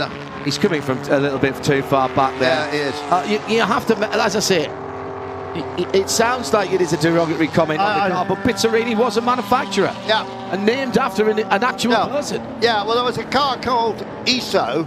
So it was the ESO Grifo, and then Bitterini rebodied them, but they were a separate manufacturer. And I once went from Derby to Dublin in a Bitterini Grifo, and it was and the guy then raced it. I mean, we drove there on the road. That car subsequently, when I joined Motoring News, I managed to arrange for it to be road tested by the famous editor of Motoring News, Mike Twite. We went up on the train to Derby. We came back on the M1 before speed limits. I think we're up to about 140, 150 miles an hour on the thing. So there is the Giro. He's holding the door shut. Well, he's holding the door shut with his right hand because the hinges have stretched out and the car won't fit. The car door won't fit in the aperture for the door. Now he's going to get a black and orange flag. He'll have to bring that car in. Three reels of racer tape might fix that. I think he's coming in actually. I think that's the sense. He didn't just want to walk all the way back. Yeah, that's very unfortunate. The wind going backwards, the airflow gets underneath the rear edge of the door. It ripped it right through and it's pulled one of the hinges. The red car just behind this MGB is very rare. It's an Arnott. It was a little car manufactured, started by a lady. And that one where were they from? North London. Right. Yeah. And what's the underpinnings of that? They built their own chassis and they mostly had Bristol engines in them. But this car is very rare because it's got an Aston Martin engine. It's a one-off, I think. Don't know the full history of it, but it's extremely rare and great to see it out racing. That's the lovely thing about this Gentleman's Trophy, because you've got these catch-all regulations which allow you to run cars like this. Lovely. Looks so modern compared with the cars around it, except of course for that marvellous Ferrari. How much is that worth, John? Would you race that? If you have to ask, you can't afford it. You can't afford it, no. RML have recently built their RML 250S WB and to great acclaim. And it's not exactly a replica, but it is after the fashion of. It's a reimagining of. Reimagining, yeah. I saw the car at Silverstone last year. They had two of them as course cars, didn't they? Yeah, well, and Ray, they had a celebration of RML at Silverstone last year. Unfortunately, you missed it, John. But they had the Delta Wing there, the Nissan Delta Wing. They had the Zeod. And they obviously had touring cars which had a lot of success. Had a marvellous display in the paddock. But their standout car was that short wheelbase. I mean, I've done a terrific job with that. Let me see the P39. Oh, right. Which is the next one. I'm going to see that next Friday. And Michael and the team there doing a tremendous job. Michael Malik has taken the business on from his father. They've been busying themselves doing conversions of various cars, including the Aston Martin Vulcan, and doing a conversion to road legality for that car in the last 2 or 3 years. But undercover they do a lot of work for manufacturers, don't they? I know they can't talk about, and it's been ever thus. Even when I was there at the end of '99 and through into the early 2000s, there was a variety of projects that were being taken on, both race cars and road cars, street cars.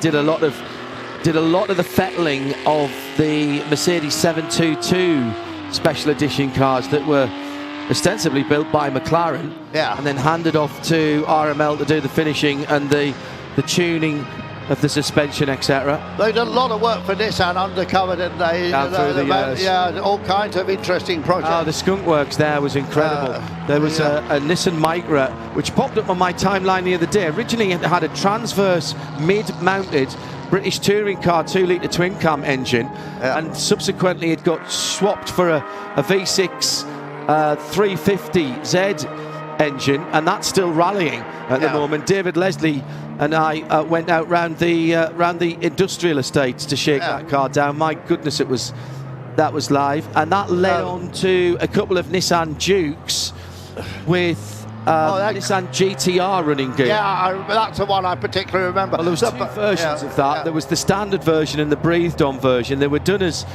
basically as exhibition cars.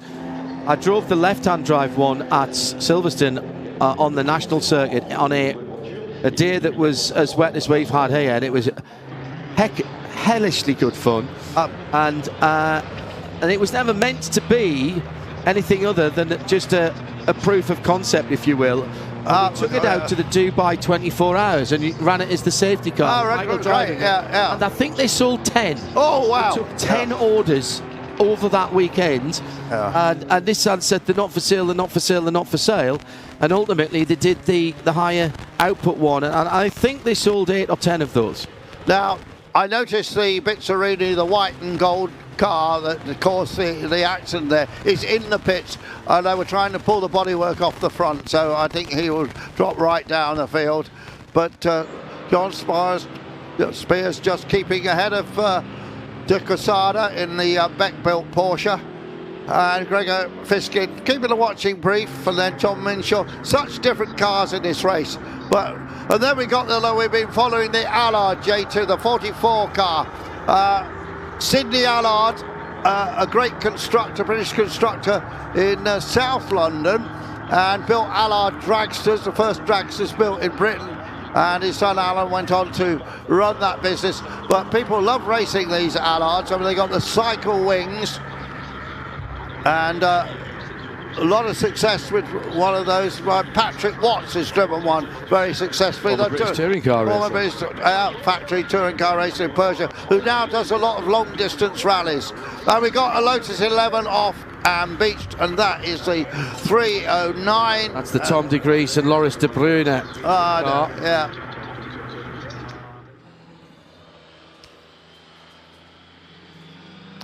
We just see the Allard going through, but back with our leader. And as the pit window is almost open, John, a minute. Full course yellow. That's Carlos de Quesada 9086 running the same engine as the 2-litre short wheelbase Cup cars. A little 2-litre 6-cylinder. FIA Group 4 racing category in the mid-60s, 1964. 180 horsepower back then. Only a little bit more now.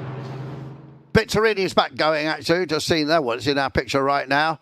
Tucked in behind Gregor Fiskin, but it was in the pits from a lap behind now. Wasn't Gregor Valley. In fact, haven't all of our guests value for money. Thank you, Eve. They have. For wrangling the guests remotely. When you have an interview like that and you're really learning stuff, you've been in motor racing forever, yet you're learning stuff. Yeah. You know, from what they say. And there's hundreds of, we can't get around and speak to everyone. It's like talking to Lee Maxted Page. Yeah. I'm a Porsche enthusiast. Yeah. And I make it, I can get a bit anarchy about Porsches, for which I apologise for those who perhaps aren't interested. But he was telling me, and I was like, no, I need to know more about that. That's phenomenal. Yeah. I've never seen a number painted like that in a diamond show. I know he's got a bit, at least going diving into the pits, he's got a bit of racer tape on the front just to help with the cooling. And the pit window's just opened. Oh, lucky, but well, I wonder where the line is. Yeah, well, I don't think he's hit it yet. I think it's where the chicane is at the start of the pit lane. That's Sergei Kriknov, Sergei Kriknov. And he entered fully 8 seconds, 12 seconds after the pit window opened. Well done to him. If Sergei Kriknov was planning that along with his team, he's done a great job. So there's the 22 lister. But That car. Interesting to see when... That's Charles de Villencourt in the list of Nobly. John Spears has the fastest lap of the race. I'll be interested to see when he comes in. And so many different shapes. This is a wonderful thing about motor racing back then, all these different shapes. That E-Type just looks right, doesn't it? Still looks right. So here's, as I said before yesterday, just the oil cooler in the front there, owns two listers. He owns a Nobly and he owns a Costin.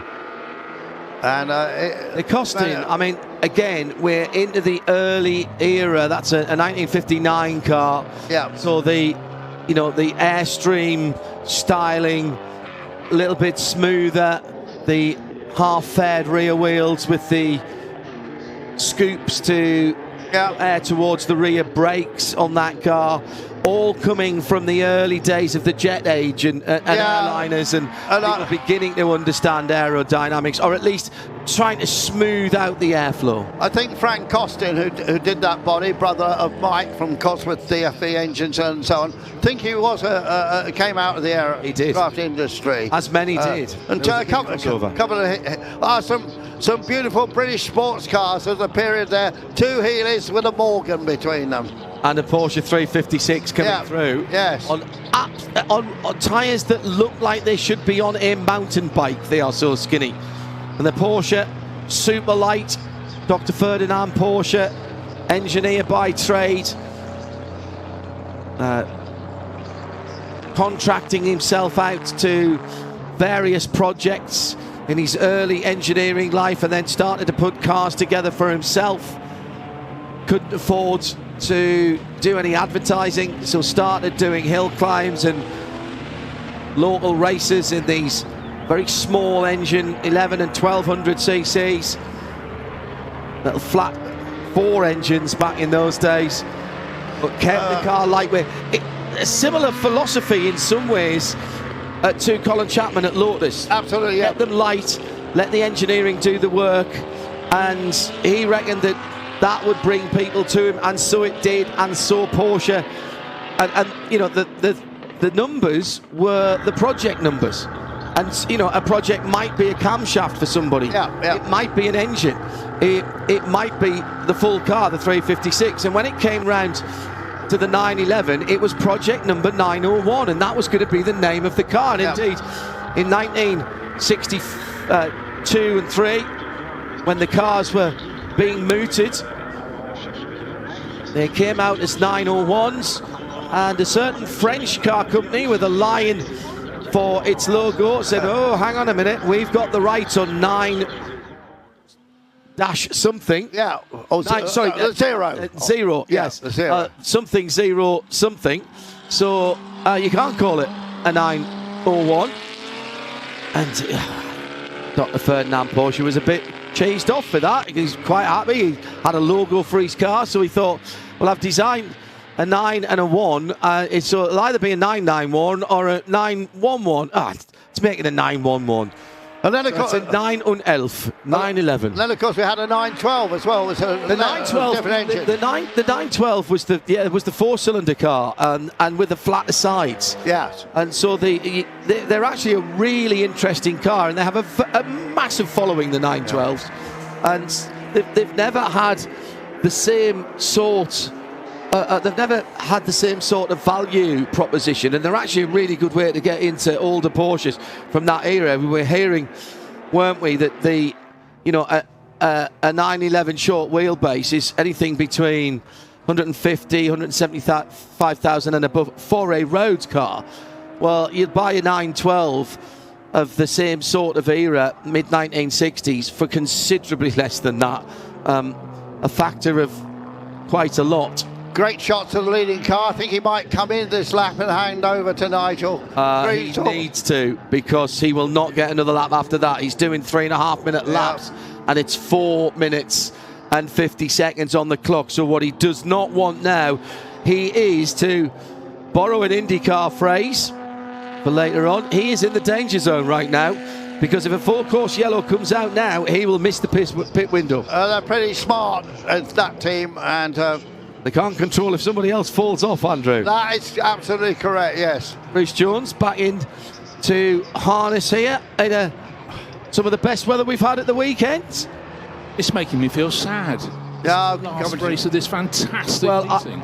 Whilst you were out, I asked Andrew for his impressions. Now, Andrew and I did the first race. This is your first tour of duty for the new international English language broadcast for Peter Otto. Your impressions of everything in terms of what we've seen on the screens and broadcast to the world, and the atmosphere at the event and what you've seen on the track.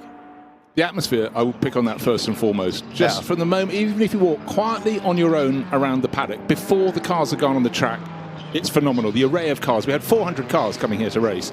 Then a lot of them are two-driver cars. So let's call it, on average, about somewhere approaching 600 drivers here. OK, we had lots of drivers doing multiple races, but it was a treat. But then you start seeing people. Then you go, hold on. People you know. People you know you haven't seen for a very long time. It's Spa-Francorchamps. The weather, you might say the rain spoiled it. It absolutely did not spoil it. And we had dry weather on Friday. I've been deeply impressed, but the depth of quality in the field and the variety, and I can fully see why the Peter Otto Classic Series have grown and grown and grown. The numbers, I mean, the previous race had 60 cars potentially going out to play. And, of course, it's multi-class racing. It takes a while to get your head around all the rules about how long the pit stops are when you've got drivers of different rankings, and even they are getting their heads around it as they go.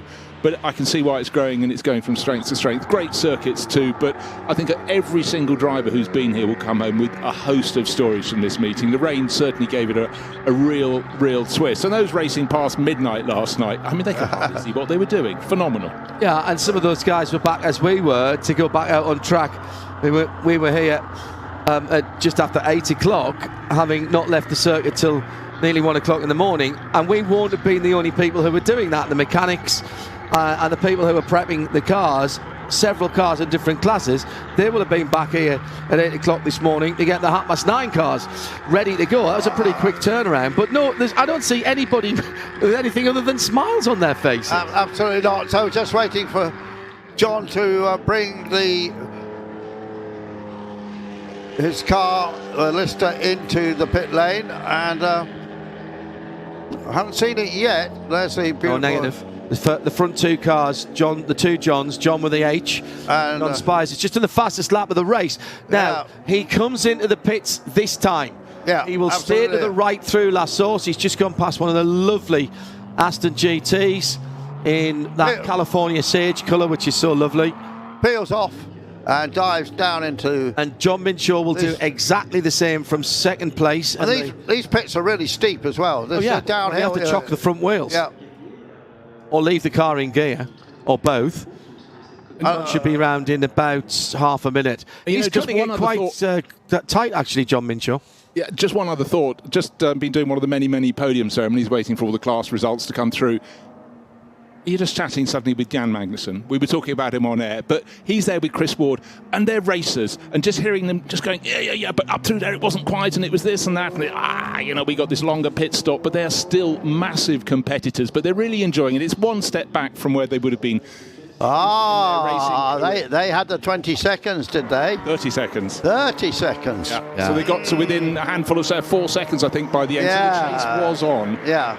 But plotting how to do but here's the thing about that. They come back and do races like that, like this, and it reminds people who have been in the rarefied atmosphere of works driving and Jan's case, Formula One, reminds them why they got involved in racing in the first place. You just mentioned a chock under the front wheel. There's a hammer. Lump hammer. That is an accepted use of a lump hammer. Yeah. Pit lane, excellent stuff. Just go back to what Magnussen said, though, that in the chase, Chris Ward couldn't close on Robin. He could close on him, but he wasn't. They were doing mostly the same lap times. Yeah, they were. Robin Ward did a great job. No, he really did, and he was all smiles down, waiting for the podium with Nick Chester. As rightly he should have been. Yeah, no, entirely so. Another one of the Porsche GTSs in the pit lane is the number 7 car. That fetching shade of what has become known as GT Silver. And that is Eric Poirot. Well, there's a 64 car. There, of course, we saw a couple of Healey's earlier on the Healey 100s. The earlier, that's the Healey 3000. Of course, lots of success with people like Rauno Alton and rallying those cars. So the Healey 100s, that would have been the 4-cylinder engine. Yes, that was, exactly.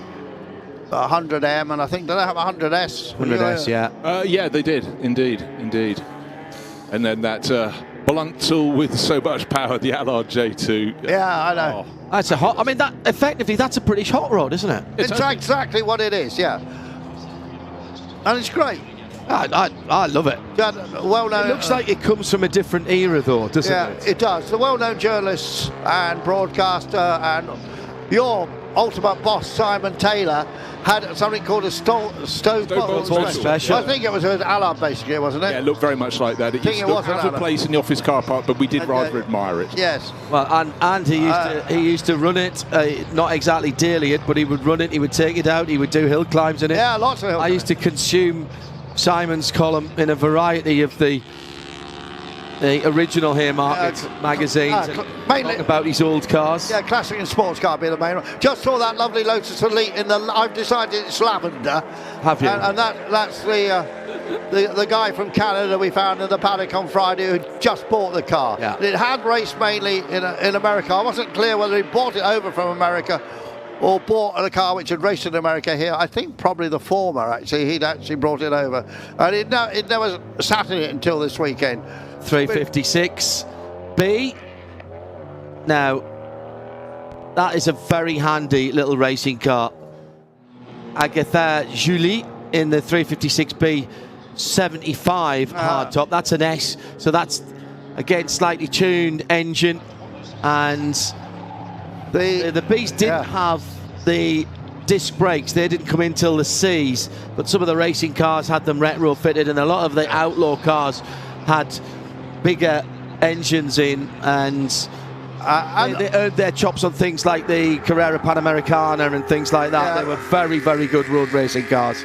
Yeah, well, timing hasn't clicked over yet, but I did see Nigel Greensall getting I've got into that Greensall car. on my screen. And we assume that Catesby Jones will get into the. I also Porsche. have that on my screen here as well. Yeah. And Patrick Blakeney Edwards In the third place, number 68, and Katerina Kavalova in the is now in the 33 Jaguar Coupe with Nicholas Ditting in the Aston Martin DB4 GT, that glorious looking car. And as you see it, we just see Nigel Greensall going through our picture. A dry line finally emerging. We get our director really likes that Allard, doesn't he? We keep seeing it. Well, again, it looks out of. It's a 1951 car, so it's by far the earliest car here. But even then, it looks somewhat earlier than that. It looks pre-war. Yeah, I was going to say, if you said that was a 1930s car, you know, if you didn't know about the cars, you would go, oh yeah, right, yeah, no problems. Yeah, but the absolute key for Sidney Allard was straight line speed, and it was why he's put that big Cadillac lump under, and everything else that just went accordingly. All the money effectively was spent on the engine, and the person I always loved talking to about racing a J2, because he'd be exciting talking about driving a tiny little car, Patrick Watts. He raced one a lot of times in the support races at Le Mans. Now he's concentrating on his daughter Amy's racing career. Yeah. But in between, he does road rallies all around the world. Of course. Huge road rallies. Well, there's that intriguing little DB French car built for the index of efficiency or thermal efficiency at Le Mans. Or index of performance. And there was various iterations of that, but that's one of the really early ones.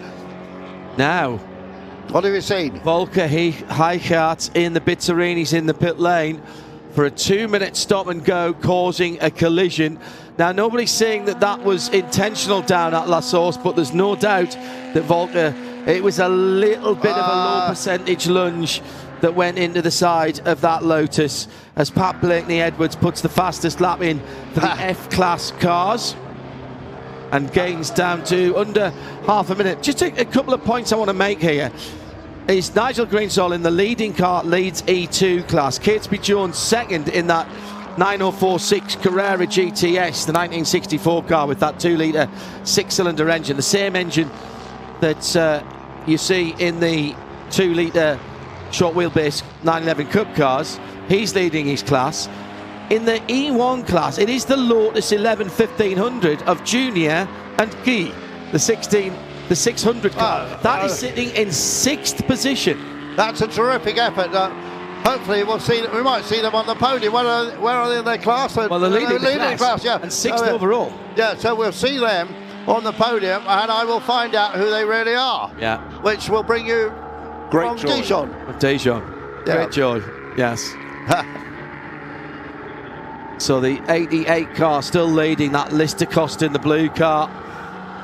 Coming down the hill through the 2 left-handers at Pouhon with a 12-second gap. And Nigel, his last lap was the lap out the pit, so we'll see how he's adapting to conditions. But I think they're pretty good at the moment. The track temperature is at 19 Celsius, so this is as good as we've had all week. John Spears, as we've said before, is in his 70s and he's got a magnificent collection of cars, having founded a company called Best Invest, has just bought his first Formula 1 car. When I say Formula 1, modern Formula 1, I think he's bought a March 761 or something like that. And when you say modern, a March 761 is from when exactly? Oh, no, March 761 from... 1976? 1976. Mysteriously, can you imagine that? That's quite recently, really. Quite a year. Was that the Ronnie Peterson Italian Grand Prix winning car? I'm pretty sure it is, because he only buys the best, doesn't he?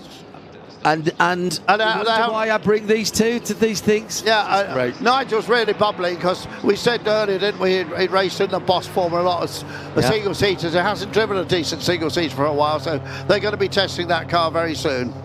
Seeing some of the other cars through the field now, the black and red number 104, that's another one of the Healey's out there. Yeah, a bit of what we call FaceTime for that car. Yeah, and rightly so. Absolutely. That is the François de Chanterac. That is one of the 4-cylinder cars from 1956. And that's running 11th in the GT category. We've got 2 Healeys circulating together, which is nice. Of course, when they raced Imperial, John, they didn't have the rear roll bars, rollover bars that we see Nigel now. Greensell in the Costin. Let's find out what his first flying lap was out of the pits, see if he's getting used to conditions. How about the new fastest lap of the race on his first flyer? 3 minutes 18.826. Fully then some 6 seconds better than Catesby Jones in second. Patrick Blakeney-Edwards is just putting the Shelby Cobra fastest lap in second place in that class, but that is still 4 seconds, 3.5 seconds away in that battle for first and second. So E2 car leading, F-class cars second and third, 27 seconds between Catesby Jones in the 2-litre 904 and Pat Blakeney-Edwards in the 260 cubic inch rather than the 2-litre 2000cc Porsche. Then it's the Aston Martin, Nicholas Ditting second in GT. How's he second in class when there's not another GT class? Oh, E2 GT, I see. Right, so I suppose he's leading his class. Katerina Kavlova in the 33. Then Junior in that slightly battered number 600, the unpainted Lotus 11. Paul Arcelin in the Healey 3-litre, the number 31 car, third in the F class at the moment. Well, that's another car on podium duty at the moment. And in E1, second is Michel Grossfilier in the Allard. That's second in its class. Well done to them. And third in the E1 class. I have to go a little bit further down for. In fact, I don't think Fred Workman's still running. No, he pitted in the Cooper Jaguar earlier and has lost some laps. So we're down to our last 7.5 minutes, I suppose, of this magnificent... It's Heinz Stamm in the Aston Martin DB24 Bertone Coupe. It's third in the E1 class. So a really nice variety in that E1 podium finishes. So this extravaganza of spectacle and speed that we've had at Spa is coming to a close. Final laps, and we could see the well-known duo John Spires and Nigel Greensell back on another podium, unless something goes wrong The car seems to be running beautifully as it blasts past the Morgan. Just to let you know that the timing tower on the left is a little out of date, as that locked up a wee while ago.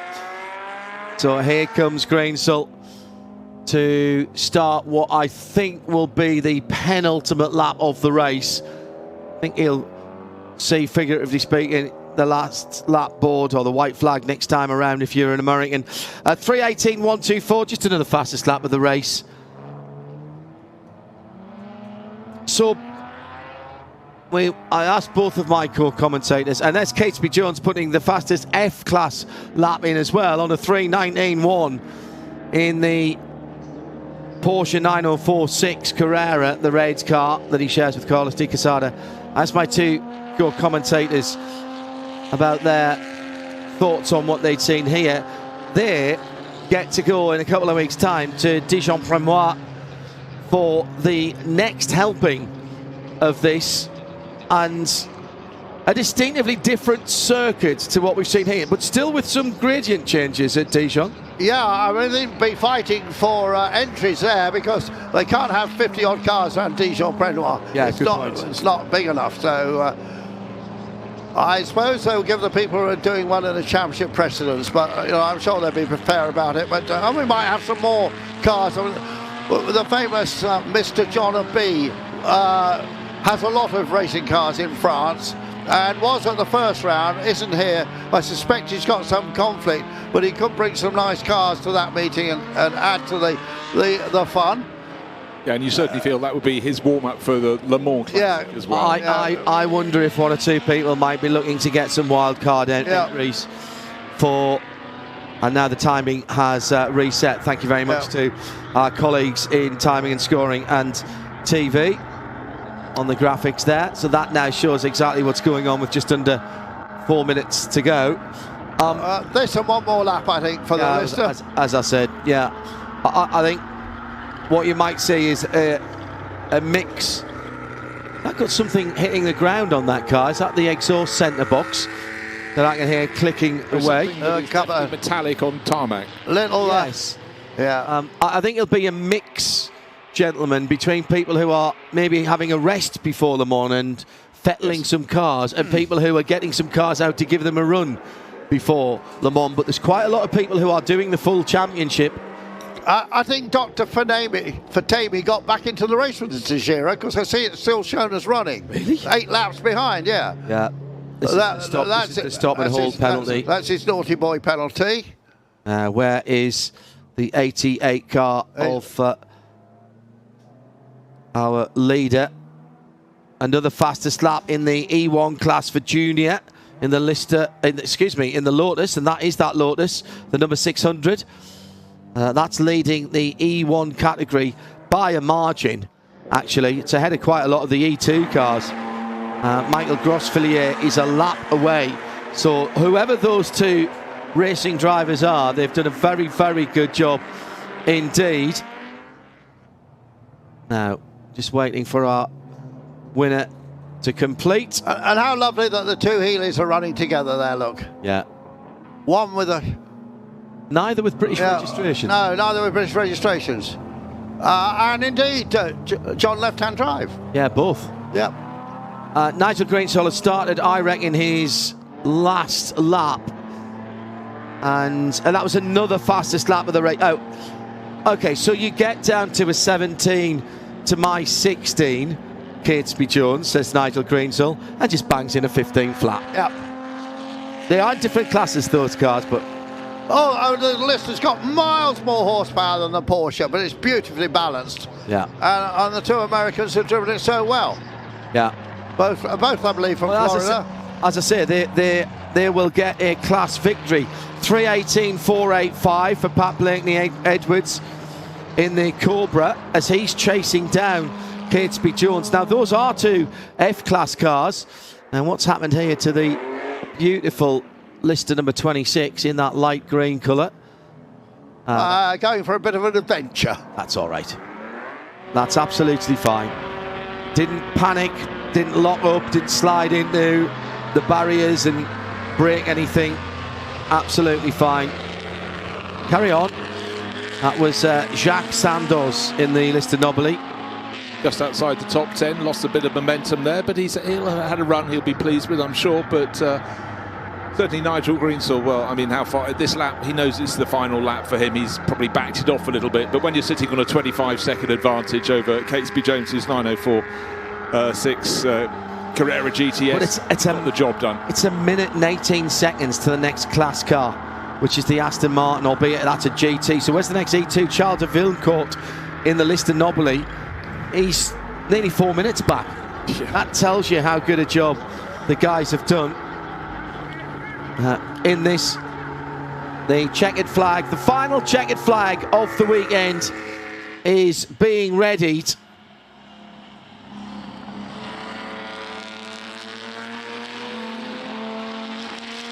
So a race leader going through campus, neat, balanced. Nigel Greensill always out towards the white line on the exit with just a little bit of caution as he runs onto the wet paint. And a beautiful rasp from that straight six engine, very different from a V8. I do love a straight six. Yeah. It's a very smooth engine. A lot of designers will tell you that ultimately a straight six is one of the most efficient ways to design. And we got a red flag. Oh, what a shame. So in our 19th and final race of the Peter Auto Spa Classic for 2025, we won't see the checkered flag. Nigel Greensill will take the checkered flag as Junior goes across the line with another fastest lap in class for E1. And I cannot tell you what that problem is as we head towards 6 o'clock. We do, in fact, we're on the curfew. Yeah, we should have been finishing at 55, so they couldn't have had another lap around. So there may be a problem out on the track, but on a Sunday the curfew is no racing engines from 6 o'clock. Well, 19 races, 18 of them we had more than a modicum of racing. Just the one race that didn't happen because of the weather last night in the worst of the downpour. And it's been a festival and a real panoply of historic racing, and I mean, just wonderful cars, drivers, atmosphere, and great spectator numbers here as well. Andrew, final words? Yeah, I've got to head off to do podium duties, but not final words. One final word: memorable.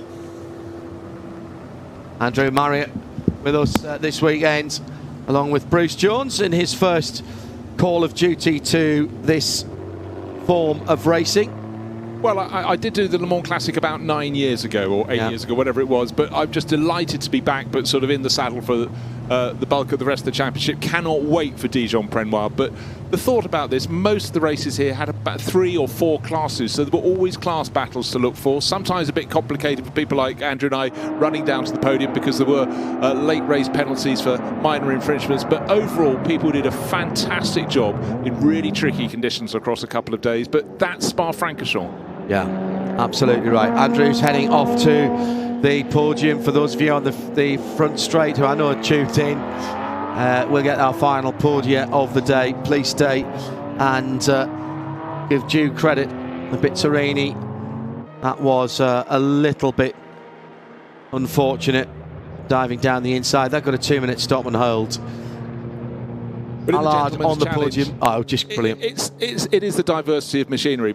You know, be it a little coupe Porsche 356 and the big listers, whether cost-embodied or the Nobly, that was the nickname of the rather lumpier different version, where they had Jaguar, Chevrolet engines. There was diversity, and you know, it's what people come to see. And a lot of the drivers here, as we pointed out earlier, John, took part in quite a few of the races, 3 or 4, and it's always actually when you're trying to host a podium ceremony and you go, have you got him yet? You go, no, because he's in the top paddock about to go out in the following race. Yeah. But you know, the machinery, a lot of this stuff I've seen before over the years. Of course, MGB GT's racing, but the fantastic Aston Martin in that race, so super rare. The 2-4 Bertoni Competizione Spider. It's a joy to see cars, and so for people like Heinz Stamm, who brings those, it's special for everybody, not just for him to race it, but for everyone to see it. And see them racing, and see them at speed, being taken to the red line and shifted up and down, and the double D-clutch noises.